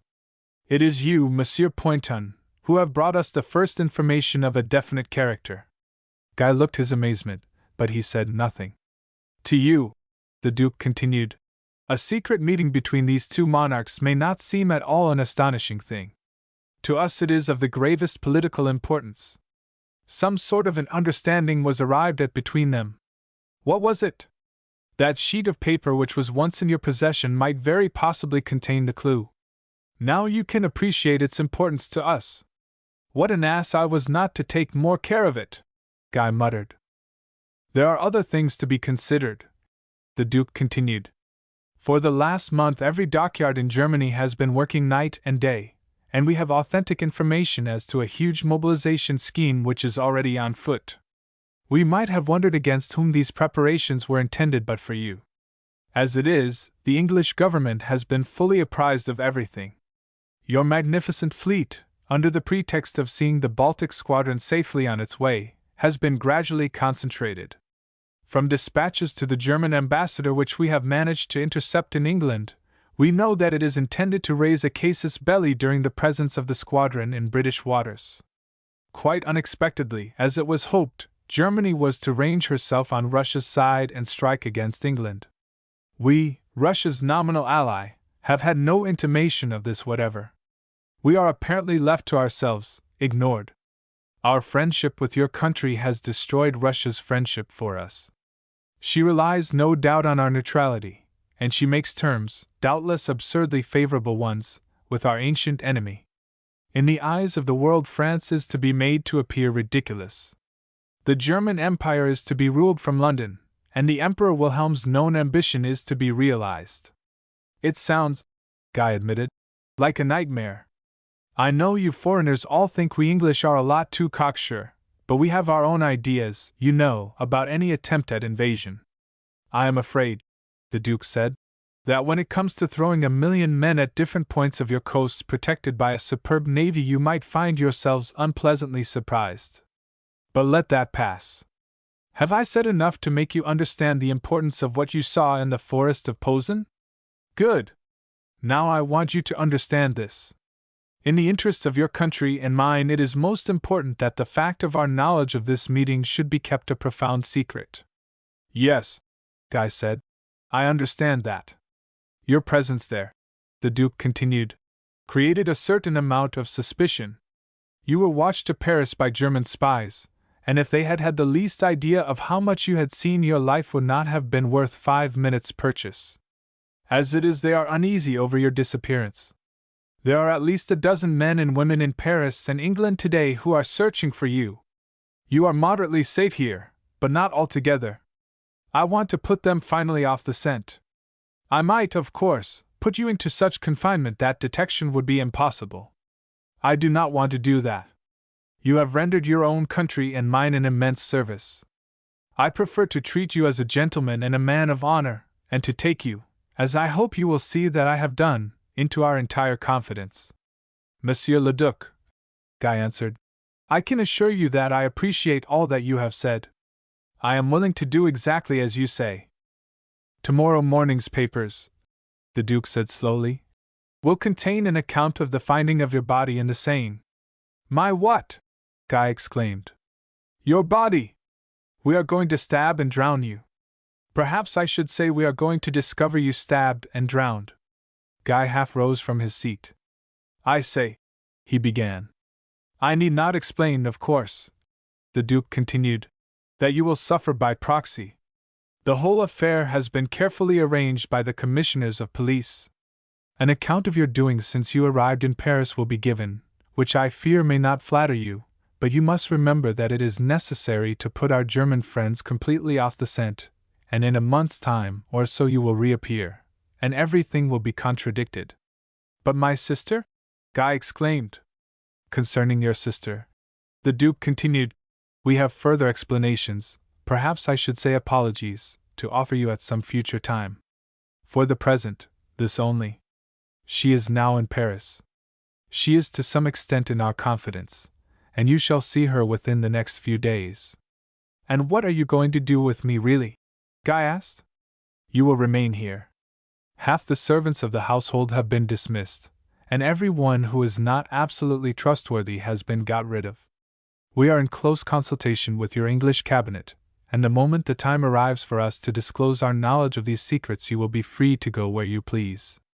Absolutely free? Guy asked anxiously. Certainly, the Duke answered. The other little affair is cancelled by your present services. In fact, as regards that, you need not give yourself another moment's anxiety. A small telephone which stood upon the table rang sharply. The Duke exchanged a few sentences and replaced the receiver. He turned to Guy. It is an affair of the tides, he said. Your body was washed up this afternoon, 6 hours before time.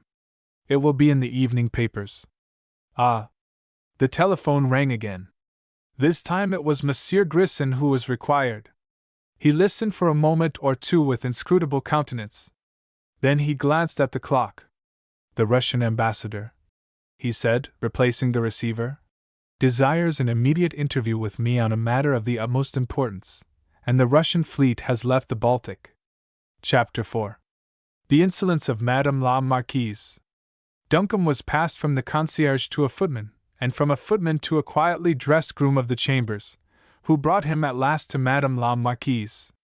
She gave him the tips of her fingers and a somewhat inquiring gaze. "Sir George Duncombe, is it not?" she remarked. "I am not receiving this afternoon, but your message was so urgent. Forgive me, but it was not by any chance my husband whom you wished to see?" "Your husband would have done as well, madam," Duncombe answered bluntly. "But I learned that he was not at home. My visit is really to Miss Poynton. I should be exceedingly obliged if you would allow me the privilege of a few minutes' conversation with her." The forehead of the Marquise was wrinkled with surprise. She stood amidst all the wonders of her magnificent drawing-room like a dainty Dresden doll, petite, cold, dressed to perfection. Her manner and her tone were alike frigid. "But, monsieur," she said, "that is wholly impossible. Mademoiselle is too thoroughly upset by the terrible news in the paper this morning. It is unheard of. Monsieur may call again if he is a friend of Mademoiselle Poynton's, say, in a fortnight." "Marquise," he said, "it is necessary that I see Mademoiselle at once. I am the bearer of good news." The Marquise looked at him steadily. "Of good news, monsieur?" "Certainly. But how can that be? If Madame will give me the opportunity," he said, "I should only be too glad to explain, to Mademoiselle Poynton." "If, indeed, it should be good news," the Marquise said slowly, "it were better broken gradually to Mademoiselle. I will take her a message. Permit me to see her, Marquise," he begged. "My errand is indeed important." She shook her head. "It is not," she said, "according to the convenances. Mademoiselle is under my protection. I have not the honor of knowing you, monsieur." Duncombe raised his eyebrows. "But you remember calling at my house in Norfolk, and bringing Miss Poynton away?" he said. She stared at him calmly. "The matter," she said, "has escaped my memory. I do not love your country, monsieur, and my rare visits there do not linger in my mind. Your husband," he reminded her, "asked me to visit you here." "My husband's friends," she replied, "are not mine." The calm insolence of her manner towards him took him aback. He had scarcely expected such a reception. "I can only apologize, madam," he said with a bow, "for intruding. I will await your husband's return in the hall." He bowed low, and turned to leave the room. He had almost reached the door before she stopped him. "Wait!" He turned round. Her voice was different. "Come and sit down here," she said, pointing to a sofa by her side.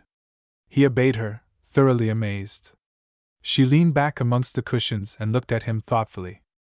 "How is it that you, an Englishman, speak French so well?" she asked. "I lived in Paris for some years," he answered. "Indeed? And yet you returned to Norfolk, is it?" He bowed. "It is true, madam," he admitted. "How droll!" she murmured. "Miss Poynton, she is an old friend of yours?" "I am very anxious to see her, madam." "Why?" He hesitated. After all, his was no secret mission. "I have reason to believe," he said, "that a mistake has been made in the identity of the body found in the Seine and supposed to be her brother's." She gave a little start. It seemed to him that from that moment she regarded him with more interest. "But that, monsieur," she said, "is not possible." "Why not?" She did not answer him for a moment. Instead, she rang a bell. A servant appeared almost immediately. "Request Monsieur le Marquis to step this way immediately he returns," she ordered. The man bowed and withdrew. The Marquise turned again to Duncombe. "It is quite impossible," she repeated. "Do you know who it was that identified the young man?" Duncombe shook his head. "I know nothing," he said. "I saw the notice in the paper, and I have been to the morgue with a friend." "Were you allowed to see it?" "No. For some reason or other we were not. But we managed to bribe one of the attendants, and we got the police description."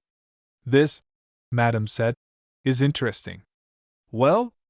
There was one point in particular in the description," Duncombe said, "and a very important one, which proved to us both that the dead man was not Guy Poynton. It is no secret, I presume? She said. Tell me what it was. Duncombe hesitated. He saw no reason for concealing the facts. The height of the body, he said, was given as 5 feet 9. Guy Poynton was over 6 feet. The Marquise nodded her head slowly. And now, she said, shall I tell you who it is who identified the body at the morgue, apart from the papers which were found in his pocket, and which certainly belonged to Mr. Poynton? I should be interested to know, he admitted. It was Miss Poynton herself. It is that which has upset her so. She recognized him at once. Are you sure of this, madam? Duncombe asked. I myself, the Marquise answered, accompanied her there. It was terrible. Duncombe looked very grave. I am indeed sorry to hear this, he said. There can be no possibility of any mistake, then? None whatever, the Marquise declared. You will permit me to see her? Duncombe begged. If I am not a very old friend, I am at least an intimate one. The Marquise shook her head. She is not in a fit state to see anyone, she declared. The visit to the morgue has upset her almost as much as the affair itself. You must have patience, monsieur. In a fortnight or 3 weeks at the earliest she may be disposed to see friends. Certainly not at present. I may send her a message? Duncombe asked. The Marquise nodded. Yes. You may write it if you like. And I may wait for an answer? Yes. Duncombe scribbled a few lines on the back of a visiting card.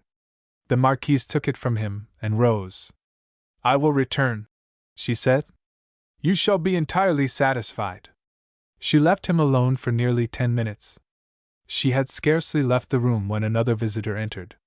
The Vicomte de Bergerac, in a dark brown suit and an apple-green tie, bowed to Duncombe, and carefully selected the most comfortable chair in his vicinity. So you took my advice, monsieur, he remarked, helping himself to a cushion from another chair, and placing it behind his head. I admit it, Duncombe answered. On the whole, I believe that it was very good advice. Would you, the Vicomte murmured, like another dose? I trust, Duncombe said, that there is no necessity. The Vicomte reflected. Why are you here? He asked. To see Miss Poynton. And again why? Duncombe smiled. The boy's manner was so devoid of impertinence that he found it impossible to resent his questions. Well, he said, I came hoping to bring Miss Poynton some good news. I had information which led me seriously to doubt whether the body which has been found in the Seine is really her brother's. The Vicomte sat up as though he had been shot. My friend, he said slowly, I take some interest in you, but upon my word I begin to believe that you will end your days in the morgue yourself. As you value your life, don't tell anyone else what you have told me. I trust that I am the first. I have told the Marquise, Duncombe answered, and she has gone to find out whether Miss Poynton will see me. The Vicomte's patent boot tapped the floor slowly. You have told the Marquise, he repeated thoughtfully. Stop! I must think. There was a short silence. Then the Vicomte looked up. Very well, he said. Now listen. Have you any confidence in me? Undoubtedly, Duncombe answered. The advice you gave me before was, I know, good. It was confirmed a few hours following, and, as you know, I followed it. Then listen, the Vicomte said. L'affaire Poynton is in excellent hands. The young lady will come to no harm. You are here, I know, because you are her friend. You can help her if you will. How? Duncombe asked. By leaving Paris today. Your advice, Duncombe said grimly, seems to lack variety. The Vicomte shrugged his shoulders. The other affair, he said, is still open. If I stepped to the telephone here, you would be arrested within the hour. Can't you leave the riddles out and talk so that an ordinary man can understand you for a few minutes? Duncombe begged. It is exactly what remains impossible, the Vicomte answered smoothly. But you know the old saying, you have doubtless something similar in your own country. It is from our friends we suffer most. Your presence here, your, forgive me, somewhat clumsy attempts to solve this affaire Poynton, are likely to be a cause of embarrassment to the young lady herself and to others. Apart from that, it will certainly cost you your life. Without some shadow of an explanation, Duncombe said calmly, I remain where I am in case I can be of assistance to Miss Poynton. The young man shrugged his shoulders, and sauntering to a mirror rearranged his tie. Madame la Marquise entered. You, Henri! She exclaimed. He bowed low with exaggerated grace, and kissed the tips of her fingers. I, he answered. And for this time with a perfectly legitimate reason for my coming. A commission from my uncle. Le Fair Poynton? Exactly, dear cousin. But why? She asked. Did they not show you into my room? I learnt that my friend Sir George Duncombe was here, and I desired to see him, he rejoined. She shrugged her dainty shoulders. You will wait, she directed. Then she turned to Duncombe, and handed him a sealed envelope. If you please, she said, will you read that, now? He tore it open, and read the few hasty lines. Then he looked up, and met the Marquise's expectant gaze. Madam, he said slowly, does this come from Miss Poynton of her own free will? She laughed insolently. Monsieur, she said, my guests are subject to no coercion in this house. He bowed, and turned towards the door. Your answer, monsieur? She called out. There is no answer, he replied. Chapter 5. The Interviewing of Phyllis.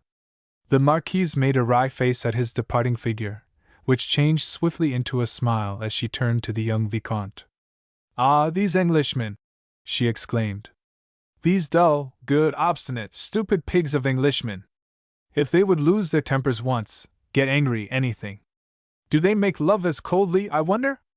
Dear cousin, he answered, I do not know. But if you will permit me, I will show you. Henri! He sighed. You are so adorable, Angélie, he murmured. And you, she answered, are so indiscreet. It is not your day, and I am expecting Gustave at any moment. I have left word that he is to be shown up here. There, my hand for one moment, not so roughly, sir. And now tell me why you came. On a diplomatic errand, my dear cousin. I must see Miss Poynton. She touched a bell. I will send for her, she said. I shall not let you see her alone. She is much too good-looking, and you are far too impressionable. He looked at her reproachfully. Angélie, he said, you speak so of a young English miss, to me, Henri de Bergerac, to me who have known, who knows. She interrupted him, laughing. The exaggerated devotion of his manner seemed to amuse her. My dear Henri, she said, I do not believe that even a young English miss is safe from you. But attend! She comes. Phyllis entered the room and came towards them. She was dressed in black, and she was still pale, but her eyes and mouth were wholly without affinity to the class of young person whom Henri had expected to see. He rose and bowed, and Phyllis regarded him with frank interest. Phyllis, the Marquise said, this is the Vicomte de Bergerac, and he brings you messages from someone or other. Your affairs are quite too complicated for my little head. Sit down and let him talk to you. If Monsieur le Vicomte has brought me messages from the right person, Phyllis said with a smile, he will be very welcome. Seriously, monsieur, I seem to have fallen amongst friends here whose only unkindness is an apparent desire to turn my life into a maze. I hope that you are going to lead me out. I can conceive, mademoiselle, the Vicomte answered with his hand upon his heart, no more delightful undertaking. Then I am quite sure, she answered, laughing softly, that we are both going to be very happy. Please go on. Mademoiselle speaks delightful French, he murmured, a little surprised. And monsieur, I can see, she answered, is an apt flatterer. Afterwards as much as you please. But now, well, I want to hear about Guy. Mademoiselle has commanded, he said with a little gesture. To proceed then. Monsieur Guy is well, and is my constant companion. He is with friends who wish him well, and this morning, mademoiselle, the President himself has given written orders to the police to proceed no further in the unfortunate little affair of which mademoiselle has knowledge. Phyllis had lost all her pallor. She smiled delightfully upon him. Madame la Marquise rose with a little impatient movement, and walked to the further end of the room. "How nice of you to come and tell me this!" she exclaimed. "And what a relief! I think he is very fortunate to have made such good friends. Mademoiselle," he declared with emphasis, "one at least of those friends is more than repaid."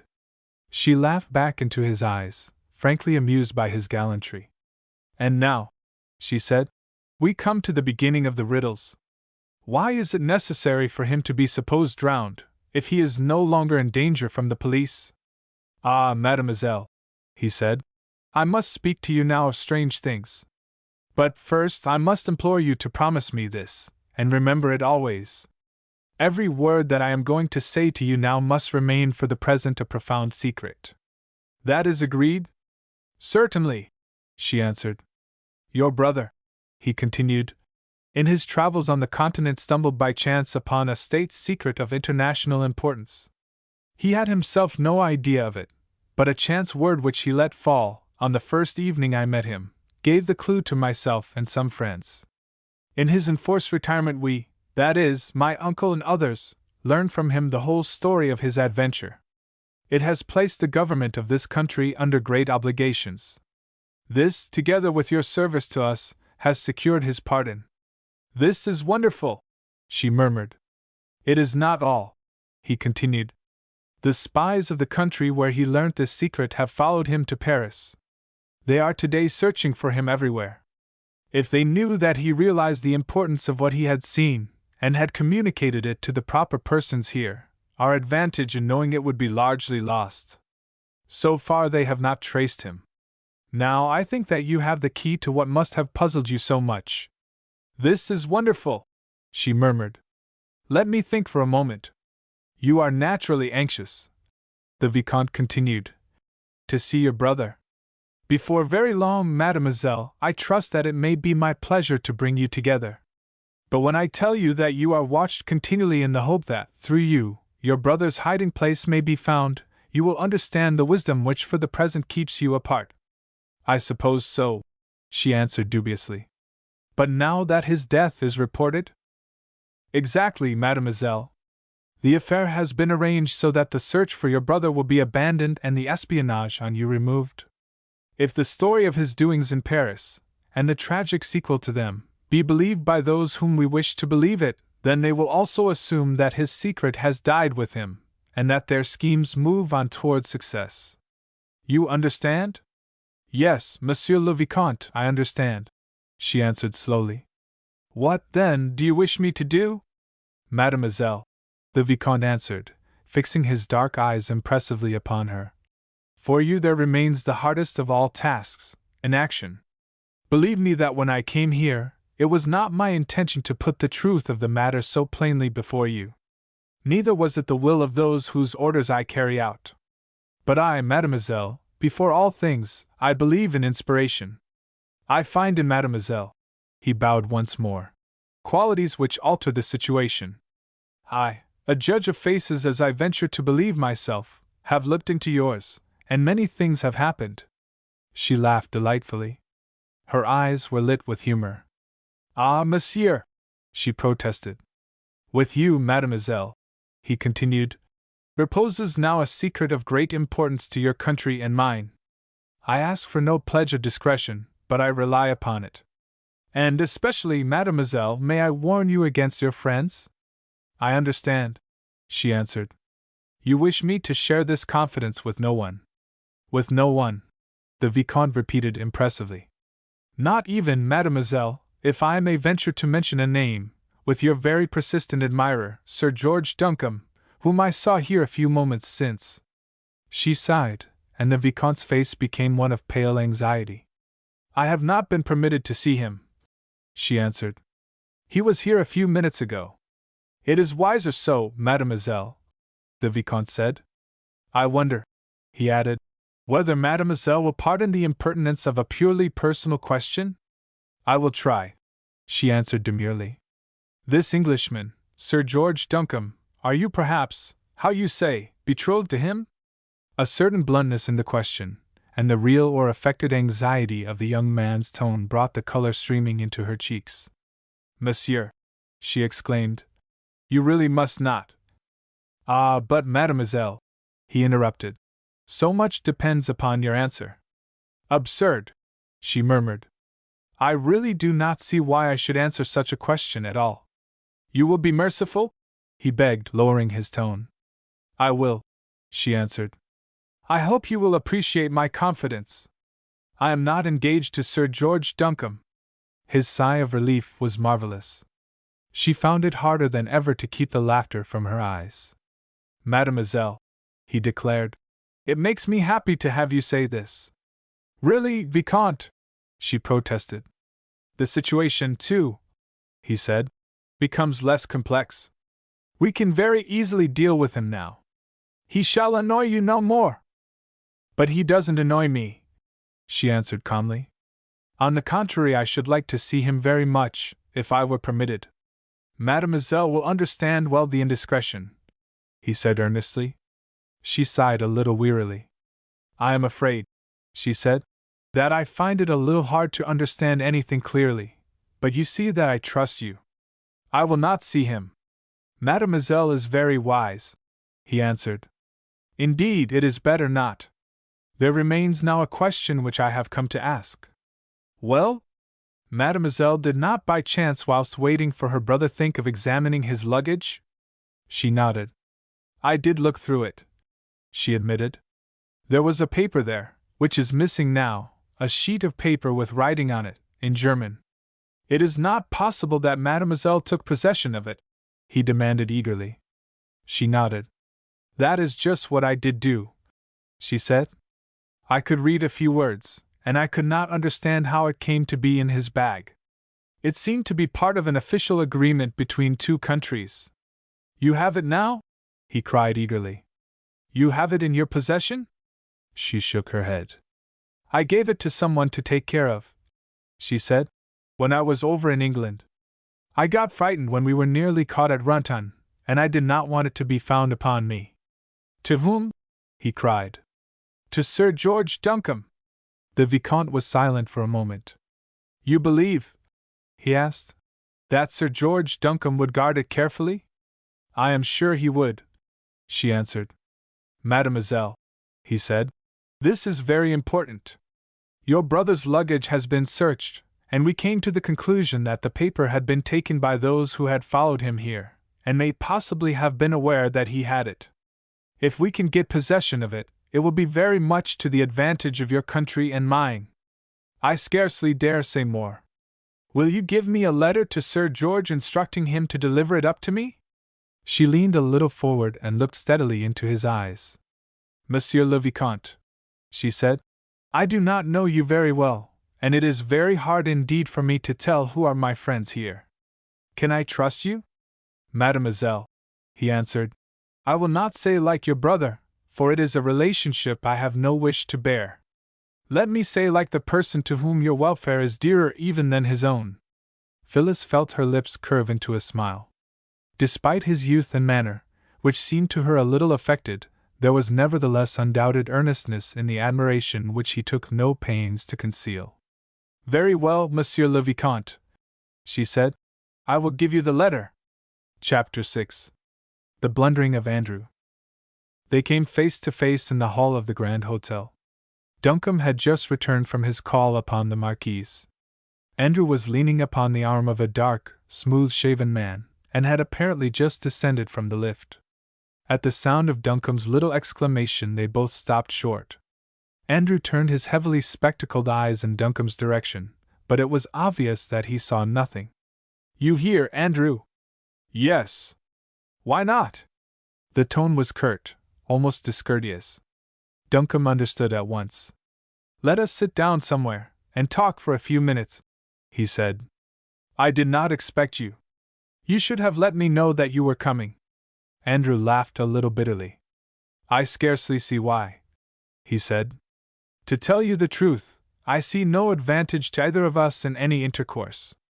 Duncombe took him by the arm and led him towards the smoking room. "Andrew," he said, "perhaps I have behaved badly, at least from your point of view, But remember that I warned you. Let us sit down here. Who is your friend? Never mind, Andrew answered. You can say what you have to before him. He is in my confidence. Duncombe glanced around. The man had taken the chair next to them, and was evidently prepared to listen to all that was said. His clothes and bearing, and quiet, unobtrusive manners, all seemed to suggest truthfully enough his possible identity, an English detective from an advertised office. Duncombe smiled as he realized the almost pitiful inadequacy of such methods. Come, Andrew, he said, turning to his friend. You have a small grievance against me, and you think you have a great one. A small grievance, Andrew murmured softly. Thank you, Duncombe. Go on, then. State it, Duncombe declared. Let me hear what is in your mind. Andrew raised his brows slowly. Twice he seemed to speak, but at the last moment remained silent. He was obviously struggling to control himself. There is this in my mind against you, Duncombe, he said finally. I sent for you as a friend. You accepted a charge from me, as my friend. And you betrayed me. Duncombe shook his head. Listen, Andrew, he said. I want to remind you again of what I said just now. I warned you. No, don't interrupt.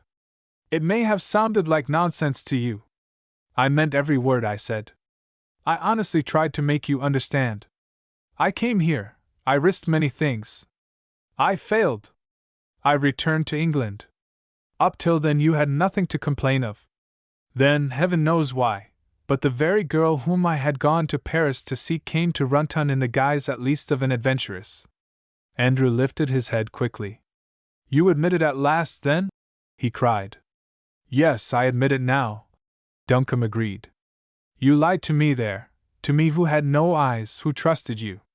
What was that but betrayal, rank, inexcusable betrayal? Listen, Andrew, Duncombe said. She told me that she was not Phyllis Poynton. It was enough for me. I disregarded my convictions. Her word was my law. She said that she was not Phyllis Poynton, and to me she never was Phyllis Poynton. She was afraid of you, and I helped her to avoid you. I admit it. It is the extent of my failing in our friendship, and you were warned. And now? I am here now, Duncombe said a little sadly. Because I love her, and because I cannot keep away. But she will not see me, and I am no nearer solving the mystery than ever. On the contrary, I know that I am in danger here. It is possible that I may be driven to leave Paris tonight. You know where she is now? Yes. Andrew leaned suddenly over, and his grip was on Duncombe's shoulder like a vice. Then, by God, you shall tell me, he said fiercely. Don't you know, man, that guy has been found in the Seine, robbed and drugged, and murdered without a doubt. Do you want me to wait while something of the same sort happens to her? You shall tell me where she is, Duncombe. I say that you shall tell me. Duncombe hesitated. You can do no more than I have done, he said. Then at least I will do as much, Andrew answered. I am her oldest friend, and I have claims upon her which you never could have. Now that she is in this terrible trouble, my place is by her side. One moment, Andrew, Duncombe interrupted. Are you sure that it was Guy Poynton who was found in the Seine? The height was given as 5 feet 9, and Guy Poynton was over 6 feet. You should read the papers, Andrew answered shortly. He was identified by his sister. The papers said so, Duncombe answered hesitatingly. But, look here, Andrew interrupted. I have had enough of this playing with facts. You have grown too complex about this business altogether, Duncombe. Give me Phyllis Poynton's address. You shall have it, Duncombe answered, taking a leaf from his pocket-book and writing. I don't think that it will be any good to you. I think that it is more likely to lead you into trouble. Miss Poynton is with the Marquis and Marquise de St. They are of the first nobility in France. Their position as people of honor and circumstance appears undoubted. But nevertheless, if you are allowed to see her, I shall be surprised. The hall porter approached them, hat in hand. A lady to see monsieur, he announced to Andrew. Andrew rose and took his companion's arm. He scarcely glanced again towards Duncombe, who followed them out of the room. And there in the hall awaiting them was the young lady from Vienna, quietly dressed in black, but unmistakable with her pretty hair and perfumes. Duncombe watched them shake hands and move away before he could recover sufficiently from his first fit of surprise to intervene. Then a realization of what had happened rushed in upon him. They, too, then, had been to the Café Montmartre, with their obvious Anglicisms, their clumsy inquiries, to make of themselves without doubt the jest of that little nest of intriguers, and afterwards their tool. Duncombe thought of the fruits of his own inquiries there, and shivered. He hurried after the little party, who were apparently on their way to the café. "Andrew," he said, grasping him by the arm, "I must speak with you alone, at once. I see no object in any further discussion between us," Andrew said calmly. "Don't be a fool," Duncombe answered. "That woman you are with is a spy.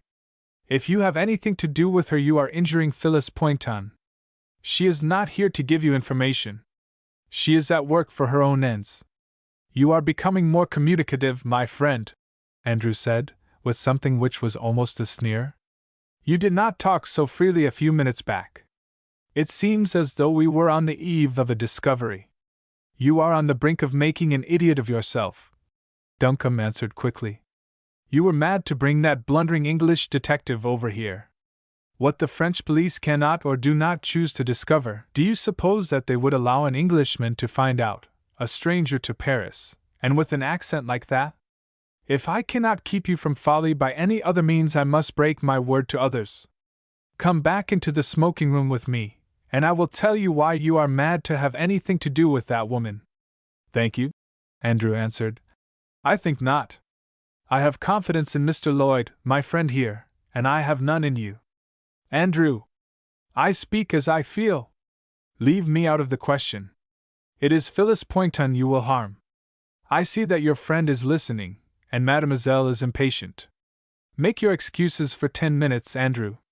You will never regret it." The detective, who had evidently overheard everything, stepped back to them.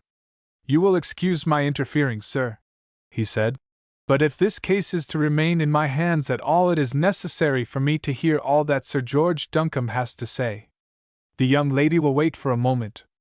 This case is difficult enough as it is, what with the jealousy of the French police, who naturally don't want us to find out what they can't.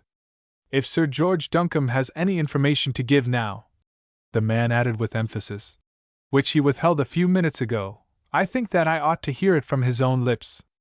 "I agree entirely with what Mr. Lloyd has said," Andrew declared. Duncombe shrugged his shoulders. He looked around him cautiously, but they were in a corner of the entresol, and no one was within hearing distance. "Very well," he said. "To save you from danger and Miss Poynton from further trouble, I am going to break a confidence which has been reposed in me, and to give you the benefit of my own surmises. In the first place, Mr. Lloyd is mistaken in supposing that the French police have been in the least puzzled by this double disappearance.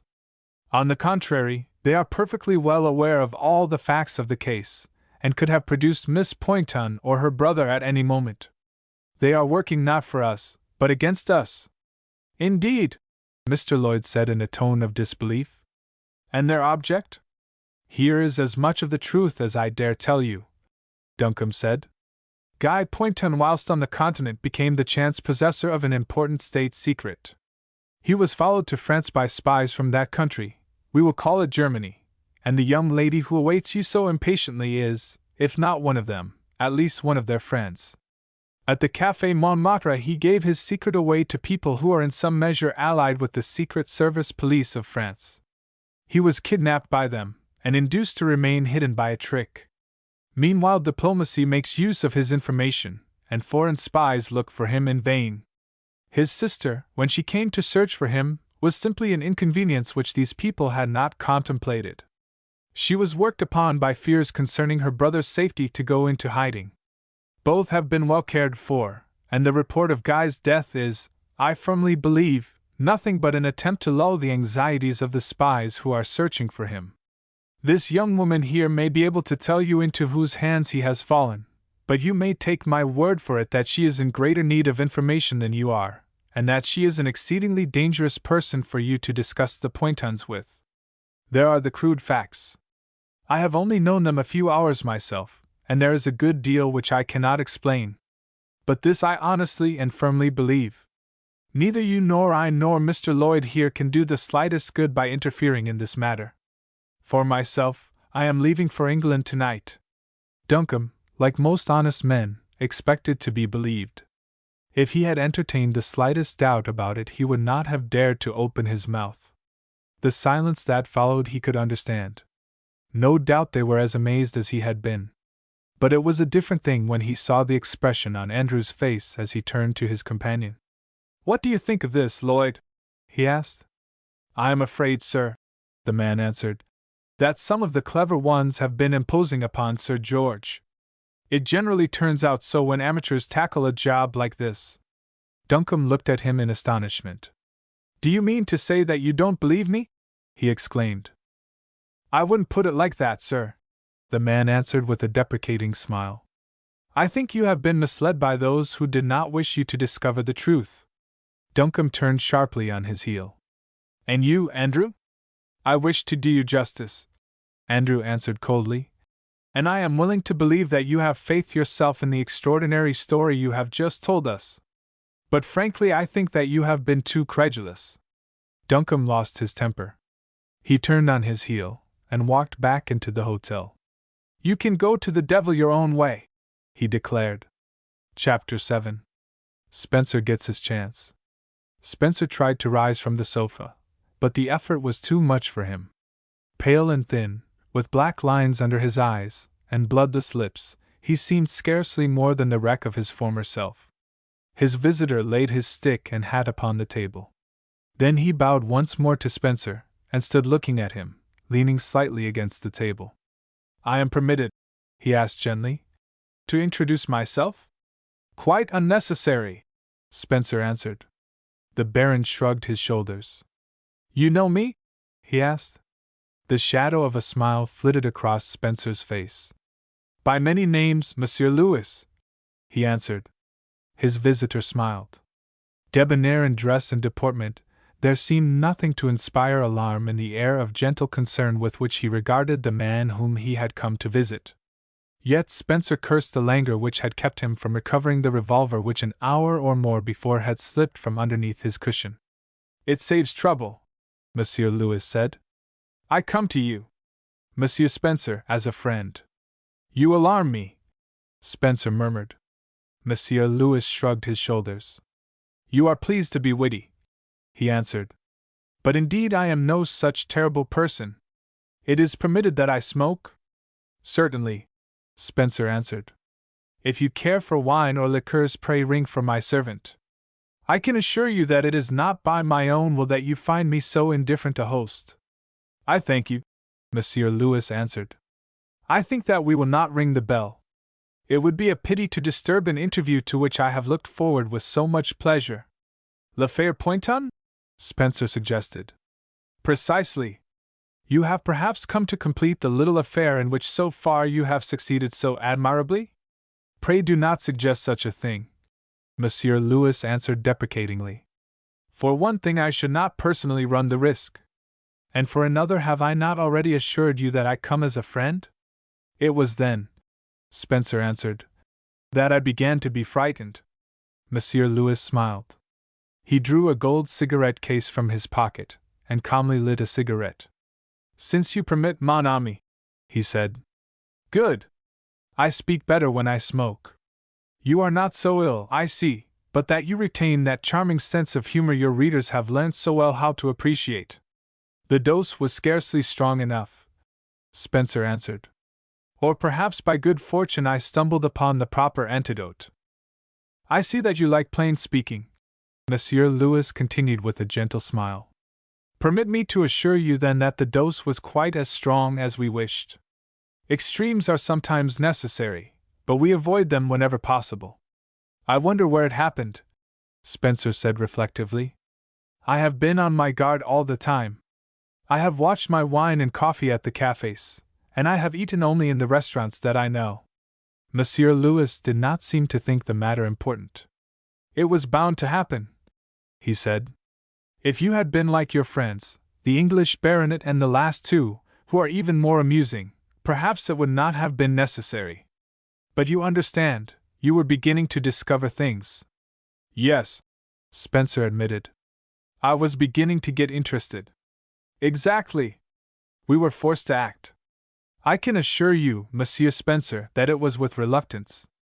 The others of whom I have spoken, Sir George Duncombe, Monsieur Pelham, and his toy detective, forgive me that I smile, walk all the time in the palm of our hand. But they remain unharmed. If by any chance they should blunder into the knowledge of things which might cause us annoyance, why then, there would be more invalids in Paris. Indeed, monsieur, we do not seek to abuse our power. My errand to you today is one of mercy. You make me ashamed, Spencer said, with a sarcasm which he took no pains to conceal, of my unworthy suspicions. To proceed. You have sent for Sir George Duncombe to come and see you. Spencer was silent for a moment. His own servant unfaithful? It was not possible. Well? Even you, the Baron continued, have not yet solved the mystery of Lafayette-Pointon. But you know more than Sir George. Let me recommend that you do not share your knowledge with him. Why not? If you do, Sir George will at once share your indisposition. I begin to understand, Spencer said. How otherwise? Send Sir George home. You see the delicacy of our position. It is not so much that we fear Sir George Duncombe's interference, but he again is followed and watched over by our enemies, who would easily possess themselves of any information which he might gain. Spencer nodded. It is good reasoning, he admitted. Listen, Monsieur Lewis continued. I speak now on behalf of my friends. You know whom I mean. You have solved the mystery of our existence. We are omnipotent. The police and the Secret Service police and the government itself are with us. We have license throughout the city. We may do what others may not. For us there is no crime. I kill you now perhaps. The police arrive. I am before the commissioner. I give him the sign, it is Lafayette-Pointon. I go free. It is a certain thing. Granted, Spencer said. Proceed with your killing or your argument. With the latter, if you please, Monsieur Lewis answered. I do not choose to kill. Lafayette-Pointon, then. Harm is not meant to either of these young people. That I assure you upon my honor. In 3 weeks, or say a month, we have finished. They may return to their homes if they will. We have no further interest in them. For those 3 weeks you must remain as you are, you, and if you have influence over him, Sir George Duncombe. The other 2 fools we have no care for. If they blundered into knowledge, well, they must pay. They are not our concern, yours and mine. For you, I bring you an offer, Monsieur Spencer. Timeo Dineos et dona ferentes, Spencer murmured. Monsieur Lewis smiled. My gift, he answered, will not terrify you. You are a journalist. I offer to make the fortune of your paper. You shall be the first to announce an affair of the greatest international importance since the war between Russia and Japan was declared. No, I will go further than that. It is the greatest event since Waterloo. Lafayette-Pointon strikes so deep? Spencer remarked. So deep, the Baron answered. It is the fools who grope their way into great places. So did the boy Pointon. You, my friend, shall be the one brilliant exception. You shall make yourself the king of journalists, and you shall be quoted down the century as having achieved the greatest journalistic feat of modern days. Spencer turned his drawn, haggard face towards his visitor. A slight flush of color stained his cheek. You fascinate me, he said slowly. I admit it. You have found the weak spot in my armor. Proceed. For whom do you speak? Monsieur Lewis abandoned his somewhat lounging attitude. He stood by Spencer's side, and leaning down, whispered in his ear. Spencer's eyes grew bright. Monsieur Lewis, he said, you play at a great game. The Baron shrugged his shoulders. Me, he answered. I am but a pawn. I do what I am told. To return for a moment to Lafayette-Pointon, Spencer said. I am in the humor to trust you. Have I then your assurance that the boy and girl do not suffer? Upon my own honor and the honor of the company to whom I belong, he answered with some show of dignity. It is a pledge which I have never yet broken. I am a bribed man, Spencer answered. Monsieur Lewis threw away his second cigarette. He cast a look almost of admiration upon the man who still lay stretched upon the couch. You are the only Englishman I ever met, Monsieur Spencer, he said, who was not pig-headed. You have the tenacity of your countrymen, but you have the genius to pick out the right thread from the tangle, to know truth when you meet it, even in unlikely places. I doff my hat to you, Monsieur Spencer. If you permit, I will send my own physician to you. You will be yourself in a week. You know the antidote? Spencer remarked grimly. Naturally. Accidents will happen. You wish that I should send him? Without doubt, Spencer answered. I am weary of this couch. You shall leave it in a week, Monsieur promised, as he left the room. Spencer closed his eyes. Already he felt coming on the daily headache, which, with the terrible weakness, was a part of his symptoms. But there was no rest for him yet. Monsieur Lewis had scarcely been gone 5 minutes when Duncombe arrived. Duncombe had had no word of his friend's illness. He stood over his couch in shocked surprise. My dear fellow, he exclaimed, I had no idea that you were ill. This is why I have not heard from you, then. Spencer smiled as he held out his hand, and Duncombe, who seemed to catch some meaning in the upraised eyebrows of his friend, was shocked. You mean? He exclaimed. Spencer nodded. Le Fer Pointon, he said gently. A very subtle dose of poison indeed, my friend. I shall not die, but I have had my little lesson. Here the individual has little chance. We fight against forces that are too many for us. I told you so at the start. Yet I, Duncombe answered, have not suffered. My friend, Spencer answered, it is because I am the more dangerous. You have discovered something? Duncombe exclaimed. I came near discovering a great deal, Spencer answered. Perhaps it would have been better for my system if I had discovered a little less. As it is, I have finished with Le Fer Pointon for the present. You see how very nearly Le Fer Pointon finished me. It is not like you, Duncombe said thoughtfully, to give anything up. We come face to face sometimes with unique experiences, which destroy precedent. Spencer answered. This is one of them. And what? Duncombe asked. Do you advise me to do? Always the same advice, Spencer answered. Leave Paris today. Go straight back to Norfolk, read the newspapers, and await events. Well, I think that I shall do so, Duncombe answered slowly. I have found out where Miss Pointon is, but she will not see me. I have made an enemy of my dearest friend, and I have, at any rate, interrupted your career and endangered your life. Yes, I will go back home. You may yet save your friend some inconvenience, Spencer suggested. Try to persuade him to go back with you. He will not listen to me, Duncombe answered. He has brought an English detective with him, and he is as obstinate as a mule.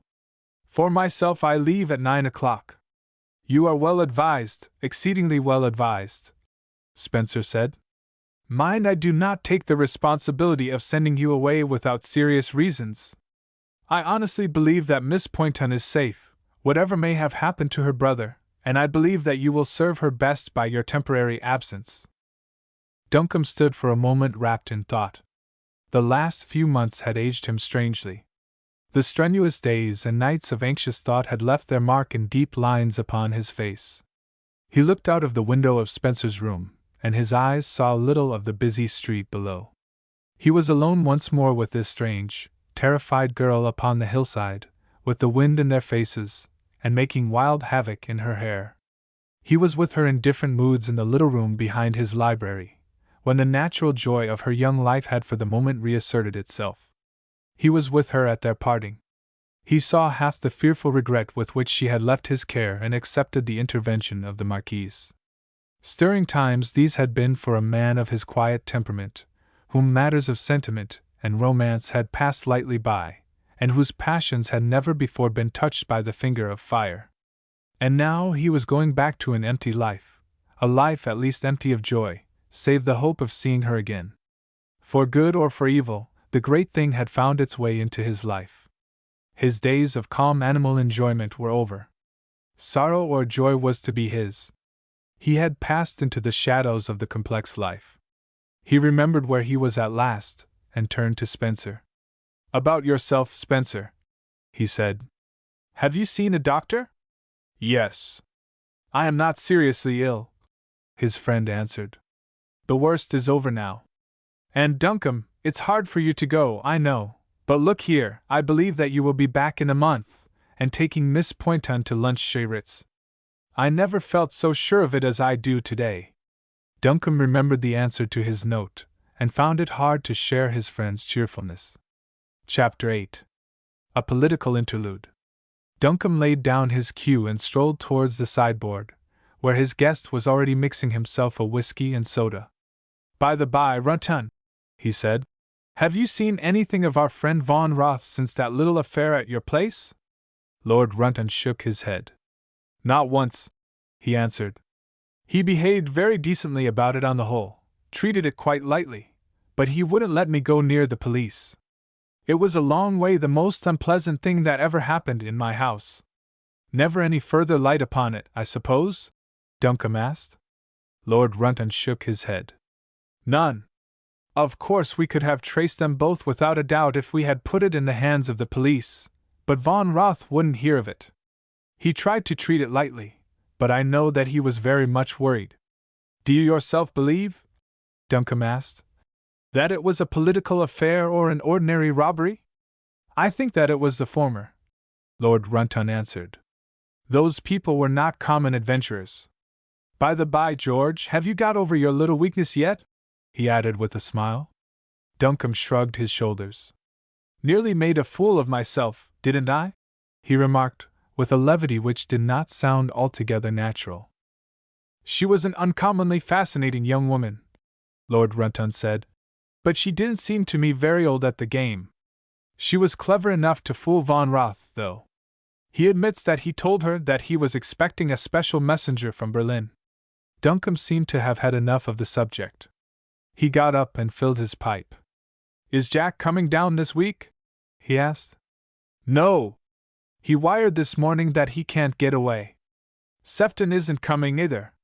Between ourselves, George, something seems to be going on at the Foreign Office which I don't understand." "What do you mean?" Duncombe asked. "There has been no hint at any sort of trouble in the papers."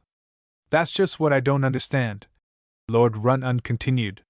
"It is certain that there is an extraordinary amount of activity at Portsmouth and Woolwich, but even the little halfpenny sensational papers make no more than a passing allusion to it. Then look at the movements of our fleet. The whole of the Mediterranean fleet is at Gibraltar, and the Channel Squadron is moving up the North Sea as though to join the home division. All these movements are quite unusual." "What do you make of them, then?" Duncombe asked. "I scarcely know," Lord Runton answered. "But I can tell you this. There have been 3 cabinet councils this week, and there is a curious air of apprehension in official circles in town, as though something were about to happen.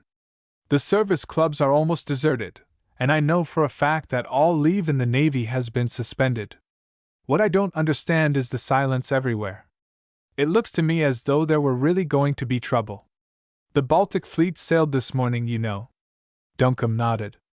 "But," he said, "even if they were ill-disposed to us, as no doubt Russia is just now, what could they do? One squadron of our fleet could send them to the bottom." "No doubt," Lord Runton answered. "But supposing they found an ally? France will never go to war with us for Russia's benefit," Duncombe declared. "Granted," Lord Runton answered. "But have you watched Germany's attitude lately?" "I can't say that I have," Duncombe admitted, "but I should never look upon Germany as a war-seeking nation." "No, I dare say not," Lord Runton answered. "Nor would a great many other people. Every one is willing to admit that she would like our colonies, but no one will believe that she has the courage to strike a blow for them. I will tell you what I believe, Duncombe. I believe that no great power has ever before been in so dangerous a position as we are in today. Duncombe sat up in his chair. The weariness passed from his face, and he was distinctly interested.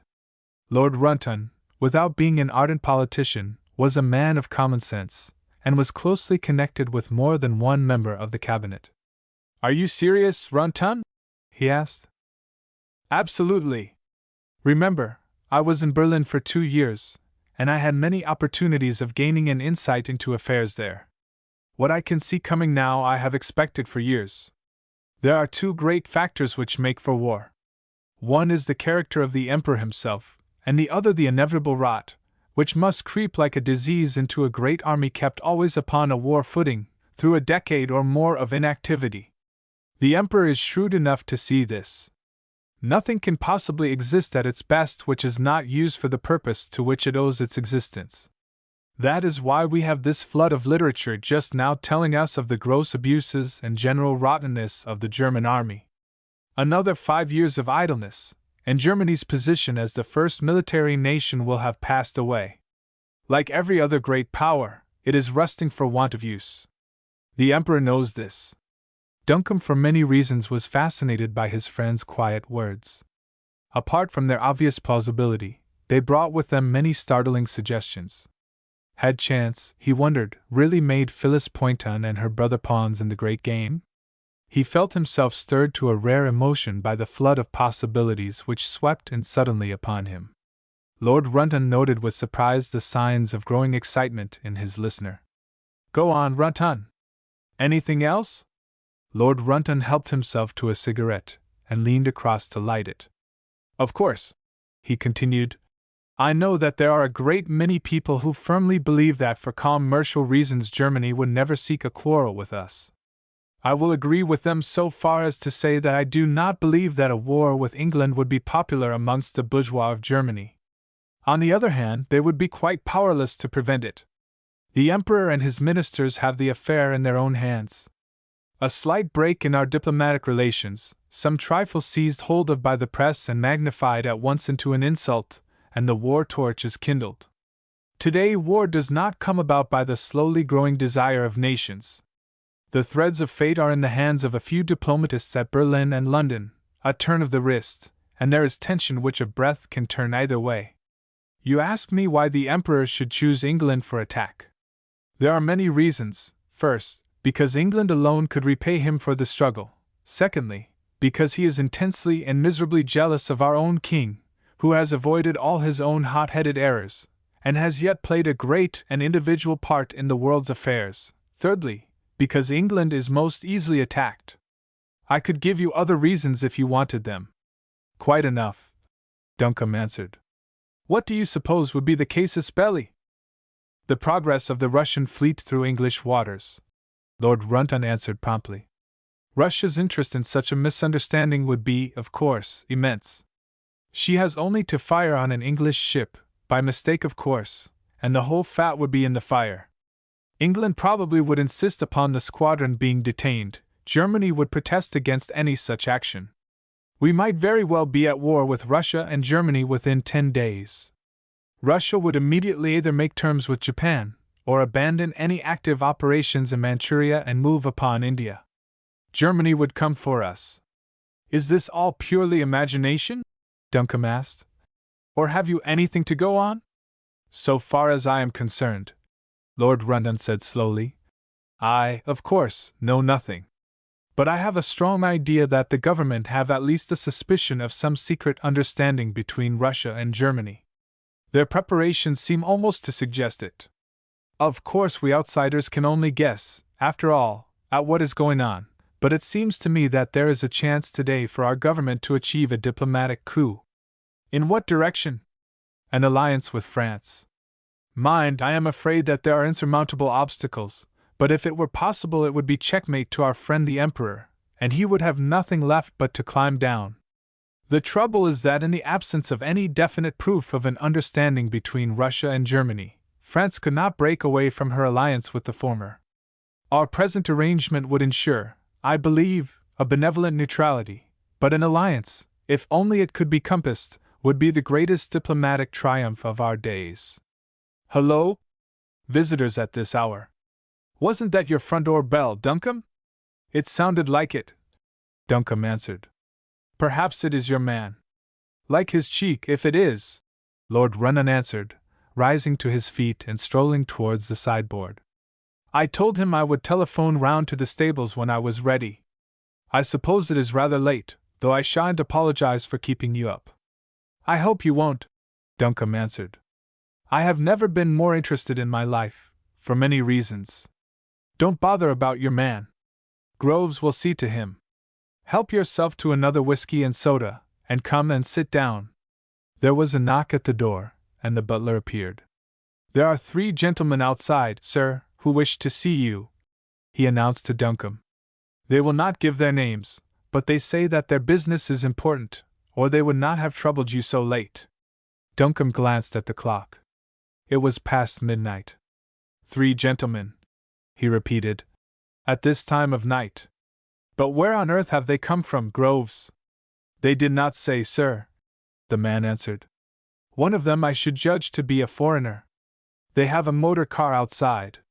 Lord Runton held out his hand. Well, it's time I was off, anyhow, he remarked. Come over and have lunch tomorrow. Don't bother about me. I'll stroll round to the stables and start from there.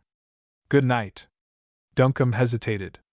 He was on the point of asking his friend to stay, but before he could make up his mind Runton had lit a cigarette and strolled away. You can show the gentleman in here, Groves, Duncombe said. Very good, sir. The man disappeared. Duncombe, after a moment's hesitation, crossed the room, and opening an oak cupboard, slipped a small revolver into his pocket. Chapter 9. Arrested. One of his 3 visitors Duncombe recognized immediately. It was Monsieur Louis. Of the other 2, one was a Frenchman, a somewhat sombre-looking person, in a black beard and gold-rimmed eyeglasses, the other as unmistakably an Englishman of the lower middle class. His broad shoulders and somewhat stiff bearing seemed to suggest some sort of drill. Looking them over, Duncombe found himself instinctively wondering whether the personal strength of these 2, which was obvious, might become a factor in the coming interview. The Baron naturally was spokesman. He bowed very gravely to Duncombe, and did not offer his hand. I must apologize, Sir George, he said, for disturbing you at such an inopportune hour. Our business, however, made it necessary for us to reach you with as little delay as possible. Perhaps you will be good enough to explain, Duncombe answered, what that business is. The Baron raised his hands with a little protesting gesture. I regret to tell you, Sir George, he announced, that it is of a most unpleasant nature. I could wish that its execution had fallen into other hands. My companions are Monsieur Ridal, of the French Detective Service, and our other friend here, whom I do not know, is a constable from the Norwich Police Court. My own connections with the police service of my country you have already, without doubt, surmised. Go on, Duncombe said. I regret to say, Monsieur Louis continued, that my friends here are in charge of a warrant for your arrest. You will find them possessed of all the legal documents, French and English. We shall have to ask you to come to Norwich with us tonight. Arrest, Duncombe repeated. On what charge? An extremely serious one, the Baron answered gravely. The charge of murder. Duncombe stared at him in amazement. Murder, he repeated. What rubbish! The murder of Mademoiselle de Mermillon in her lodging on the night of the 7th of June last, the Baron said gravely. Please do not make any remarks before these men. The evidence against you is already sufficiently strong. Duncombe laughed derisively. What sort of a puppet show is this? He exclaimed. You know as well as any man living how that poor girl came to her end. This is a cover for something else, of course. What do you want of me? Let's get at it without wasting time. What we want of you is, I am afraid, only too simple, the Baron answered, shrugging his shoulders. We must ask you to accompany us at once to Norwich Castle. You will have to appear before the magistrates in the morning, when they will sign the extradition warrant. Our friend here, Monsieur Ridal, will then take charge of you. Perhaps you would like to look through the documents. You will find them all in perfect order. Duncombe mechanically glanced through the French and English papers which were spread out before him. They had certainly a most uncomfortable appearance of being genuine. He began to feel a little bewildered. "You mean to say that you have come here to arrest me on this charge? That you want me to go away with you tonight?" he asked. "It is not a matter of wanting you to come," the Baron answered coldly.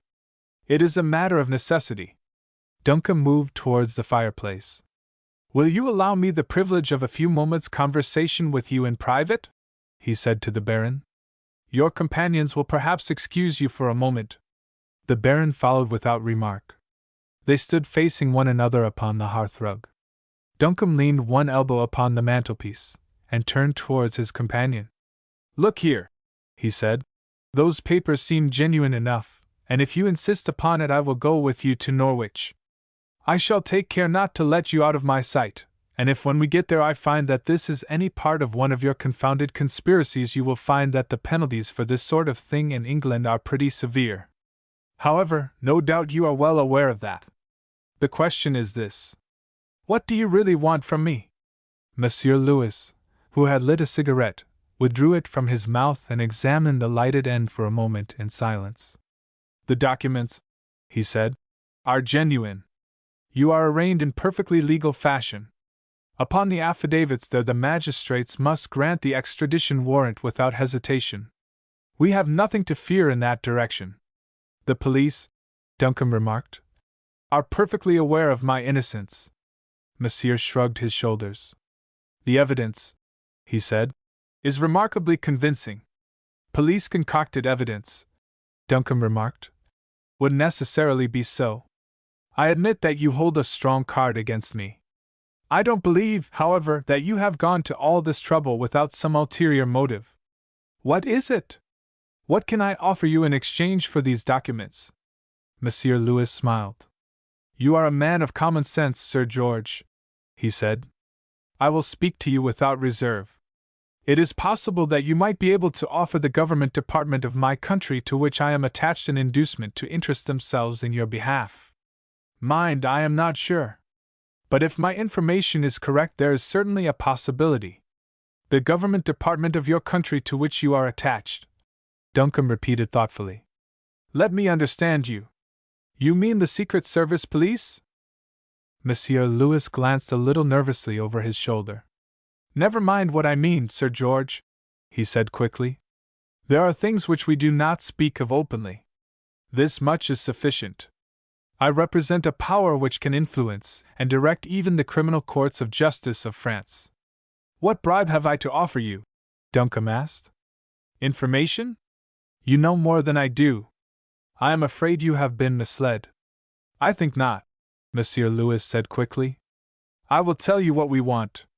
A paper was left in your charge by Miss Phyllis Poynton at the time she was visiting at Runton Place." "What of it?" Duncombe asked. The Frenchman's face was suddenly tense with excitement. He recovered himself almost at once, but his voice shook, and a new earnestness found its way into his manner. "Miss Poynton and her brother are with us," he said. "It is we who have been their benefactors. You know a good deal of their peculiar circumstances. A sudden need has arisen for the production of that paper within 24 hours. Give it to me now, and I will run the greatest risk I have ever run in my career. I will tear those warrants through." "Have you any authority from Miss Poynton?" Duncombe asked. "There was no time to procure it," Monsieur Louis explained. "Events march rapidly today. To be effective, that paper must be in Paris tomorrow. The necessity for its production arose only a few hours ago." "You asked me then," Duncombe said slowly, "to hand over to you a paper which was placed in my charge by Miss Poynton?" "In effect, yes." "I cannot do it." Monsieur Louis shrugged his shoulders. "I do not insist," he remarked. "I may be permitted to remind you, however, that I have offered a great price." "Perhaps," Duncombe answered quietly. Monsieur Louis turned to his assistants. "Sir George Duncombe will accompany us," he said.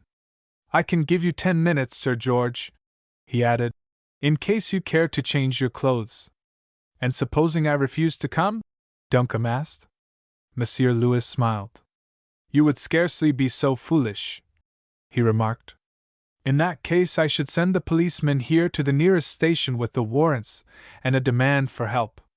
Our documents are in perfect order, and our case complete. You would scarcely be so foolish, I think, as to set yourself in direct opposition to the law. Duncombe was silent for several moments. Then he rang the bell. Monsieur Lewis looked at him inquiringly, but before he could frame a question the butler was in the room. Pack my things for a week, Groves, Duncombe ordered. I am going away tonight. The man bowed and withdrew. Monsieur Lewis merely shrugged his shoulders. A week, he remarked. You will be fortunate if you ever see your home again. Come, Sir George, be reasonable.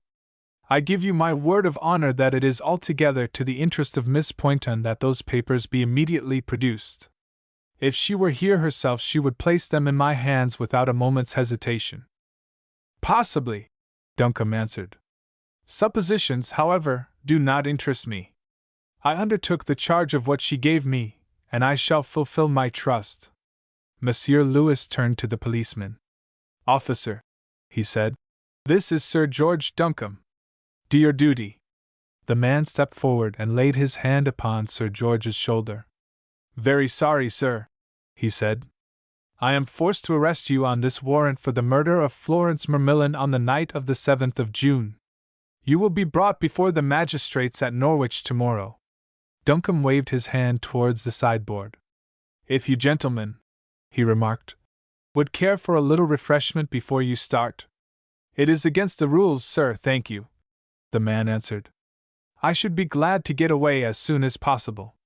Duncombe filled both his pockets with cigars and cigarettes. Then he turned towards the door. I am quite ready, he said. They followed him out. There was a few minutes' delay waiting for Duncombe's bag. Your address, Sir George? Groves inquired, as he brought it down. A little doubtful, Duncombe answered. I will wire. In front, please, Sir George, Monsieur Lewis insisted. So they drove off, Duncombe in the front seat, the other three behind. The car gathered speed rapidly. In less than an hour they were halfway to Norwich. Then suddenly the driver took a sharp corner and turned down a long, desolate lane. You're off the main road, Duncombe explained. You should have kept straight on for Norwich. The man took no notice. He even increased his speed. Duncombe was in the act of turning round when he felt the sudden swish of a wet cloth upon his face. He tried to break away, but he was held from behind as in a vice. Then his head fell back, and he remembered no more. Chapter 10. The checkmating of Monsieur Lewis. At 3 o'clock in the morning, Groves, in a discarded dressing-gown of his master's, opened the front door and peered cautiously out into the darkness. Monsieur Lewis, who was standing upon the doorstep, pushed past him into the hall. Your master has sent me back to fetch some papers, he announced, displaying a bunch of keys. I am sorry to disturb you like this, but the matter is important. Please bring me a cup of coffee into the library in half an hour. Groves, who was sorely perplexed, stood with his back to the door which Monsieur Lewis had approached. Really, sir, he answered, I scarcely know what to say. I am afraid that I cannot allow you to interfere with any of my master's property in his absence. Monsieur Lewis held out the keys.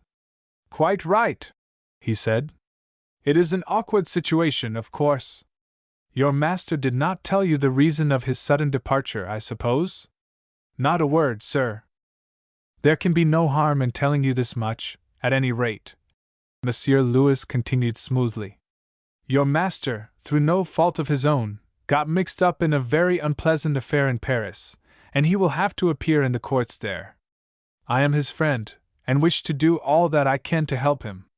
We have been talking the matter over, and I have strongly advised him to produce some papers which I think will help him materially. The police officer in whose charge he is would not allow him to return, so he handed me his keys and asked me to fetch them. I can assure you that I am your master's friend, and wish to do all that I can to help him. If he had not trusted me, he would not have given me his keys, which no doubt you recognize. Groves reluctantly stood on one side. I suppose I must let you in, sir, he said, but I wish that the master had sent me a line. We had neither pencil nor paper, Monsieur Lewis said, and the affair was urgent. I must be back in Norwich by 8 o'clock. I will prepare the coffee, sir, Groves said, turning away. If you require more light, the switches are behind the door. Very good, Monsieur Lewis said. You need not have the slightest anxiety. I am here on your master's behalf. Groves hesitated, and looked for a moment curiously around the room. He seemed as though he had something else to say, but checked himself at the last moment and withdrew. Monsieur Lewis drew a little breath of relief. He did not immediately proceed to work. He threw off his overcoat and lit a cigarette. His fingers were steady enough, but he was conscious of an unwonted sense of excitement. He was face to face with destiny. He had played before for great stakes, but never such as these. A single false step, an evil turn in the wheel of fortune, spelled death, and he was afraid to die. He moved to the sideboard. Everything there was as they had left it. He poured out some brandy and drank it off. With fresh courage he moved to the safe, which stood in the corner of the room. It must be there, if anywhere, that this precious document lay. He tried his keys one by one. At last he found the right one. The great door swung slowly open. He was spared all anxiety. There, on the top of a pile of legal-looking documents, leases, title deeds, and the like, was a long envelope, and across it in Duncombe's sprawling writing these few words. Entrusted to me by Miss Pointundot, September 4th. He grasped it in his fingers and tore open the envelope. As he read the single page of closely written writing, his eyes seemed almost to protrude. He gave a little gasp. No wonder there were those who reckoned this single page of manuscript worth a great fortune. Every sentence, every word told its own story. It was a page of the world's history. Then a strange thing happened. Some part of him rebelled against the instinct which prompted him carefully to fold and place in his breast pocket this wonderful find of his. His nerves seemed suddenly frozen in his body. There was a curious numb sensation at the back of his neck which forbade him to turn round. His hands shook, his teeth chattered. The sweat of death was upon his forehead and despair in his heart. He had heard nothing, seen nothing, yet he knew that he was no longer alone. When at last he turned round, he turned his whole body. The muscles of his neck were numbed, still his knees shook, and his face was ghastly. Monsieur Lewis of the Café Montmartre, brave of tongue and gallant of bearing, had suddenly collapsed. Monsieur Lewis, the drug-sodden degenerate of a family whose nobles had made gay the scaffolds of the Place de la République, cowered in his place. It was the worst upon which he looked with chattering teeth, but without surprise. The door of the inner room was open, and upon the threshold stood Tocqueville, small, dark, and saturnine. Tocqueville, with something which glittered in his hand, so that Monsieur Lewis, already the prey of a diseased and ghastly imagination, felt the pain of the bullet in his heart. On an easy-chair by the fireside Henri de Bergerac was lounging, with a queer smile upon his lips.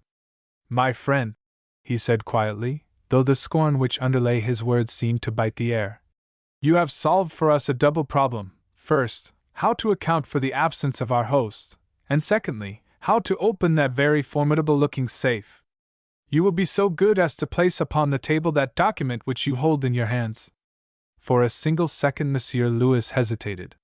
Some lingering vestige of a courage, purely hereditary, showed him in one lightning-like flash how at least he might carry with him to a swift grave some vestige of his ruined self-respect. A traitor to his old friends, he might keep faith with the new. He had time to destroy. Even the agonies of death might last long enough to complete the task. But the impulse was only momentary. He shuddered afresh at the thought that he might have yielded to it. He threw it upon the table. The Vicomte rose to his feet, glanced through the closely written page with something of the same excitement which had inspired its recent possessor, and carefully buttoned it up in his breast pocket. Then he turned once more to the man who stood before them broken and trembling. "Lewis," he said, "you are the first traitor whom our society has hatched. I look upon you with curiosity as a thing I once called my friend. What imbecility prompted you to this?" Monsieur Lewis found nerve to shrug his shoulders. "1,000,000 francs!" he answered. Heavens, but what folly! The Vicomte murmured. Did we not all know that a German was in Paris who offered 1,000,000 or 2,000,000 francs for the missing page of that treaty? Do you think that he was not watched day and night? Bah! I have no patience to talk of this. What have you done with our host? Arrested him for Flossie. He is in a ditch halfway to Norwich. Hurt? No. Chloroformed.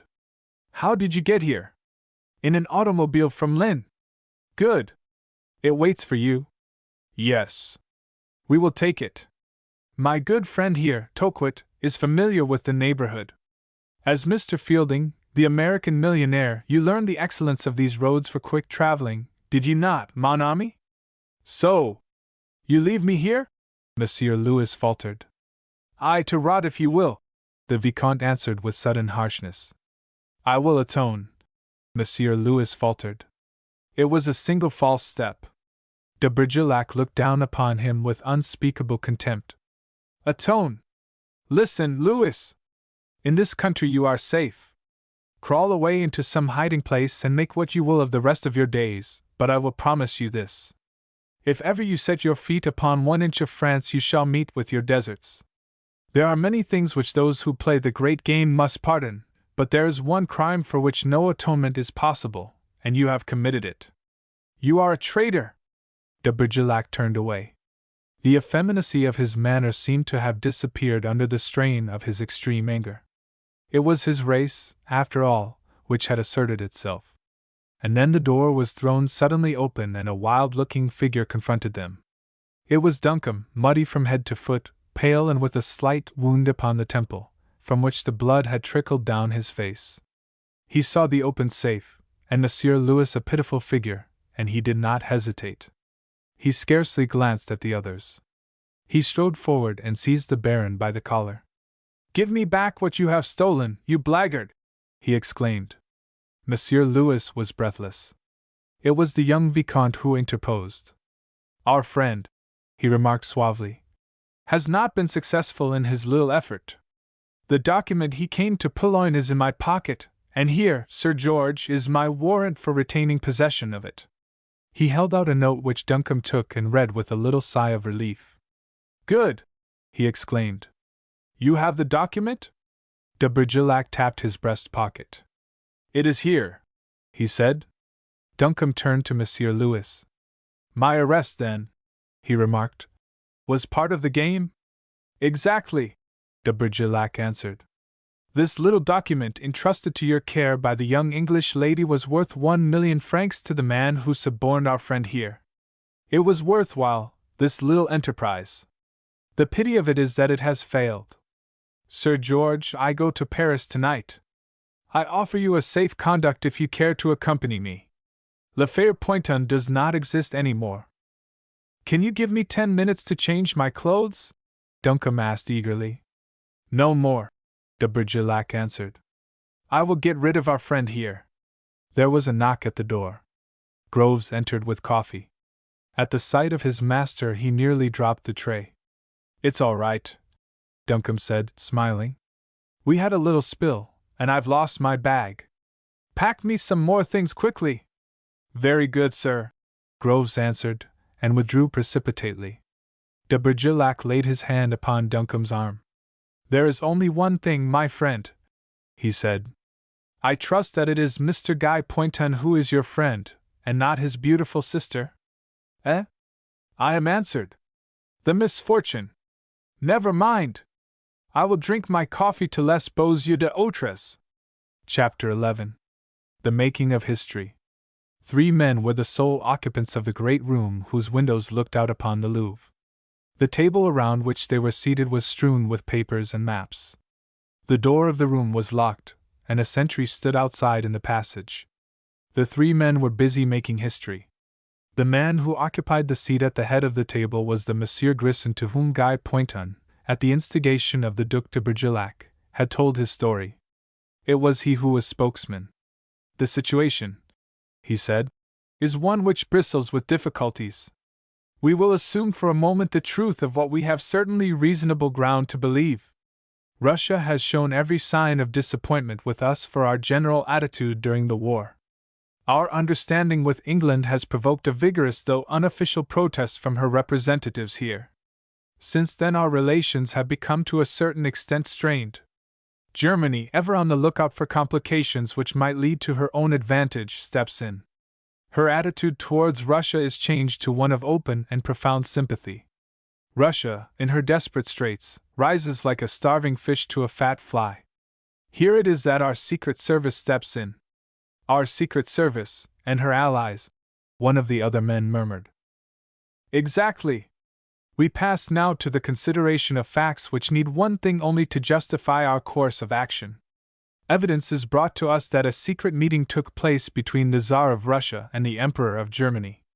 From all the information which we have collected, that meeting was possible. I personally believe that it took place. A treaty is said to have been drawn up between them, having for its object the embroilment of England with Russia, and an alliance of Germany with Russia so far as regards her quarrel with England. We know that Germany is secretly mobilizing men and ships.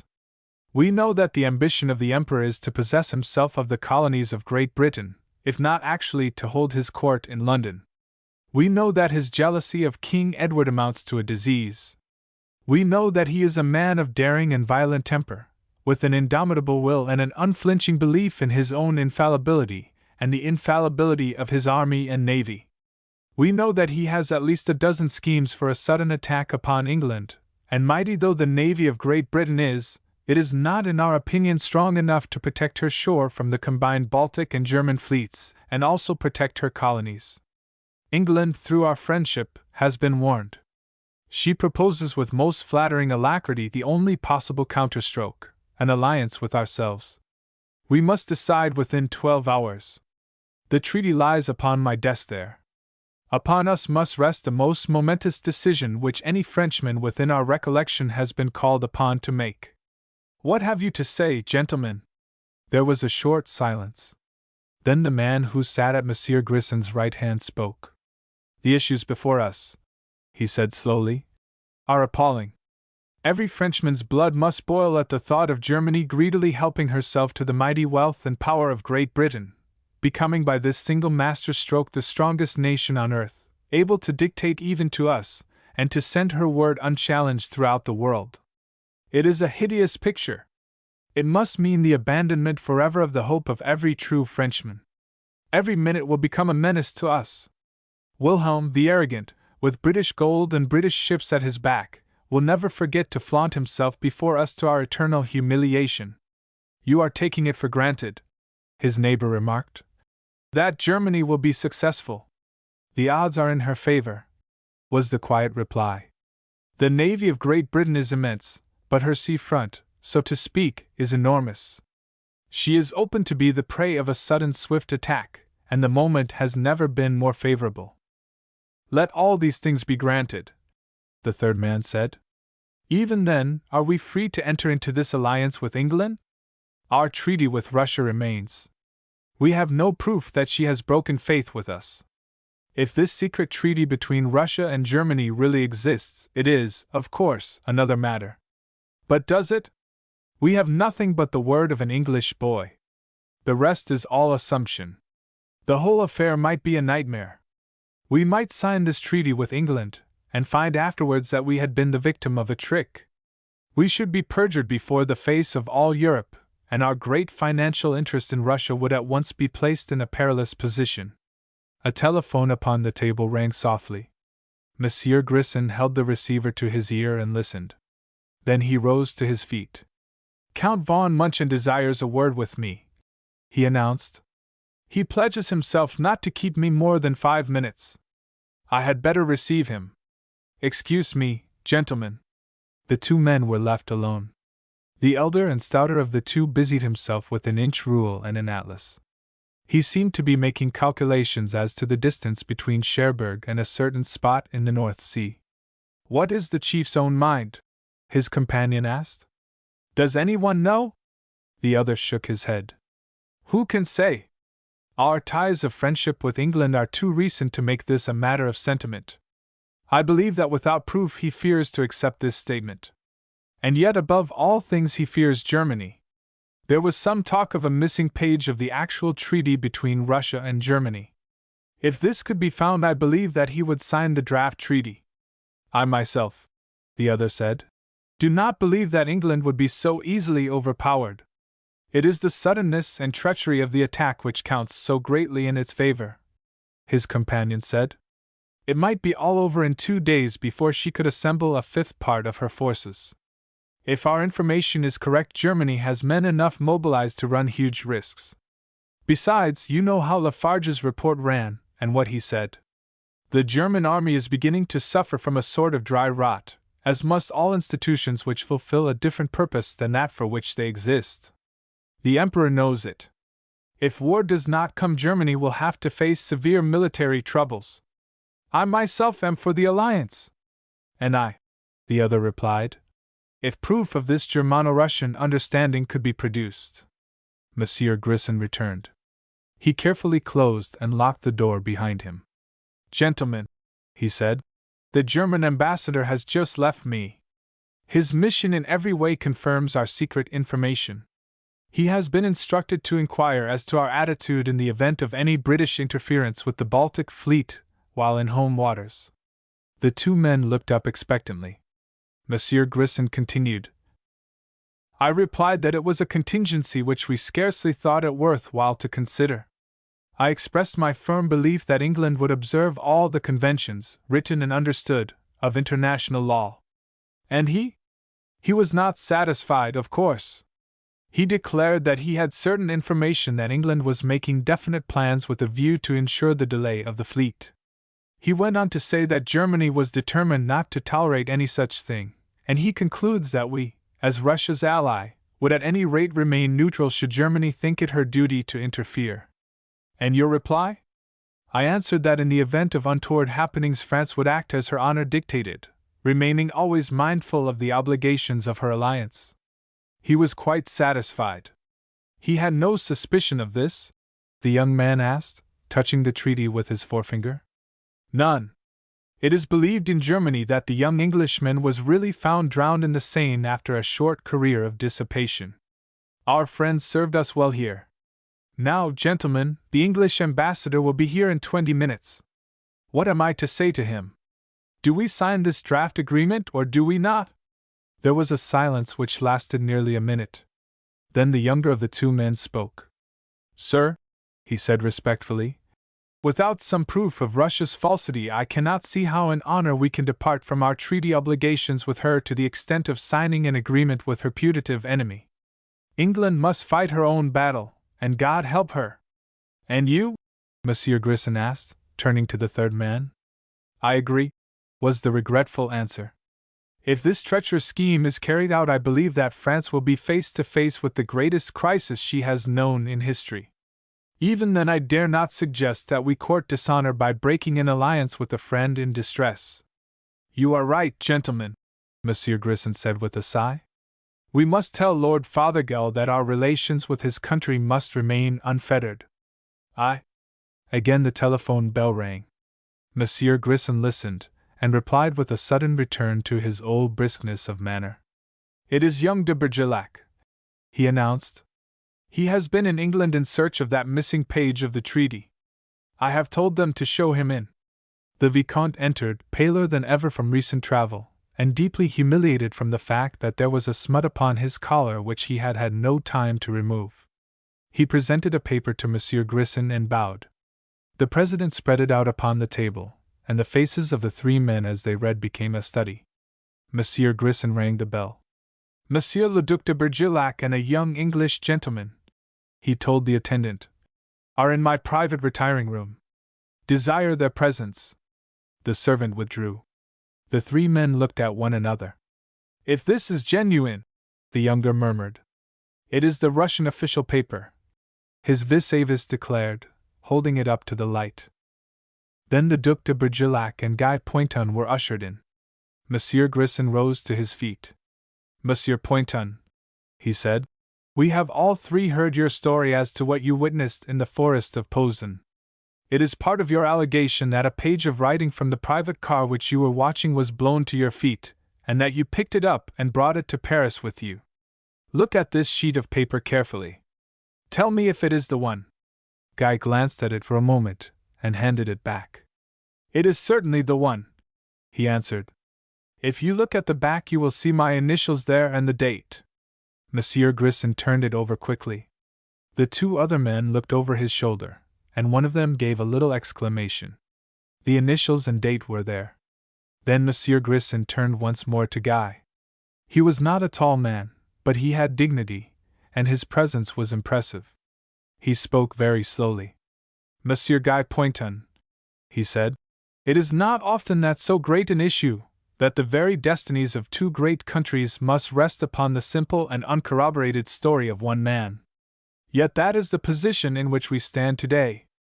Do not think that you are being treated with distrust. I speak to you not on behalf of myself, but for the millions of human beings whose welfare is my care, and for those other millions of your own countrymen, whose interests must be yours. I ask you solemnly, is this story of yours word for word a true one?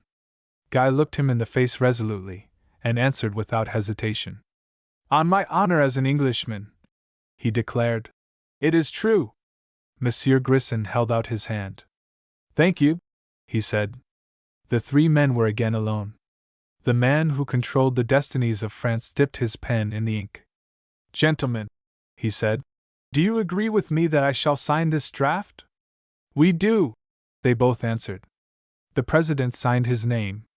Then he turned the handle of the telephone. You may show Lord Fothergill in, he ordered. Chapter 12. An Old Friend. It was perhaps as well for Andrew Pelham that he could not see Phyllis's look as she entered the room. An English gentleman, she had been told, was waiting to see her, and she had thought of no one but Duncombe. It was true that she had sent him away, but only an hour ago the Marquise had told her that her emancipation was close at hand. He too might have had a hint. The little smile, however, died away from her lips as she saw who was waiting for her with such manifest impatience. You, Andrew! She exclaimed in amazement. Why, however, did you find me out? He took both her hands in his. The look upon his face was transfiguring. At last! At last! He exclaimed. Never mind how I found you. Tell me, what does it all mean? Are you here of your own free will? Absolutely, she answered. It was you at Runton? Yes. Under a false name, with a man who committed robbery. She shrugged her shoulders a little wearily. My dear Andrew, she said, I will admit that I have been doing all manner of incomprehensible things. I couldn't explain everything. It would take too long. What I did for Guy's sake, and of my own free will. It will be all over in a day or two now, and we shall be coming back to Rainsworth. Then I will tell you tales of our adventures which will make your hair stand on end.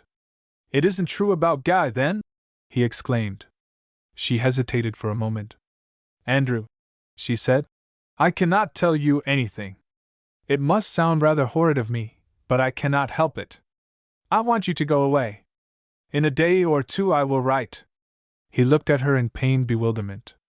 But Phyllis, he protested, I am one of your oldest friends. You asked me to go away and leave you here with strangers, without a word of explanation. Why, I have been weeks searching for you. Andrew, she said, I know it. I don't want to be unkind. I don't want you to think that I have forgotten that you are, as you say, one of my oldest friends. But there are times when one's friends are a source of danger rather than pleasure. Frankly, this is one of them. His face darkened. He looked slowly around the magnificent room. He saw little, but what he could distinguish was impressive. Your riddles, he said gravely, are hard to read. You want me to go away and leave you here? You must, she said firmly. Did you treat Duncombe like this? He asked in a blind fit of jealousy. You have not the right to ask me such a question, she answered coldly. Not the right! Not the right! He repeated. Who else has, then? Haven't I watched you grow from a beautiful, capricious child into the woman you are? Haven't I taught you, played with you, done your bidding blindly ever since you came into your kingdom? Haven't I felt the pain and the joy of you in my heart? Who else has a better right then? Duncombe, who came here, a stranger to you, or is it one of your new friends? She came close to him, and laid her hand upon his shoulder. Don't be foolish, Andrew, she said softly. His whole expression changed. The bitterness left his tone. Ah, Phyllis, he said. That is more like yourself. And I want you, she said, to be like your old self. You have always been my best friend, Andrew. I hope you will always be that. He tried to look into her face. It seemed to him that there was a little unnecessary emphasis in her words. I am not a child now, you know, she continued. I am quite old enough to take care of myself. You must believe that, Andrew. You must go away, and not worry about me. You will do this, please, because I ask you.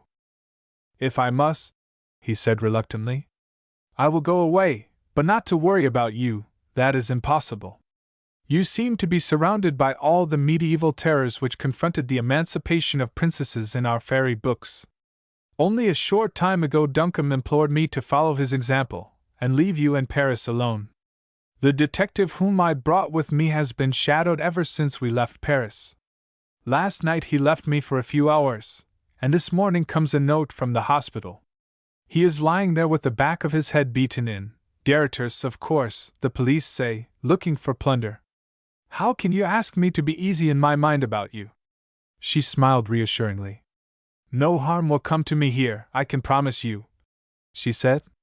It is you who run the most risk if you only knew it. Sir George Duncombe gave you the best advice when he tried to get you to return to England. I cannot leave Lloyd now until he has recovered, Andrew answered. Tell me, Phyllis, has Duncombe found you out? Has he been here? Yes, she answered. I sent him away, as I am sending you. Has he ever told you, Andrew asked, why he was willing in the first instance to come to Paris in search of you? No, she answered. Wasn't it because he was your friend? He shook his head. It is his affair, not mine, he said with a sigh. Ask him some day. You won't tell me, Andrew? No. I will go now. You know where to send for me if you should need help. I can find my way down, thank you. I have a guide from the hotel outside. The Marquise swept into the room as he passed out, an impression of ermine and laces and perfume. Another of your English lovers, ma belle? She asked. Scarcely that, Phyllis answered. He is a very old friend, and he was rather hard to get rid of. I think, the Marquise said, you would get rid of all very willingly for the sake of one, eh? The Marquise stared insolently into the girl's face. Phyllis only laughed. One is usually considered the ideal number, in our country, she remarked demurely. But the one? The Marquise continued. He would not be one of these cold, heavy countrymen of yours, no? You have learnt better perhaps over here? It was a cross-examination, but Phyllis could not imagine its drift. I have not had very much opportunity over here, have I, to amend my ideals? She asked. I think the only two Frenchmen I have met are the Marquis and that languid young man with the green tie, the Vicomte de Bergerac, wasn't it? The Marquise watched her charge closely. Well, she said, he is comme il faut, is he not? You find him more elegant, more chic than your Englishman, eh? Phyllis shook her head regretfully. To me, she admitted, he seemed like an exceedingly precocious spoilt child. He is 23, the Marquise declared. Phyllis laughed softly. Well, she said, I do not think that I shall amend my ideals for the sake of the Vicomte de Bergerac. The Marquise looked at her doubtfully. Tell me, child, she said, you mean, then, that of the two, your English Sir George Duncombe and Henri, you would prefer Sir George? Phyllis looked at her with twinkling eyes.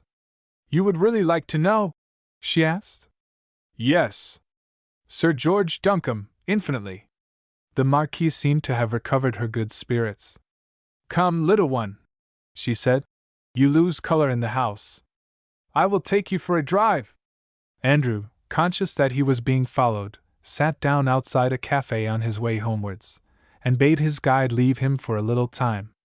Instantly there was the soft rustle of feminine skirts by his side, and a woman seated herself on the next chair. Monsieur has not been up to the Café Montmartre lately? Pelham turned his head. It was the young lady from Vienna. No, he answered. I have not been there since I had the pleasure of seeing Mademoiselle. Monsieur has discovered all that he wanted to know. He nodded a little wearily. Yes, I think so. She drew her chair quite close to his. The sable of her turban had almost brushed his cheek, and the perfume of the violets at her bosom was strong in his nostrils. Monsieur has seen the young lady? I have seen her, he answered. Monsieur is indebted to me, she said softly, for some information. Let me ask him one question. Is it true, this story in the newspapers, of the finding of this young man's body? Is Monsieur Guy Pointon really dead? I know no more than we all read in the newspapers, he answered. His sister spoke of him as dead? She asked. I cannot discuss this matter with you, mademoiselle, he answered. Monsieur is ungrateful, she declared with a little grimace. It is only that which I desire to know. He was such a beau garçon, that young Englishman. You will tell me that? She whispered. He shook his head. Mademoiselle will excuse me, he said. I am going to take a carriage to my hotel. It is on the way to leave me at my rooms, if you will be so kind, she suggested, laying her hand upon his arm. Mademoiselle will excuse me, he answered, turning away. Good afternoon. Mademoiselle also took a carriage, and drove to a large house at the top of the Champs-Élysées. She was at once admitted, and passed with the air of one familiar with the place into a small room at the back of the house, where a man was sitting at a table writing. He looked up as she entered. Well? She threw herself into a chair. I have been following the Englishman, Pelham, all day, she said in German. He has seen Miss Pointon. I have talked with him since at a café, but he would tell me nothing. He has evidently been warned. The man grumbled as he resumed his writing. That fact alone should be enough for us, he remarked. If there is anything to conceal, we can guess what it is. These amateurs who are in league with the Secret Service are the devil. I would as soon resign. What with them and the regular Secret Service, Paris is an impossible city for us. Where we would watch, we are watched ourselves. The streets and cafes bristle with spies. I do not wonder that you find success so difficult, mademoiselle. I haven't done so badly, she protested. No, for you have not been set easy tasks. Can you tell me, though, where that young Englishman disappeared to when he left the Café Montmartre before your very eyes? Can you tell me whether the Secret Service got hold of his story, how much the French government believed of it, whether they have communicated with the English government, and how much they know? Beyond these things, it is not your province to see, or mine, mademoiselle, and it is not for us to guess at or inquire into the meaning of things. Tell me, is it worth while to have this man Pelham put out of the way for a time? She shook her head. I do not think so, she answered. He is quite stupid. The other, Sir George Duncombe, he was different. If he had stayed in Paris, he would have been worth watching. A bell rang. The man rose. The chief, he said, be at the café tonight. Mademoiselle went away thoughtfully. It is over, this affair, she said to herself. Karl knows everything. Chapter 13. A newspaper sensation. Spencer, whose recovery during the last few days had been as rapid as the first development of his indisposition, had just changed for dinner, and was lighting a cigarette d'Apertit when, without waiting to be announced, the Vicomte de Bergerac entered the room. Spencer, with lightning-like intuition, knew that his time was come. Off with your coat, man, and get your code books out. I am going to give you the most sensational story which has ever appeared in your paper, he exclaimed. Only, remember this. It must appear tomorrow morning. I am arranging for the French papers to have it. Yours shall be the only English journal. Glance through these sheets. They contain the story of L'Affaire Pointon. Spencer was master of the gist of the thing in a very few moments. His eyes were bright with excitement. Who guarantees this? He asked quickly. My uncle has signed it, Henri de Bergerac answered. And at the bottom of the page there you will see a still more distinguished signature. You understand Le Faire Pointon now? It is very simple. That English boy actually witnessed a meeting between the Tsar and the Emperor, and turns up in Paris with a loose sheet of a treaty between the two, relative to an attack upon England. Our people got hold of him at the Café Montmartre, and we have hidden him away ever since. Our friends, the Germans, who seem to have had some suspicions about him, have filled the city with spies, but from the first we have kept them off the scent. We had a little difficulty in convincing our friends, your country people, but we managed to borrow a few papers from the German ambassador whilst he was staying at a country house in England, which were sufficient. Spencer was already writing. His coat lay on the floor where he had thrown it. Don't go for a moment, de Bergerac, he said. I want to ask you a few things. I can talk and code at the same time. What about Miss Pointon? Well, we had to take care of her too, de Bergerac said. Of course, all her inquiries over here would have led to nothing, but they knew her at the English embassy, so we walked her off from the Café Montmartre one night and took her to a friend of mine, the Marquise de St. Ethel. We told her a little of the truth, and a little, I'm afraid, which was an exaggeration. Anyhow, we kept her quiet, and we got her to go to England for us with Tocqueville. They had a very narrow shave down at Runton, by the by. After this, Spencer said with a smile, the Secret Service people proper will have to look to their laurels. It is a triumph for the amateurs. The Vicomte twirled his tiny black mustache. Yes, he said, we have justified ourselves. It has cost us something, though. You mean? Louis! Spencer stopped writing. It was an affair of 1,000,000 francs, the Vicomte said. I hope he has got the money. Spencer resumed his work. The Baron a traitor! He exclaimed. Where is he? In England. We are not vindictive. If the Germans paid him 1,000,000 francs, they got nothing for it. He has been watched from the first. We knew of it the moment he came to terms with them. He only knows bare facts. Nothing beyond. He is going to Brazil, I think. We shall not interfere. Tell me why, Spencer said. You were so down on all of us who joined in the search for the Pointons. We could not afford to run any risks of your discovering a clue, de Bergerac answered. Because you in your turn were closely watched by German spies, hoping to discover them through you. That is why we had to strike hard at all of you who interfered. I was sorry for little Flossie, but she knew the risk she ran. We had to stop you, induce Duncombe to leave Paris, and knock on the head a fool of an English detective for fear he might discover something. Monsieur Pelham was getting into danger, but of course, it is all over now. Tomorrow we are bringing Guy into Paris. Spencer nodded. Where is Duncombe?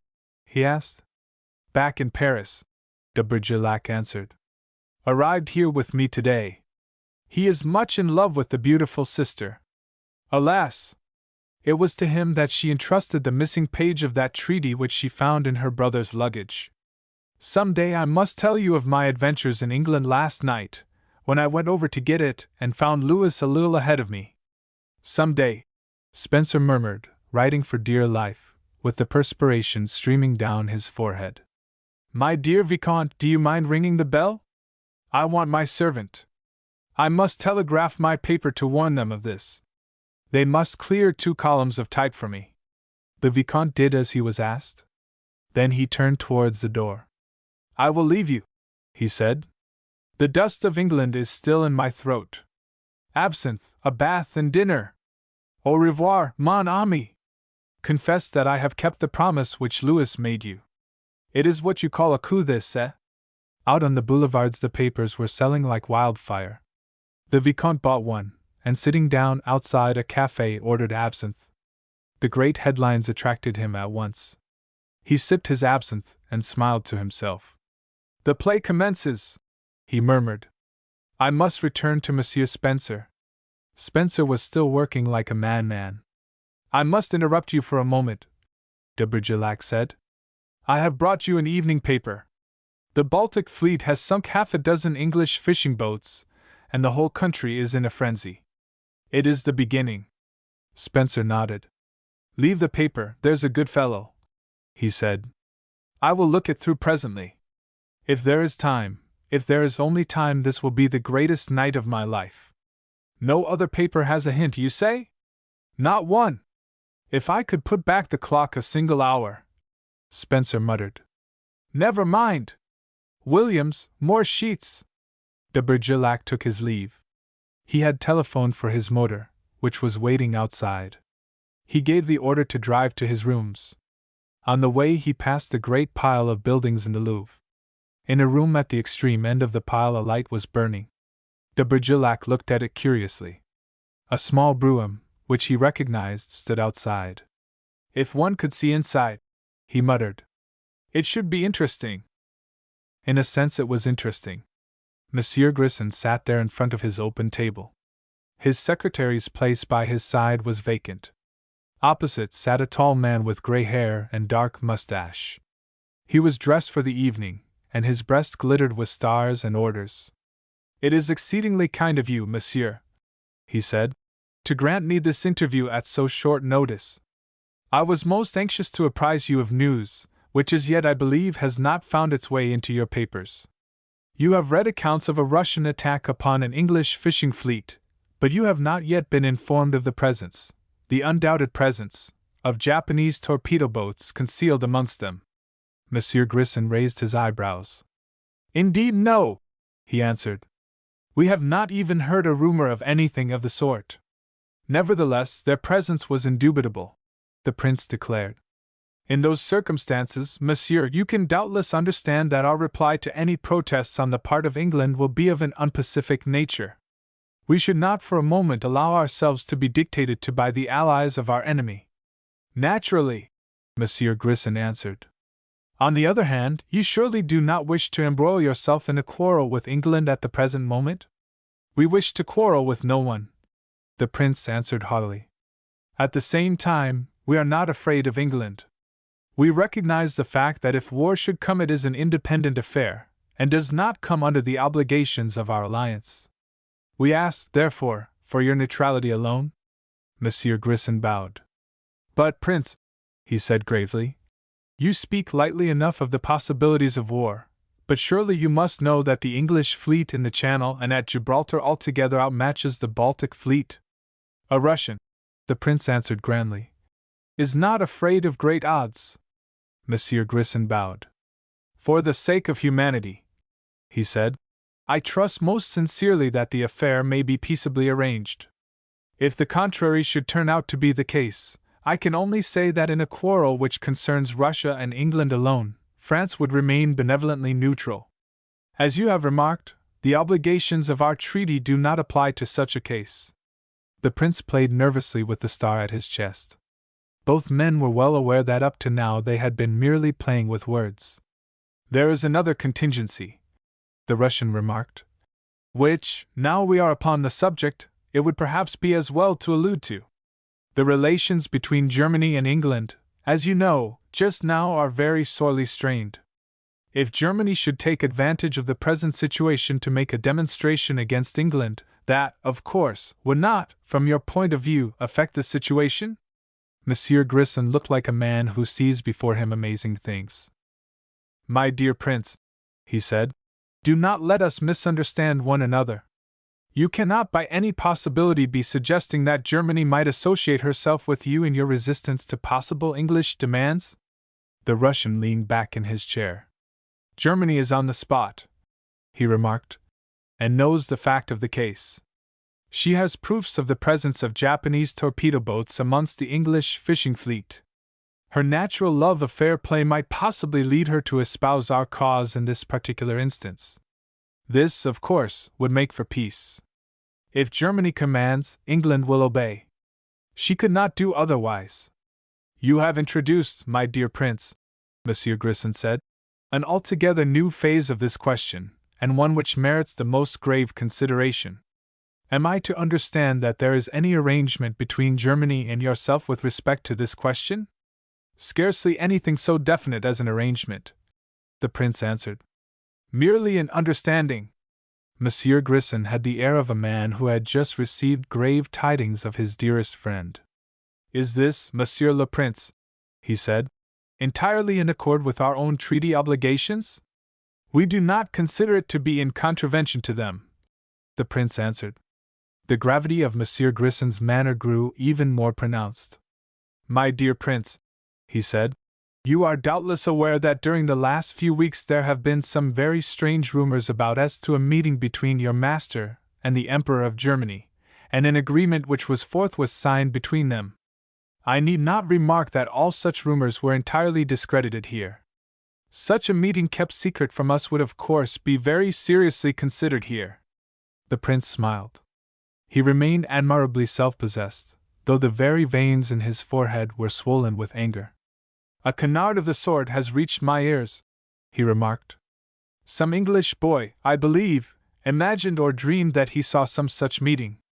We scarcely need, I think, to discuss this seriously. Personally, I agree with you, Monsieur Grisson said smoothly. My ministry, however, seemed to have been a little impressed by the boy's story. An autograph letter from the Tsar, denying it, would perhaps make our negotiations more easy. It shall be forthcoming, the prince remarked, rising. By the by, I hear reports of great activity from Cherbourg. More maneuvers, eh? Monsieur Grisson shrugged his shoulders. Our new naval chief, he remarked, is a marvel of industry. You know the English proverb about the new broom, eh? The prince bowed. During the next few hours, he remarked, many things may happen. You will be always accessible? I shall not leave my post, Prince, Monsieur Grisson answered. You will find me here at any time. Chapter 14. The Man Who Saved His Country. On the following morning the inhabitants of London, Paris, Berlin, and St. Petersburg, for a sum varying from a halfpenny to a penny, were treated to sensationalism as thrilling as any 6-shilling shocker hot from the press and assured of its 500,000 circulation.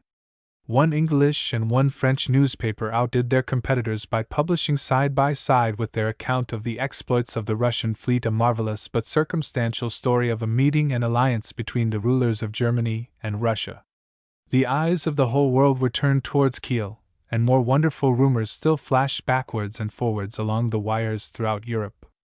A great mobilization can be kept secret up to a certain point, but when men and ships are collected and ready, the truth must out. At an unusually early hour, Monsieur Grisson, supported now by 2 members of his ministry, received a visit from the Russian and German ambassadors, Prince Korndoff and Count von München. The usual compliments were quickly exchanged. I have asked my friend Count von München to accompany me, Prince Korndoff explained, because we are here to speak with you on a matter concerning which our interests are identical.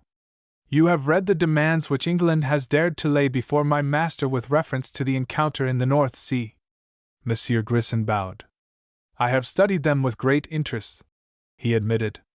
I do not need tell you then that they are scouted with indignation by my master and his advisers, the prince answered. Neither shall we permit for a single moment the detention of our fleet upon its mission. That means, then, war with England, Monsieur Grisson remarked quietly. Unless they instantly withdraw their insolent demands, undoubtedly, the prince answered. Monsieur Grisson turned to the German. And you, Count? He asked. How does this concern you? We also, the Count answered, consider the demands of England unwarrantable. We believe that there were undoubtedly Japanese torpedo boats concealed amongst the English fishing fleet, and we consider that the action of the admiral in command of the Russian fleet was fully justified. You are prepared, then, to give Russia your moral support? The President asked. We are prepared to do more, the Count answered boldly. If England persists in her demands, we are prepared to demonstrate against her. Monsieur Grisson assumed a very grave expression. I too, he said, have lost no time in endeavoring to solve the mystery of this North Sea incident. I have been in communication with the English ambassador, and I have collected all the evidence possible. There is absolutely no proof obtainable of the presence of any Japanese craft amongst the English fishing fleet. I submit, therefore, that this is a case for arbitration. I consider that up to the present our friends on the other side of the Channel have displayed commendable moderation in a time of great excitement, and I am happy to say that I have the authority of Lord Fothergill himself for saying that they will consent to submitting the affair to a commission of arbitration. The President's words were received with chilling silence. It was the Prince who, after a short silence, replied. Arbitration, he said coldly, does not commend itself to us. We have been insulted. Our country and our gallant fleet have been held up to ridicule throughout the whole English press. We are tired of being dictated to and bullied by a weaker power, the openly declared ally of our enemy. England has long been seeking for a casus belli with us. At last she has found it. Monsieur Grisson whispered for a moment to one of his colleagues. Then he turned once more to the Prince. Let us understand one another, Monsieur le Prince, he said. And you, Count von Munchen, you have come to announce to me your intention to jointly make war upon England. St. Petersburg is to refuse her demands, England will naturally strike at the Baltic fleet, and Germany will send her fleet to the rescue, and at the same time land troops somewhere in the north of England. Russia, I presume, will withdraw her troops from Manchuria and strike at India. No, no, Count von Munchen protested. I can assure you, monsieur, it is not our intention to land a single German soldier in England. We are interested only to see fair play to Russia. We require that the Baltic fleet shall be allowed to go on its way without molestation. The President faced the last speaker. His grey bushy eyebrows met in a frown. Then what, Count? He asked. Is the meaning of the mobilization of 200,000 men at Kiel? What is the meaning of your state railroads running west being closed last night to all public traffic? Why have you cabled huge orders for government supplies? Why were you running trains all last night to the coast? Do you suppose that our Secret Service slumbers, that we are a nation of babies? The Count made an effort to retain his composure. Monsieur le Président, he said, the reports which have reached you have been much exaggerated. It is necessary for us to back up our protests to England by a show of force. Monsieur Grisson smiled. Enough of this, gentlemen, he said. We will now talk to one another as men who have weighty affairs to deal with simply and directly. The story of the meeting between your two rulers which you, Prince Korndorf, have alluded to as a fairy tale, was a perfectly true one. I have known of that meeting some time, and I have certain proof of what transpired at it. The North Sea incident was no chance affair. It was a deliberately and skillfully arranged casus belli, although your admiral, Prince Korndorf, had to go 100 miles out of his way to find the Dogger Bank fishing fleet. You spoke to me last night of Cherbourg, Prince.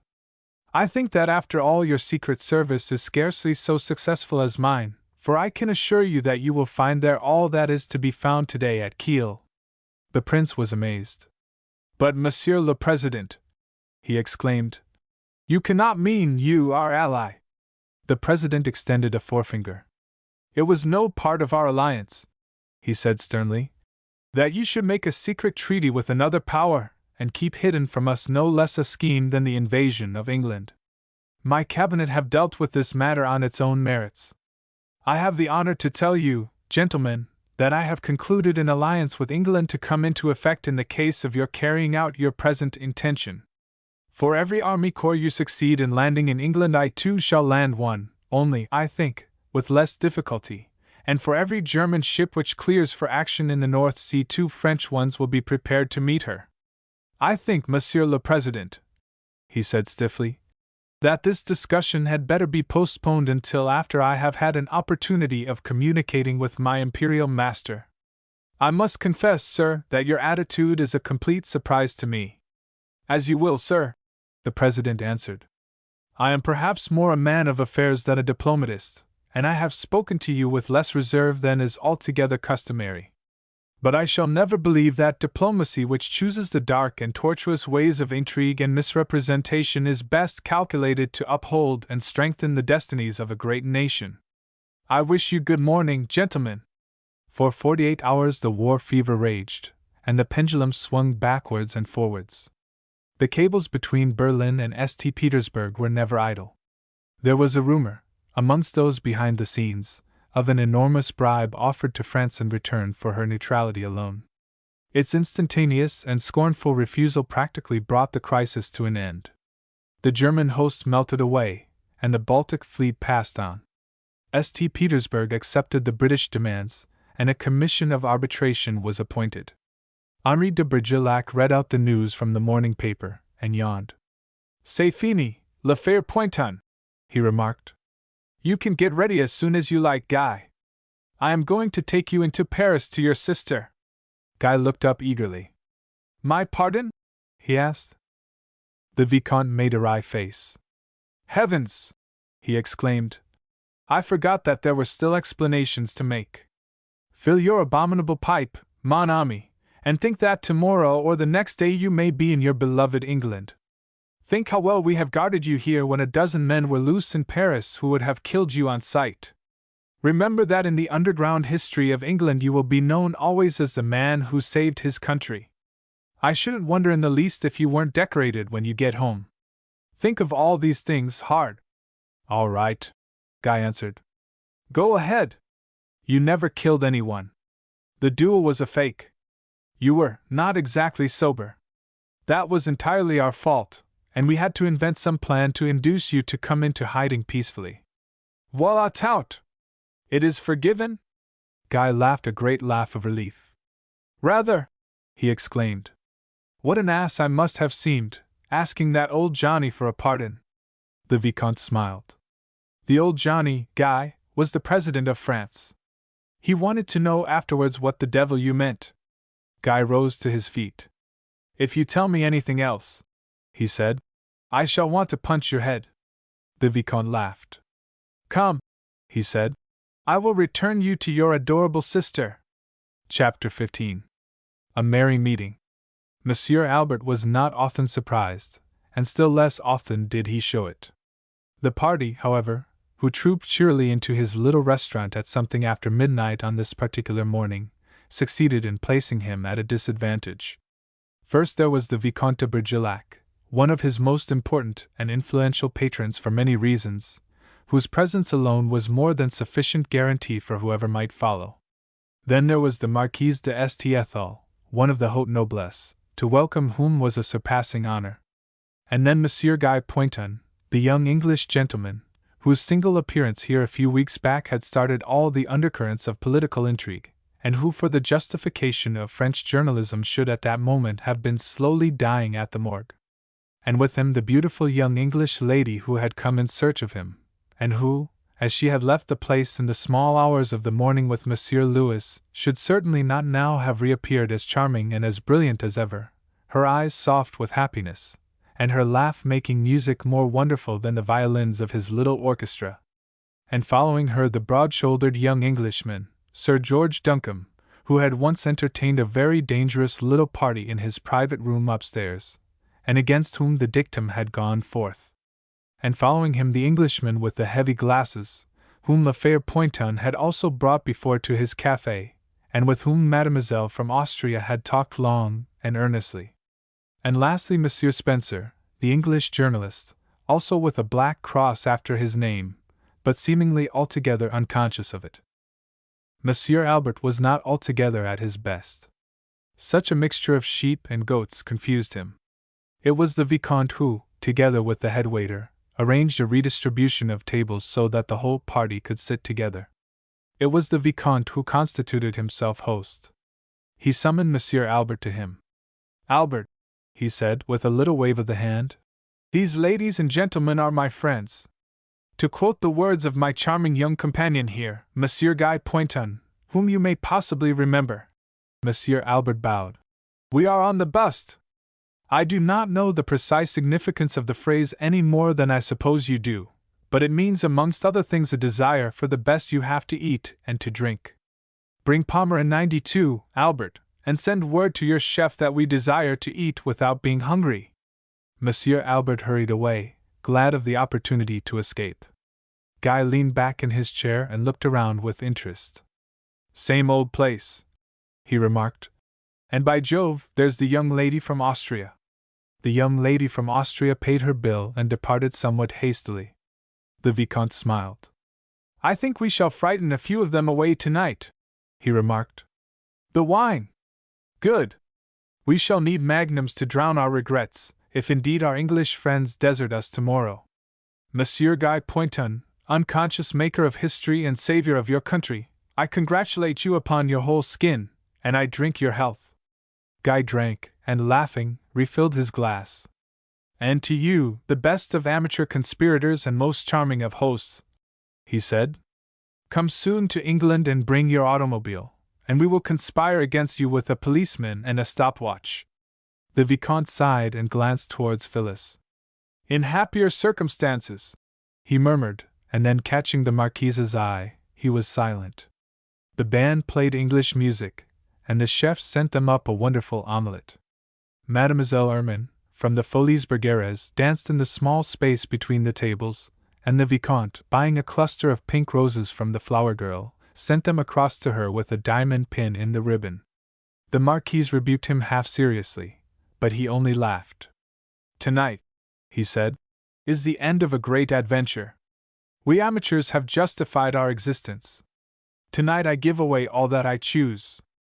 Ah, Angélie, he murmured in her dainty little ear, if I had but a heart to give! She flashed a quick smile into his face, but her forehead was wrinkled. You have lost it to the young English miss. She is beautiful, but so cold. Do you think so? He whispered. Look! Phyllis was seated next Duncombe, and he too was whispering something in her ear. The look with which she answered him told all that there was to know. The Marquise, who had intercepted it, shrugged her shoulders. It is not worthwhile, my friend, that you break your heart, she murmured, for that one can see is an affair arranged. He nodded. After all, he said, the true Frenchman loves only in his own country. Or in any other where he may chance to be, she answered drily. Never mind, Henri. I shall not let you wander very far. Your supper party has been delightful, but you see the time. They trooped down the narrow stairs laughing and talking. Duncombe and Phyllis came last, and their hands met for an instant behind the burly commissionaire. Until tomorrow! Until tomorrow, she echoed softly, as he handed her into the electric coupe. Andrew and he drove down the hill together. Duncombe was a little ill at ease. There is one thing, Andrew, he said, which I should like to say to you. I want you to remember the night in your garden, when you asked me to come to Paris for you. Yes? I warned you, didn't I? I knew that it would come, and it has. Andrew smiled in gentle scorn. My dear Duncombe, he said, why do you think it necessary to tell me a thing so glaringly apparent? I have nothing to blame you for. It was a foolish dream of mine, which I shall easily outlive. For, George, this has been a great day for me. I believe that my time for dreams has gone by. Duncombe turned towards him with interest. What do you mean, Andrew? I have been to see Foudroy, the great oculist. He has examined my eyes carefully, and he assures me positively that my eyesight is completely sound. In 2 months' time I shall see as well as anyone. Duncombe's voice shook with emotion. He grasped his friend's hand. That is good, magnificent, Andrew, he declared. Their carriage rattled over the cobbled stones as they crossed the square. The white mysterious dawn was breaking over Paris. Andrew threw his head back with a laugh. Back into the world, George, where dreams are only the cobwebs of time, and a man's work grows beneath his hands like a living statue to the immortals. I feel my hands upon it, and the great winds blowing. Thank God! The end. Transcriber's note. The following typographical error was corrected in the text. Phillips Pointon. Popular copyright novels. At moderate prices. Ask your dealer for a complete list of A. L. Burt Company's popular copyright fiction. Abner Daniel. By Will N. Harbin. Adventures of Gerard. By A. Conan Doyle. Adventures of a Modest Man. By Robert W. Chambers. Adventures of Sherlock Holmes. By A. Conan Doyle. Adventures of Jimmy Dale, the. By Frank L. Packard. After House, the. By Mary Roberts Reinhardt. Elisa Page. By Robert W. Chambers. Alton of Samasco. by Harold Binloss. A Man's Man, by Ian Hay. Amateur Gentleman, by Geoffrey Farnell. Andrew the Glad, by Maria Thompson Davies. Anne Boyd, by Will N. Harbin. Anne of the Adventuress, by E. Phillips Oppenheim. Another Man's Shoes, by Victor Bridges. Ariadne of Allan Water, by Sidney McCall. Armchair at the Inn, by F. Hopkinson Smith. Around Old Chester, by Margaret Deland. Athalie, by Robert W. Chambers. At the Mercy of Tiberius, by Augusta Evans Wilson. Auction Block, by Rex Beach. Aunt Jane, by Jeanette Lee. Aunt Jane of Kentucky, by Eliza C. Hall. Awakening of Helena Richie, by Margaret Deland. Bambi, by Marjorie Benton Cook. Bandbox, by Louis Joseph Vance. Barbara of the Snows, by Harry Irving Green. Bar 20, by Clarence E. Mulford. Bar 20 Days, by Clarence E. Mulford. Barrier, by Rex Beach. Beasts of Tarzan, by Edgar Rice Burroughs. Beachy, by Bettina von Hutten. Belladonna, by Robert Hickens. Beloved Vagabond, by W. M. J. Locke. Beltane the Smith, by Geoffrey Farnell. Ben Blair, by Will Lillibridge. Betrayal, by E. Phillips Oppenheim. Better Man, by Cyrus Townsend Brady. Beulah, Ill. Edition by Augusta J. Evans. Beyond the Frontier, by Randall Parrish. Black is White, by George Barr McCutcheon. Blind Man's Eyes, by W. M. Mocharg and Edwin Balmer. Bob Hampton of Placer, by Randall Parrish. Bob, Son of Battle, by Alfred Ollivant. Britain of the Seventh, by Cyrus Townsend Brady. Broad Highway, by Geoffrey Farnell. Bronze Bell, by Louis Joseph Vance. Bronze Eagle, by Baroness Ortsey. Buck Peters Ranchman, by Clarence E. Mulford. Business of Life, by Robert W. Chambers. By Right of Purchase, by Harold Binloss. Cabbages and Kings, by O. Henry. Calling of Dan Matthews, by Harold Bell Wright. Cape Cod Stories, by Joseph C. Lincoln. Captain Dan's Daughter, by Joseph C. Lincoln. Captain Airy, by Joseph C. Lincoln. Captain Warren's Wards, by Joseph C. Lincoln. Cardigan, by Robert W. Chambers. Carpet from Baghdad, by Harold McGrath. Cease Firing, by Mary Johnson. Chain of Evidence, by Carolyn Wells. Chief Legatee, by Anna Catherine Green. Clique of Scotland Yard, by T. W. Hanshew. Clipped Wings, by Rupert Hughes. Coast of Adventure, by Harold Binloss. Colonial Freelance, by Chauncey C. Hotchkiss. Coming of Cassidy, by Clarence E. Mulford. Coming of the Law, by Chaz A. Seltzer. Conquest of Canaan, by Booth Tarkington. Conspirators, by Ropt. W. Chambers. Counsel for the Defense, by Leroy Scott. Court of Inquiry, by Grace S. Richmond. Crime Doctor, by E. W. Hornung. Crimson Gardenia, and Other Tales of Adventure, by Rex Beach. Cross Currents, by Eleanor H. Porter. Cry in the Wilderness, by Mary E. Waller. Cynthia of the Minute, by Louis Joss. Vance. Dark Hollow, by Anna Catherine Green. Dave's Daughter, by Patience Bevier Cole. Day of Days, by Louis Joseph Vance. Day of the Dog, by George Barr McCutcheon. Depot Master, by Joseph C. Lincoln. Desired Woman, by Will N. Harbin. Destroying Angel, By Louis Joseph Vance. Dixie Hart. By Will N. Harbin. Double Traitor the. By E.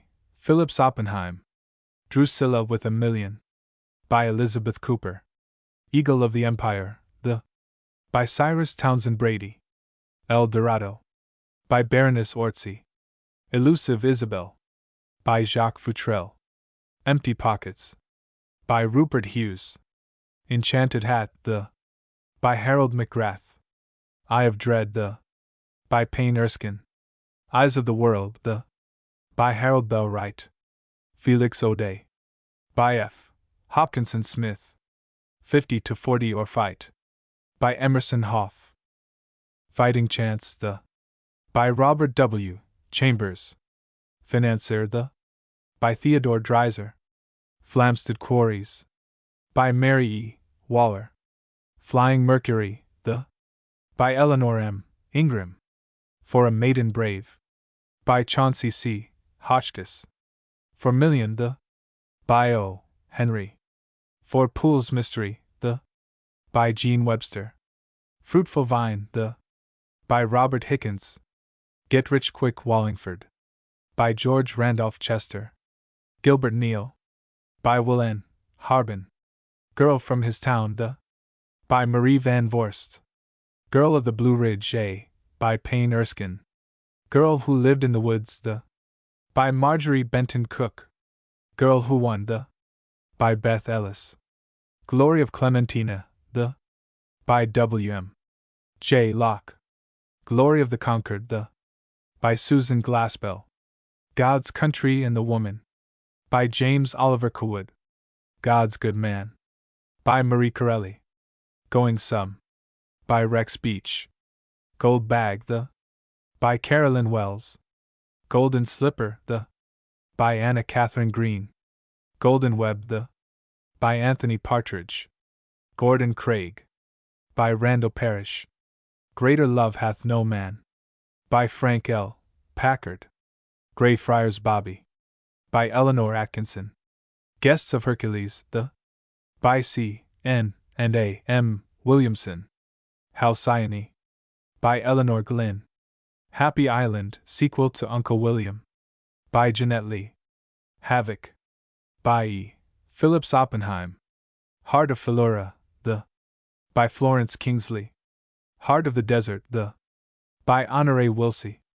Heart of the Hills, the. By John Fox, Jr. Heart of the Sunset. By Rex Beach. Heart of Thunder Mountain, the. By Alfred A. Bingham. Heather Moon, the. By C. N. and A. M. Williamson. Her Weight in Gold. By Geo. B. McCutcheon. Hidden Children, the. By Robert W. Chambers.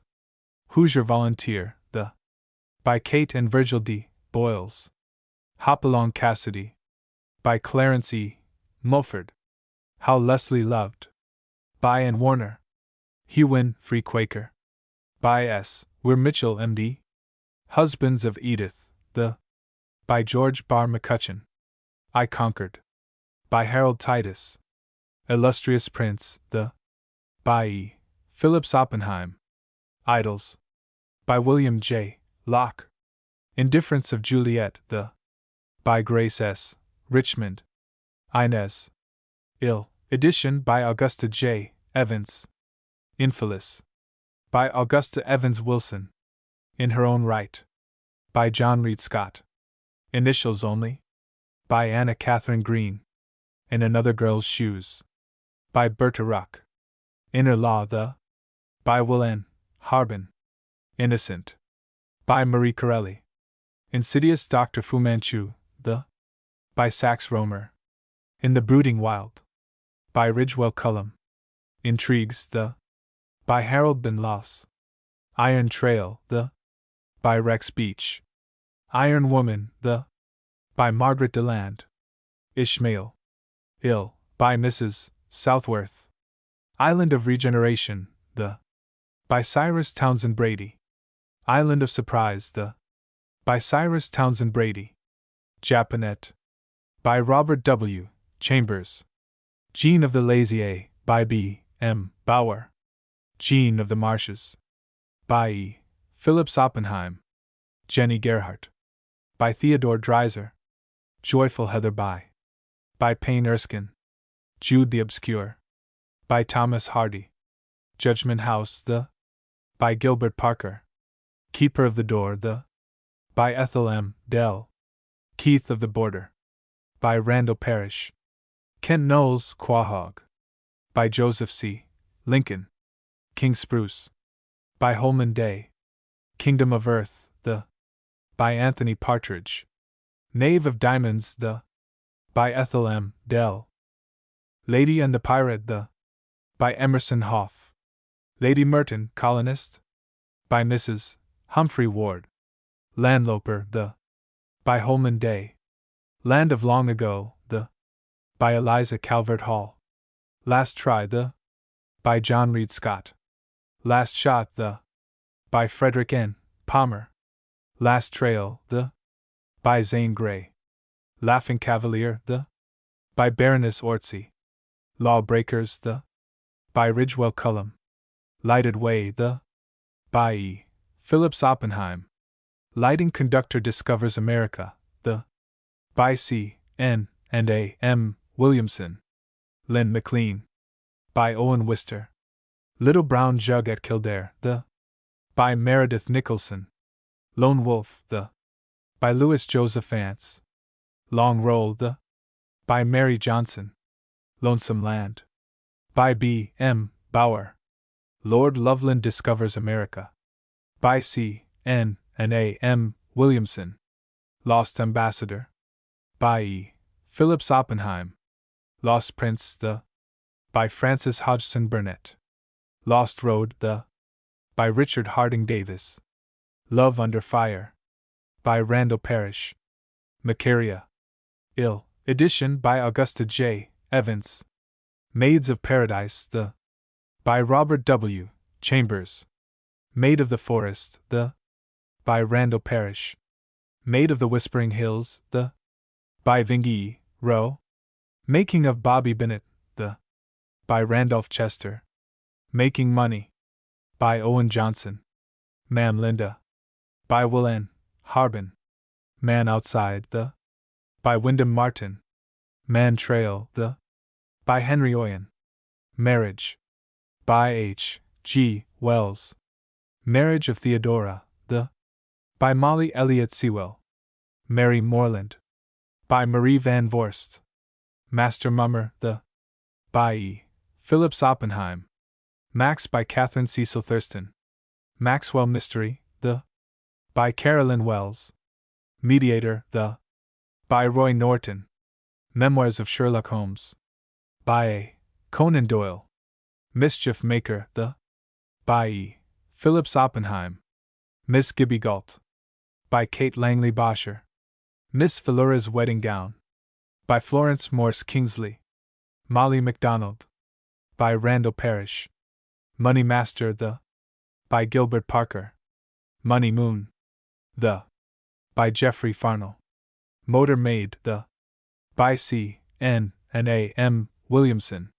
Moth by William Dana Orcutt. Mountain Girl by Payne Erskine. Mr. Bingle by George Barr McCutcheon.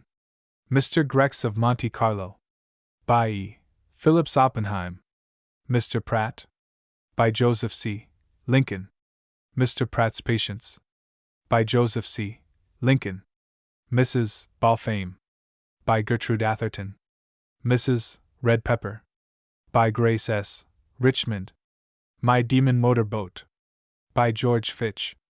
My Friend the Chauffeur by C. N. and A. M. Williamson. My Lady Caprice by Geoffrey Farnell. My Lady of Doubt by Randall Parrish. My Lady of the North by Randall Parrish. My Lady of the South by Randall Parrish. Ne'er-do-well by Rex Beach. Net by Rex Beach. New Clarion by Will N. Harbin. Night Riders by Ridgewell Cullum. Night Watches by W. W. Jacobs. Nobody by Louis Joseph Vance. Once Upon a Time by Richard Harding Davis. One Braver Thing, by Richard DeHaan. One Way Trail, by Ridgewell Cullum. Otherwise Phyllis, by Meredith Nicholson. Partners, by Rex Beach. Parrot and Company, by Harold McGrath. Partners of the Tide, by Joseph C. Lincoln. Passionate Friends, by H. G. Wells. Patrol of the Sundance Trail, by Ralph Connor. Paul Anthony, Christian, by Hiram W. Hayes.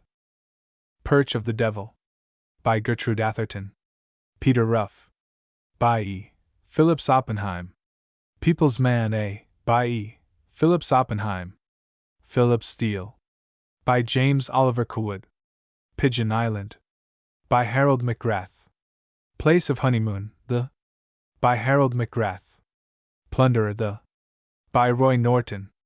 Pole Baker, by Will N. Harbin. Pool of Flame, by Louis Joseph Vance. Port of Adventure, by C. N. and A. M. Williamson. Postmaster, by Joseph C. Lincoln. Power and the Glory, by Grace McGowan Cook. Prairie Wife, by Arthur Stringer. Price of Love, by Arnold Bennett. Price of the Prairie, by Margaret Hill McCarter. Prince of Sinners, by A. E. Phillips Oppenheim. Prince's Passes, by C. N. and A. M. Williamson. Princess Virginia, by C. N. and A. M. Williamson. Promise, by J. B. Hendricks. Purple Parasol, by Geo. B. McCutcheon. Ranch at the Wolverine, by B. M. Bauer. Ranching for Sylvia, by Harold Bin Loss. Real Man, by Francis Lind. Reason Why, by Eleanor Glynn. Red Cross Girl, by Richard Harding Davis. Red Mist, by Randall Parrish. Redemption of Kenneth Galt, by Will N. Harbin. Red Lane, by Holman Day. Red Mouse, by W. M. Hamilton Osborne. Red Pepper Burns, by Grace S. Richmond. Rejuvenation of Anne Mary, by Anne Warner. Return of Tarzan, by Edgar Rice Burroughs. Riddle of Night, by Thomas W. Hanshew. Rim of the Desert, by Ada Woodruff Anderson. Rise of Roscoe Payne, by J. C. Lincoln. Road to Providence, by Maria Thompson Davies. Robinetta, by Kate Douglas Wiggin. Rocks of Valper, by Ethel M. Dell. Rogue by Compulsion A, by Victor Bridges. Rose in the Ring, by George Barr McCutcheon. Rose of the World, by Agnes and Edgerton Castle. Rose of Old Harpeth, by Maria Thompson Davies. Round the Corner in Gay Street, by Grace S. Richmond. Routledge Rides Alone, by Will L. Comfort. St. Elmo. Ill. Edition by Augusta J. Evans. Salamander, by Owen Johnson. Scientific Sprague, by Francis Lind. Second Violin, by Grace S. Richmond. Secret of the Reef, by Harold Bin Loss. Secret History, by C. N. and A. M. Williamson. Self-Raised. Ill, by Mrs. Southworth. Septimus, by William J. Locke. Set in Silver, by C. N. and A. M. Williamson. Seven Darlings, by Gouverneur Morris. Shea of the Irish Brigade, by Randall Parrish. Shepherd of the Hills, by Harold Bell Wright. Sheriff of Dyke Hole, by Ridgewell Cullum. Sign at 6, by Stuart E.D.W. White. Silver Horde, by Rex Beach. Simon the Jester, by William J. Locke.